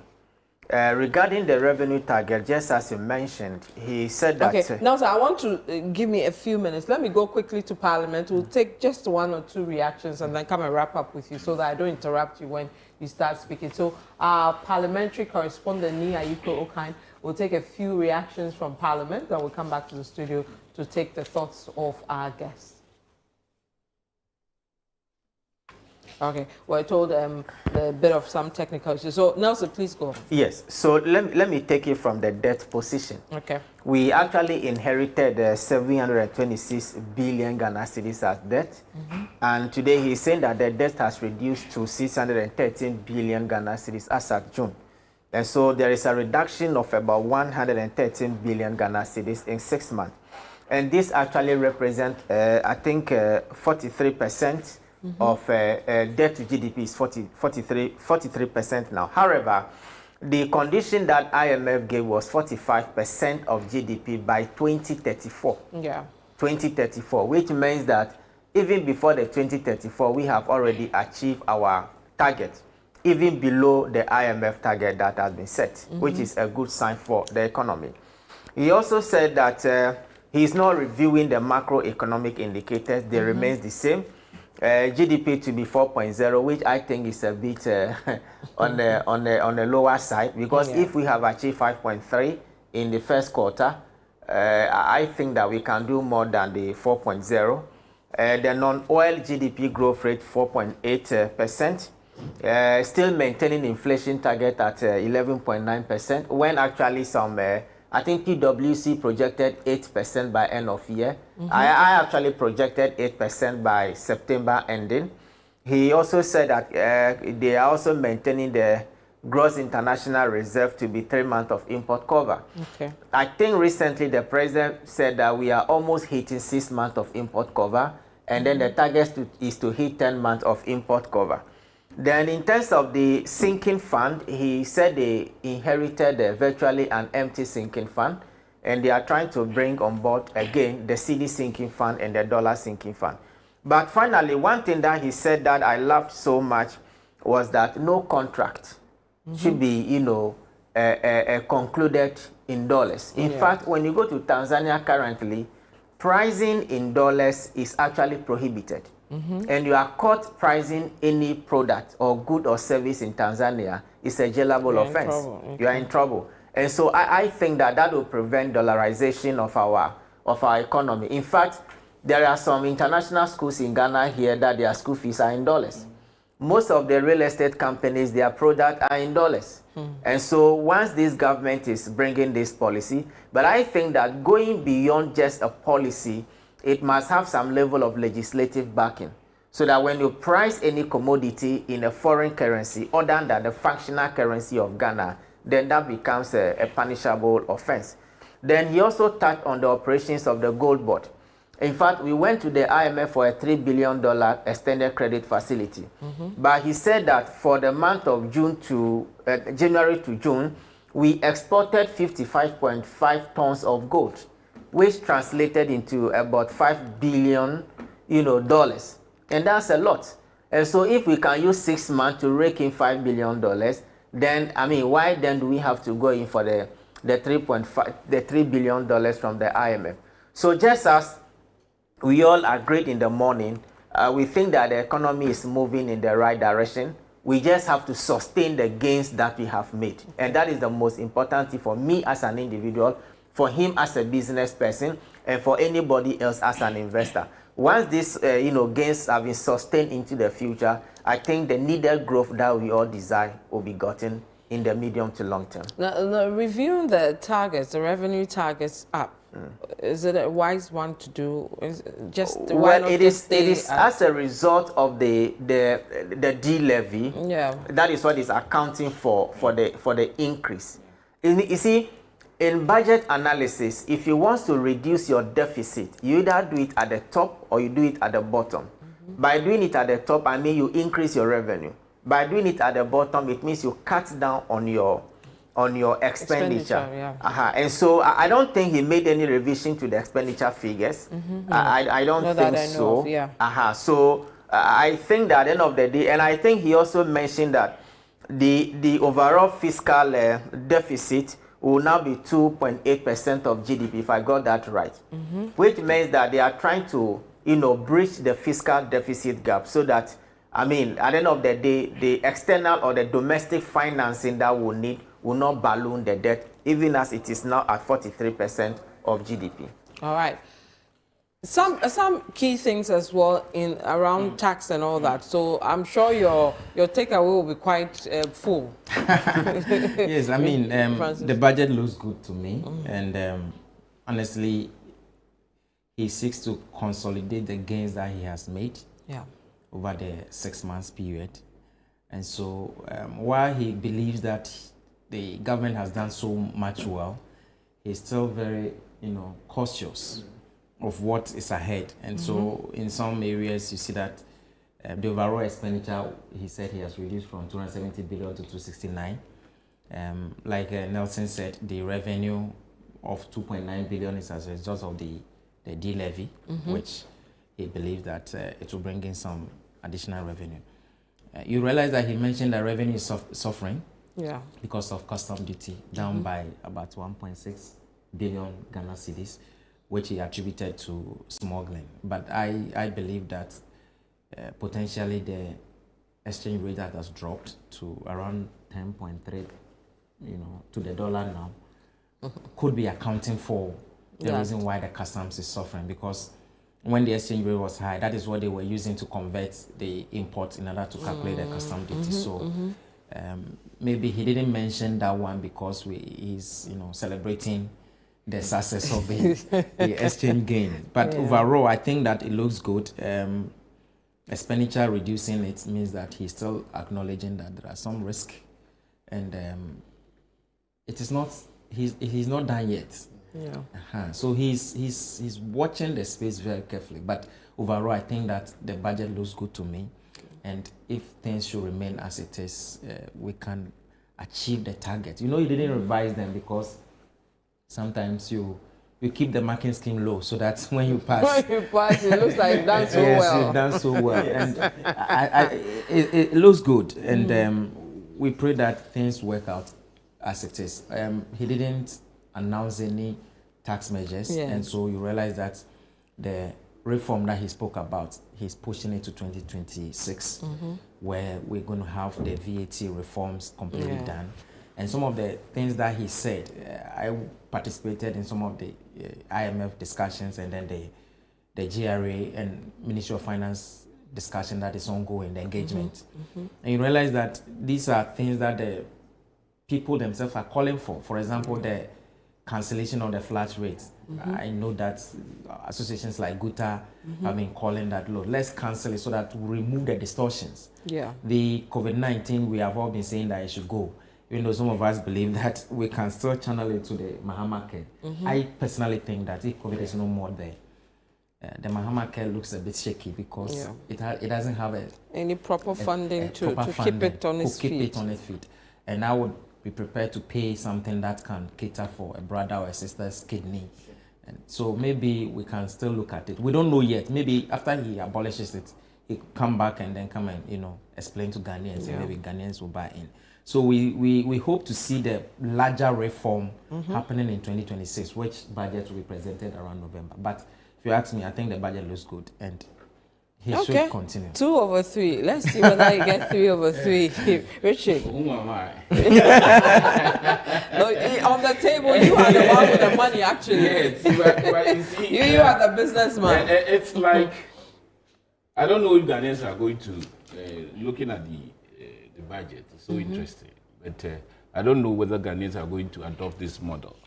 If it's good to vote government out and go and come again, go and learn, and then come again. From your mistakes. Yes. So it looks as if NDC, this government has learned a lot. Yeah. And out of experience, you can see that it's a little far more better than the previous budgets that they have brought. You can see. But isn't that typical, actually? Because if you look at the Nanado's government, the beginning, when he had so much goodwill, similar, good budget, saying the right things, all that, till after the second term, the things started changing.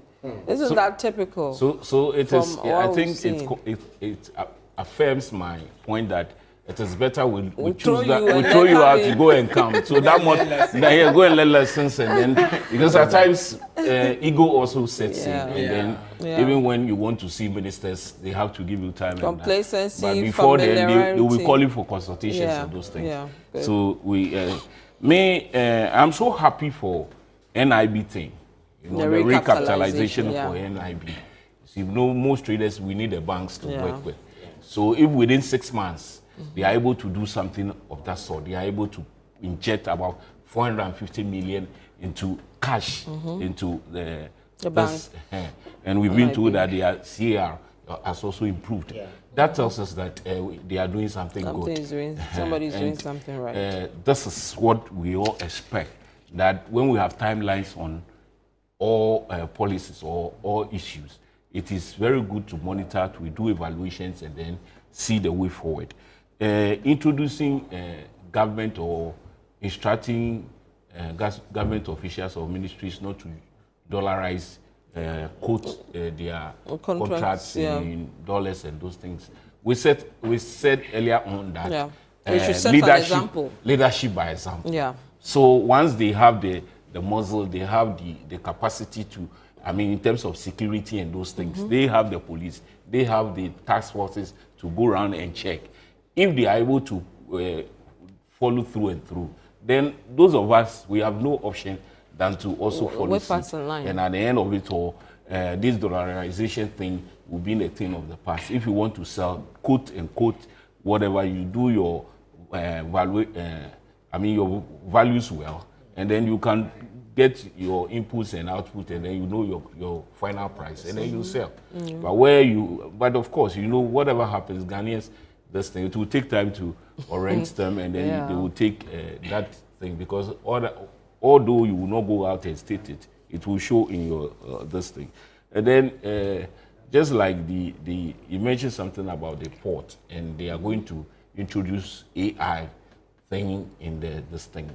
I believe strongly that anything that we will introduce in our system that will, take human face from the process, and at the end of it all, you will know the real values, and then if it's not going to bring hardships You understand? If you're not going to bring high cost of doing business, maybe introducing AI and then they will pass on to another cost. You will pay service charges, and then they, out of that, because AI, a company will be tasked to provide that service. Maybe and they then pass it on to you. Yes, and after that, you will see AI charges, fee. And then at the end of it all, you will pay AI fee, VAT on AI fee charges. List of your yes, postings. so then, then the, That's a good one. the variables that we are trying to reduce, it will increase. It will rather increase. And that will be another, because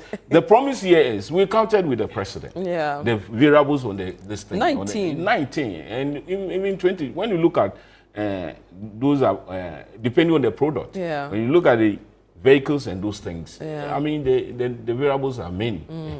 So if we want to do this thing, maybe AI will come and then for us to reduce. And then I don't know, the variables all that we have on the duty paper.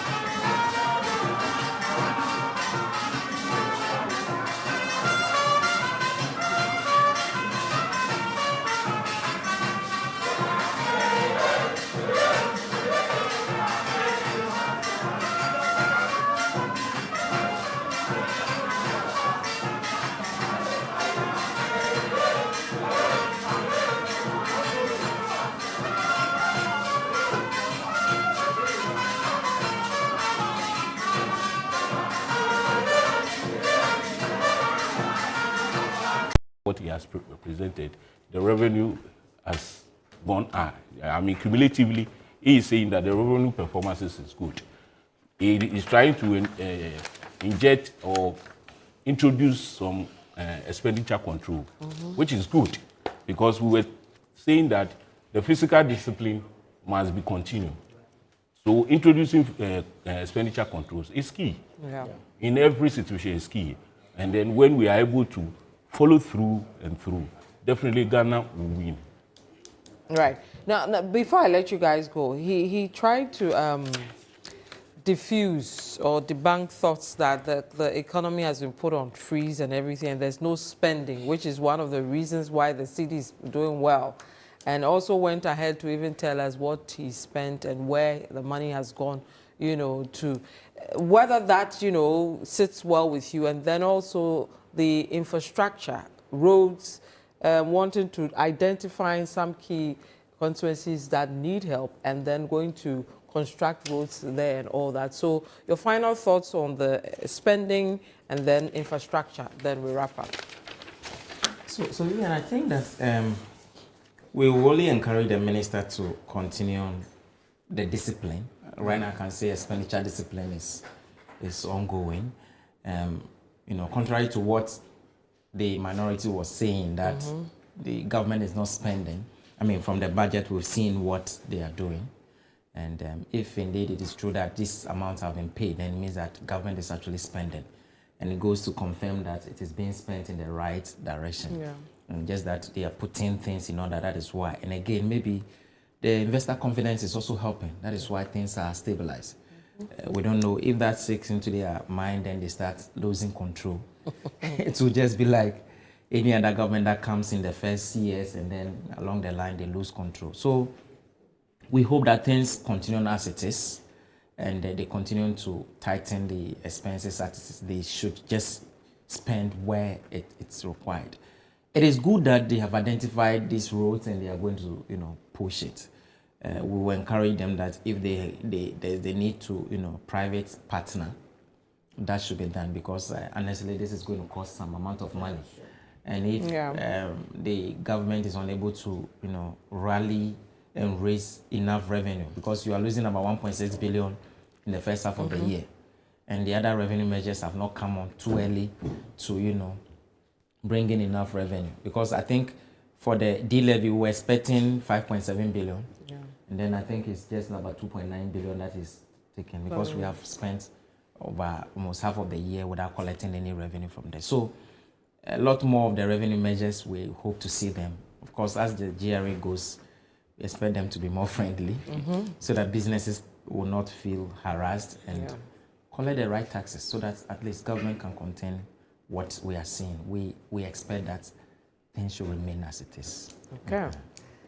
Richard? Yeah. You mentioned something about the unified taxes, unified VAT. And they are going to abolish the flat rate. That we are in the room discussing. Yeah. And discussion is ongoing. So by October, at least by October, it should have concluded on stuff. Concluded and we can have. I think that we have to do further analysis. And then, I expect that we should do the talking more, so that at the end of it, all of us will be happy to see. Once we are able to identify the challenge, we must have a solution to that effect. Okay. So we should all sit down and look at, because the unified thing, there will be rates factor that all of us must agree. If we go by a unified VAT rate, there should be a rate factor which all of us must agree. Because for me, when you ask me, the flat rate is there. What we were initially saying is that if shop A is collecting and shop B is not collecting, what happens? And that is the thing we were calling that they should check it.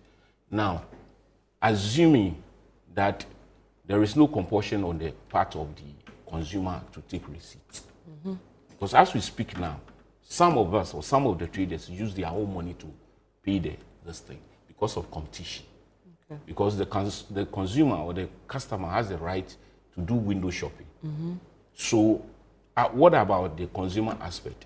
Are we going to educate the consumer and put some compulsion, some legal rule elements there, such that when you buy, you, the consumer, must make sure you take VAT receipt. Your receipt, yeah. Do you understand? Because other than that, it will be very difficult. If I have a loan to go and pay, do repayment, and I am collecting, the next shop is not collecting, and I have a loan to pay, definitely I will not allow the customer to go. Yeah. Do you see? I have to make sure I'll sell. So that there should be some sort of instrument or a space for the customer to do that. When you go to Dubai and you buy, compulsorily will give you receipt. And the receipt is VAT included. Yeah. Do you see? So if there is uniformity and there is parity in everything, definitely the collection will be easier. And whatever, if it is 30% or 50%, not to say I agree.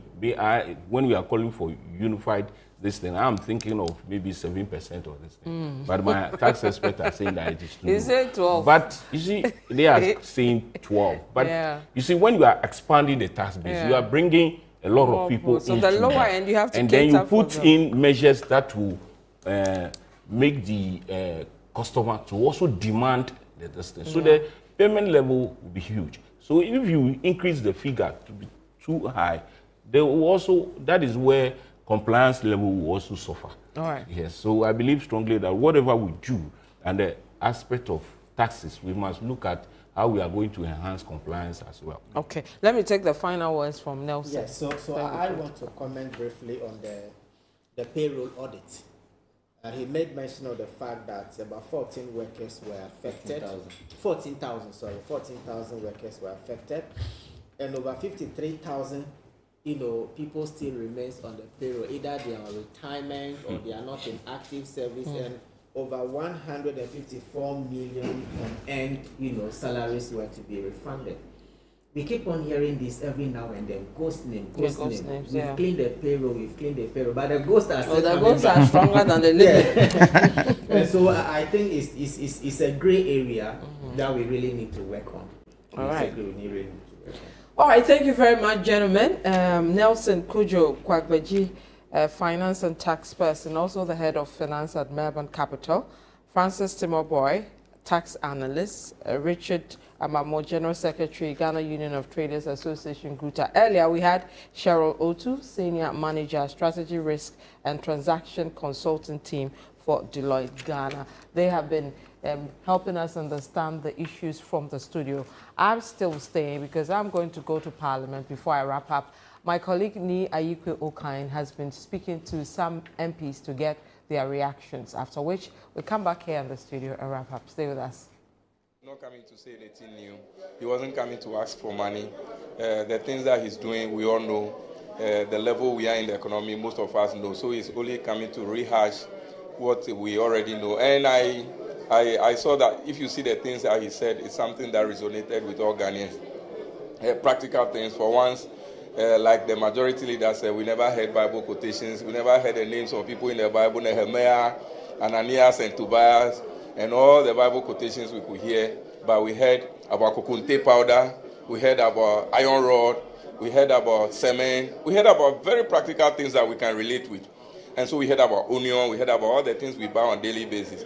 And so for me, this is a very practical budget that is bringing hope. John Dramani Mahama is the one we want to bring hope to Ghanaians, and he's really bringing that hope that we require. So many good things he said, and I believe that nobody needs a lecture anymore about the things that he said, because all of us were awake. We heard everything, unlike the others that you'll be sleeping while the budget is being read. This one, all of us were awake, and because there were things we relate to. So hope, hope, hope, hope.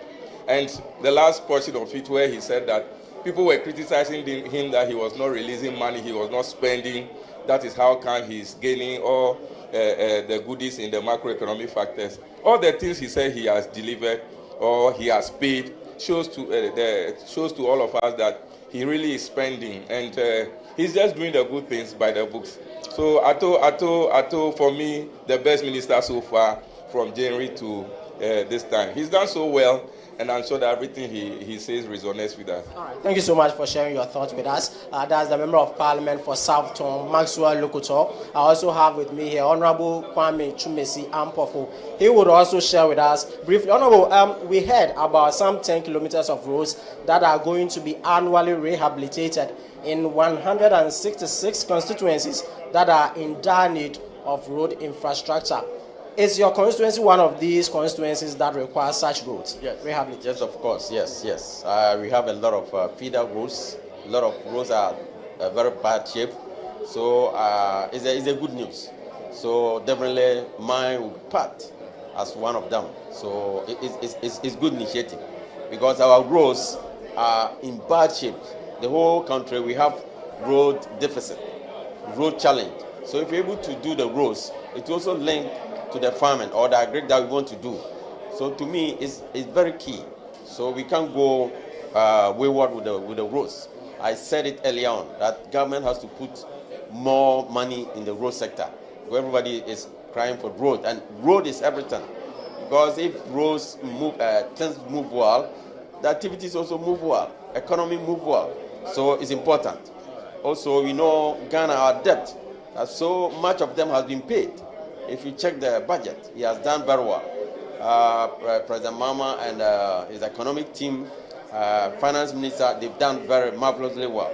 So we are hoping, and I know all the roads that have been captured, not all of them that have been captured, but they are going to do more with a big push. He mentioned a lot of roads. So I'm expecting that with the main budget at Senate West at Tebu Kwame Dansu Road will be captured up to Kajeji, will be captured and constructed within this 4-year period that we are in. So there's a hope. And the economy, you can see that the cedi dollar is stabilized.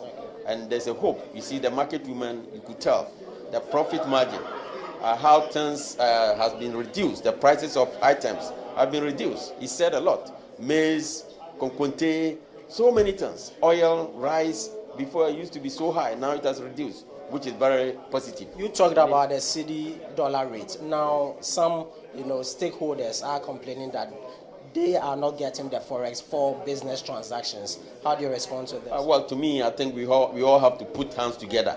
We don't have to put restraints on the economy, because if you hold the dollar, if you have it and you're holding it, and you don't want to lease it, it makes it difficult.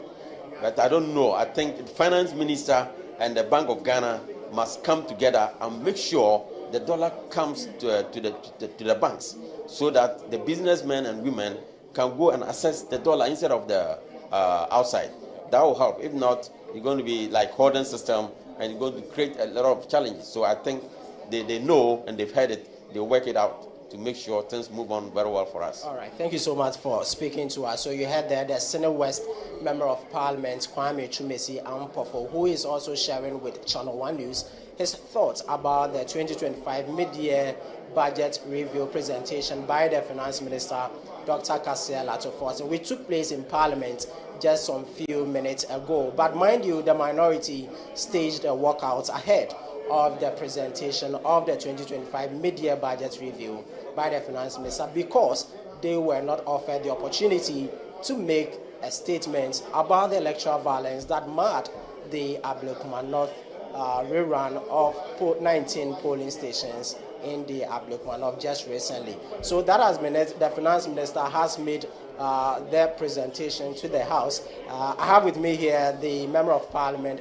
for Central Aton, Alexander Roosevelt, who is also a member of the Health Committee. Let me engage him briefly, and then we move on with this discussion. Honorable, you are a member of the Health Committee. Yesterday, the minority proposed that, if possible, the COVID-19 levy should be maintained so that it could cater for the funding needs of the Mahama Cares program, which was passed by the House just some few days ago. However, the Finance Minister today has reiterated that the government intends to abolish it. Is that going to inure to the benefit of the Ghana Medical Trust Fund? In the first place, let me send warm greetings to my constituents. The decision of the minority to push the COVID money is a clear indication that they want to set trap for us. President Mahama has promised Ghanaians that he will remove or he will repeal the COVID money or the COVID levy. But the issue is that we've won election overwhelmingly. So it's a clear indication that Ghanaians have accepted that what he has intended to repeal is to their liking. So if that is the case, why should you turn around to come and tell us that we should maintain such a levy, so that at the end of the day you turn back to come and tell us that we've not honored our promise? Isn't that better than diverting the 20% funds from the NHI? We know the reason why we are going for the 20%.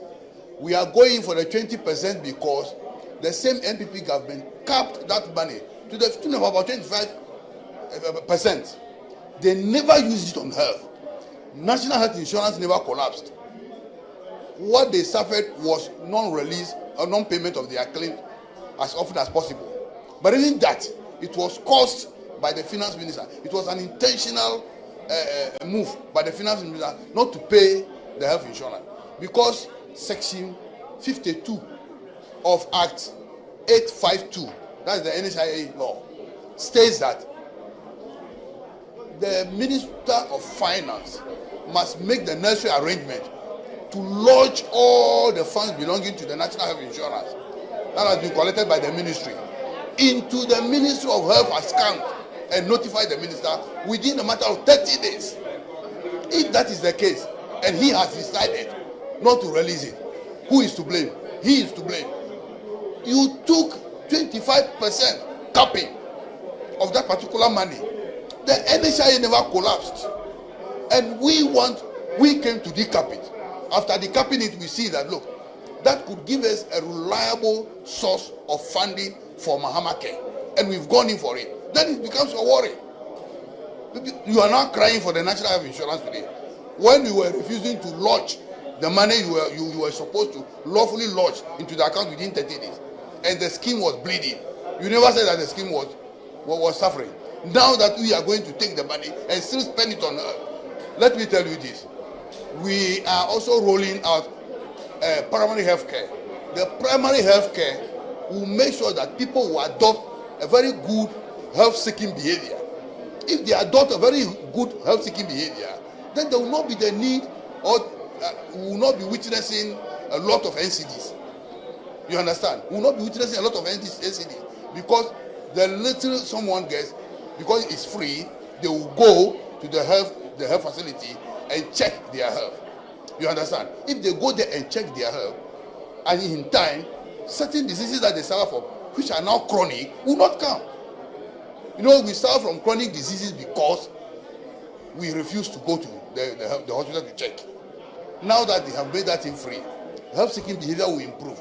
And as soon as health-seeking behavior improves, then the number of NCDs will also be reducing drastically. All right, thank you so much for sharing your thought with us. So that's the Central Tongue MP, Alexander Roosevelt, who also spoke to us on the 2025 Media Budget Review. So that's our parliamentary correspondent, Ni Ayikwe Okain, interacting with some members of parliament, getting their reactions following the presentation of the mid-year budget statement by Finance Minister Dr. Kasil Ato-Force. And well, this is where we draw the curtains for our special coverage for the budget statement. We will continue the conversations around the mid-year budget later tonight at 8 p.m. on the Channel 1 newsroom. Also on What the Papers Are Saying tonight at 9 p.m. And on radio, we continue the conversation on Eyewitness News at 5:30. Tomorrow, the conversation also continues on the City Breakfast Show on radio and Breakfast Daily on TV. My name is Vivian Kailoko, and also we'll say thank you to our production teams as well as our producer, Nilate Late, who helped to make this possible. Thank you so much for joining us. We'll see you again some other time. Bye-bye.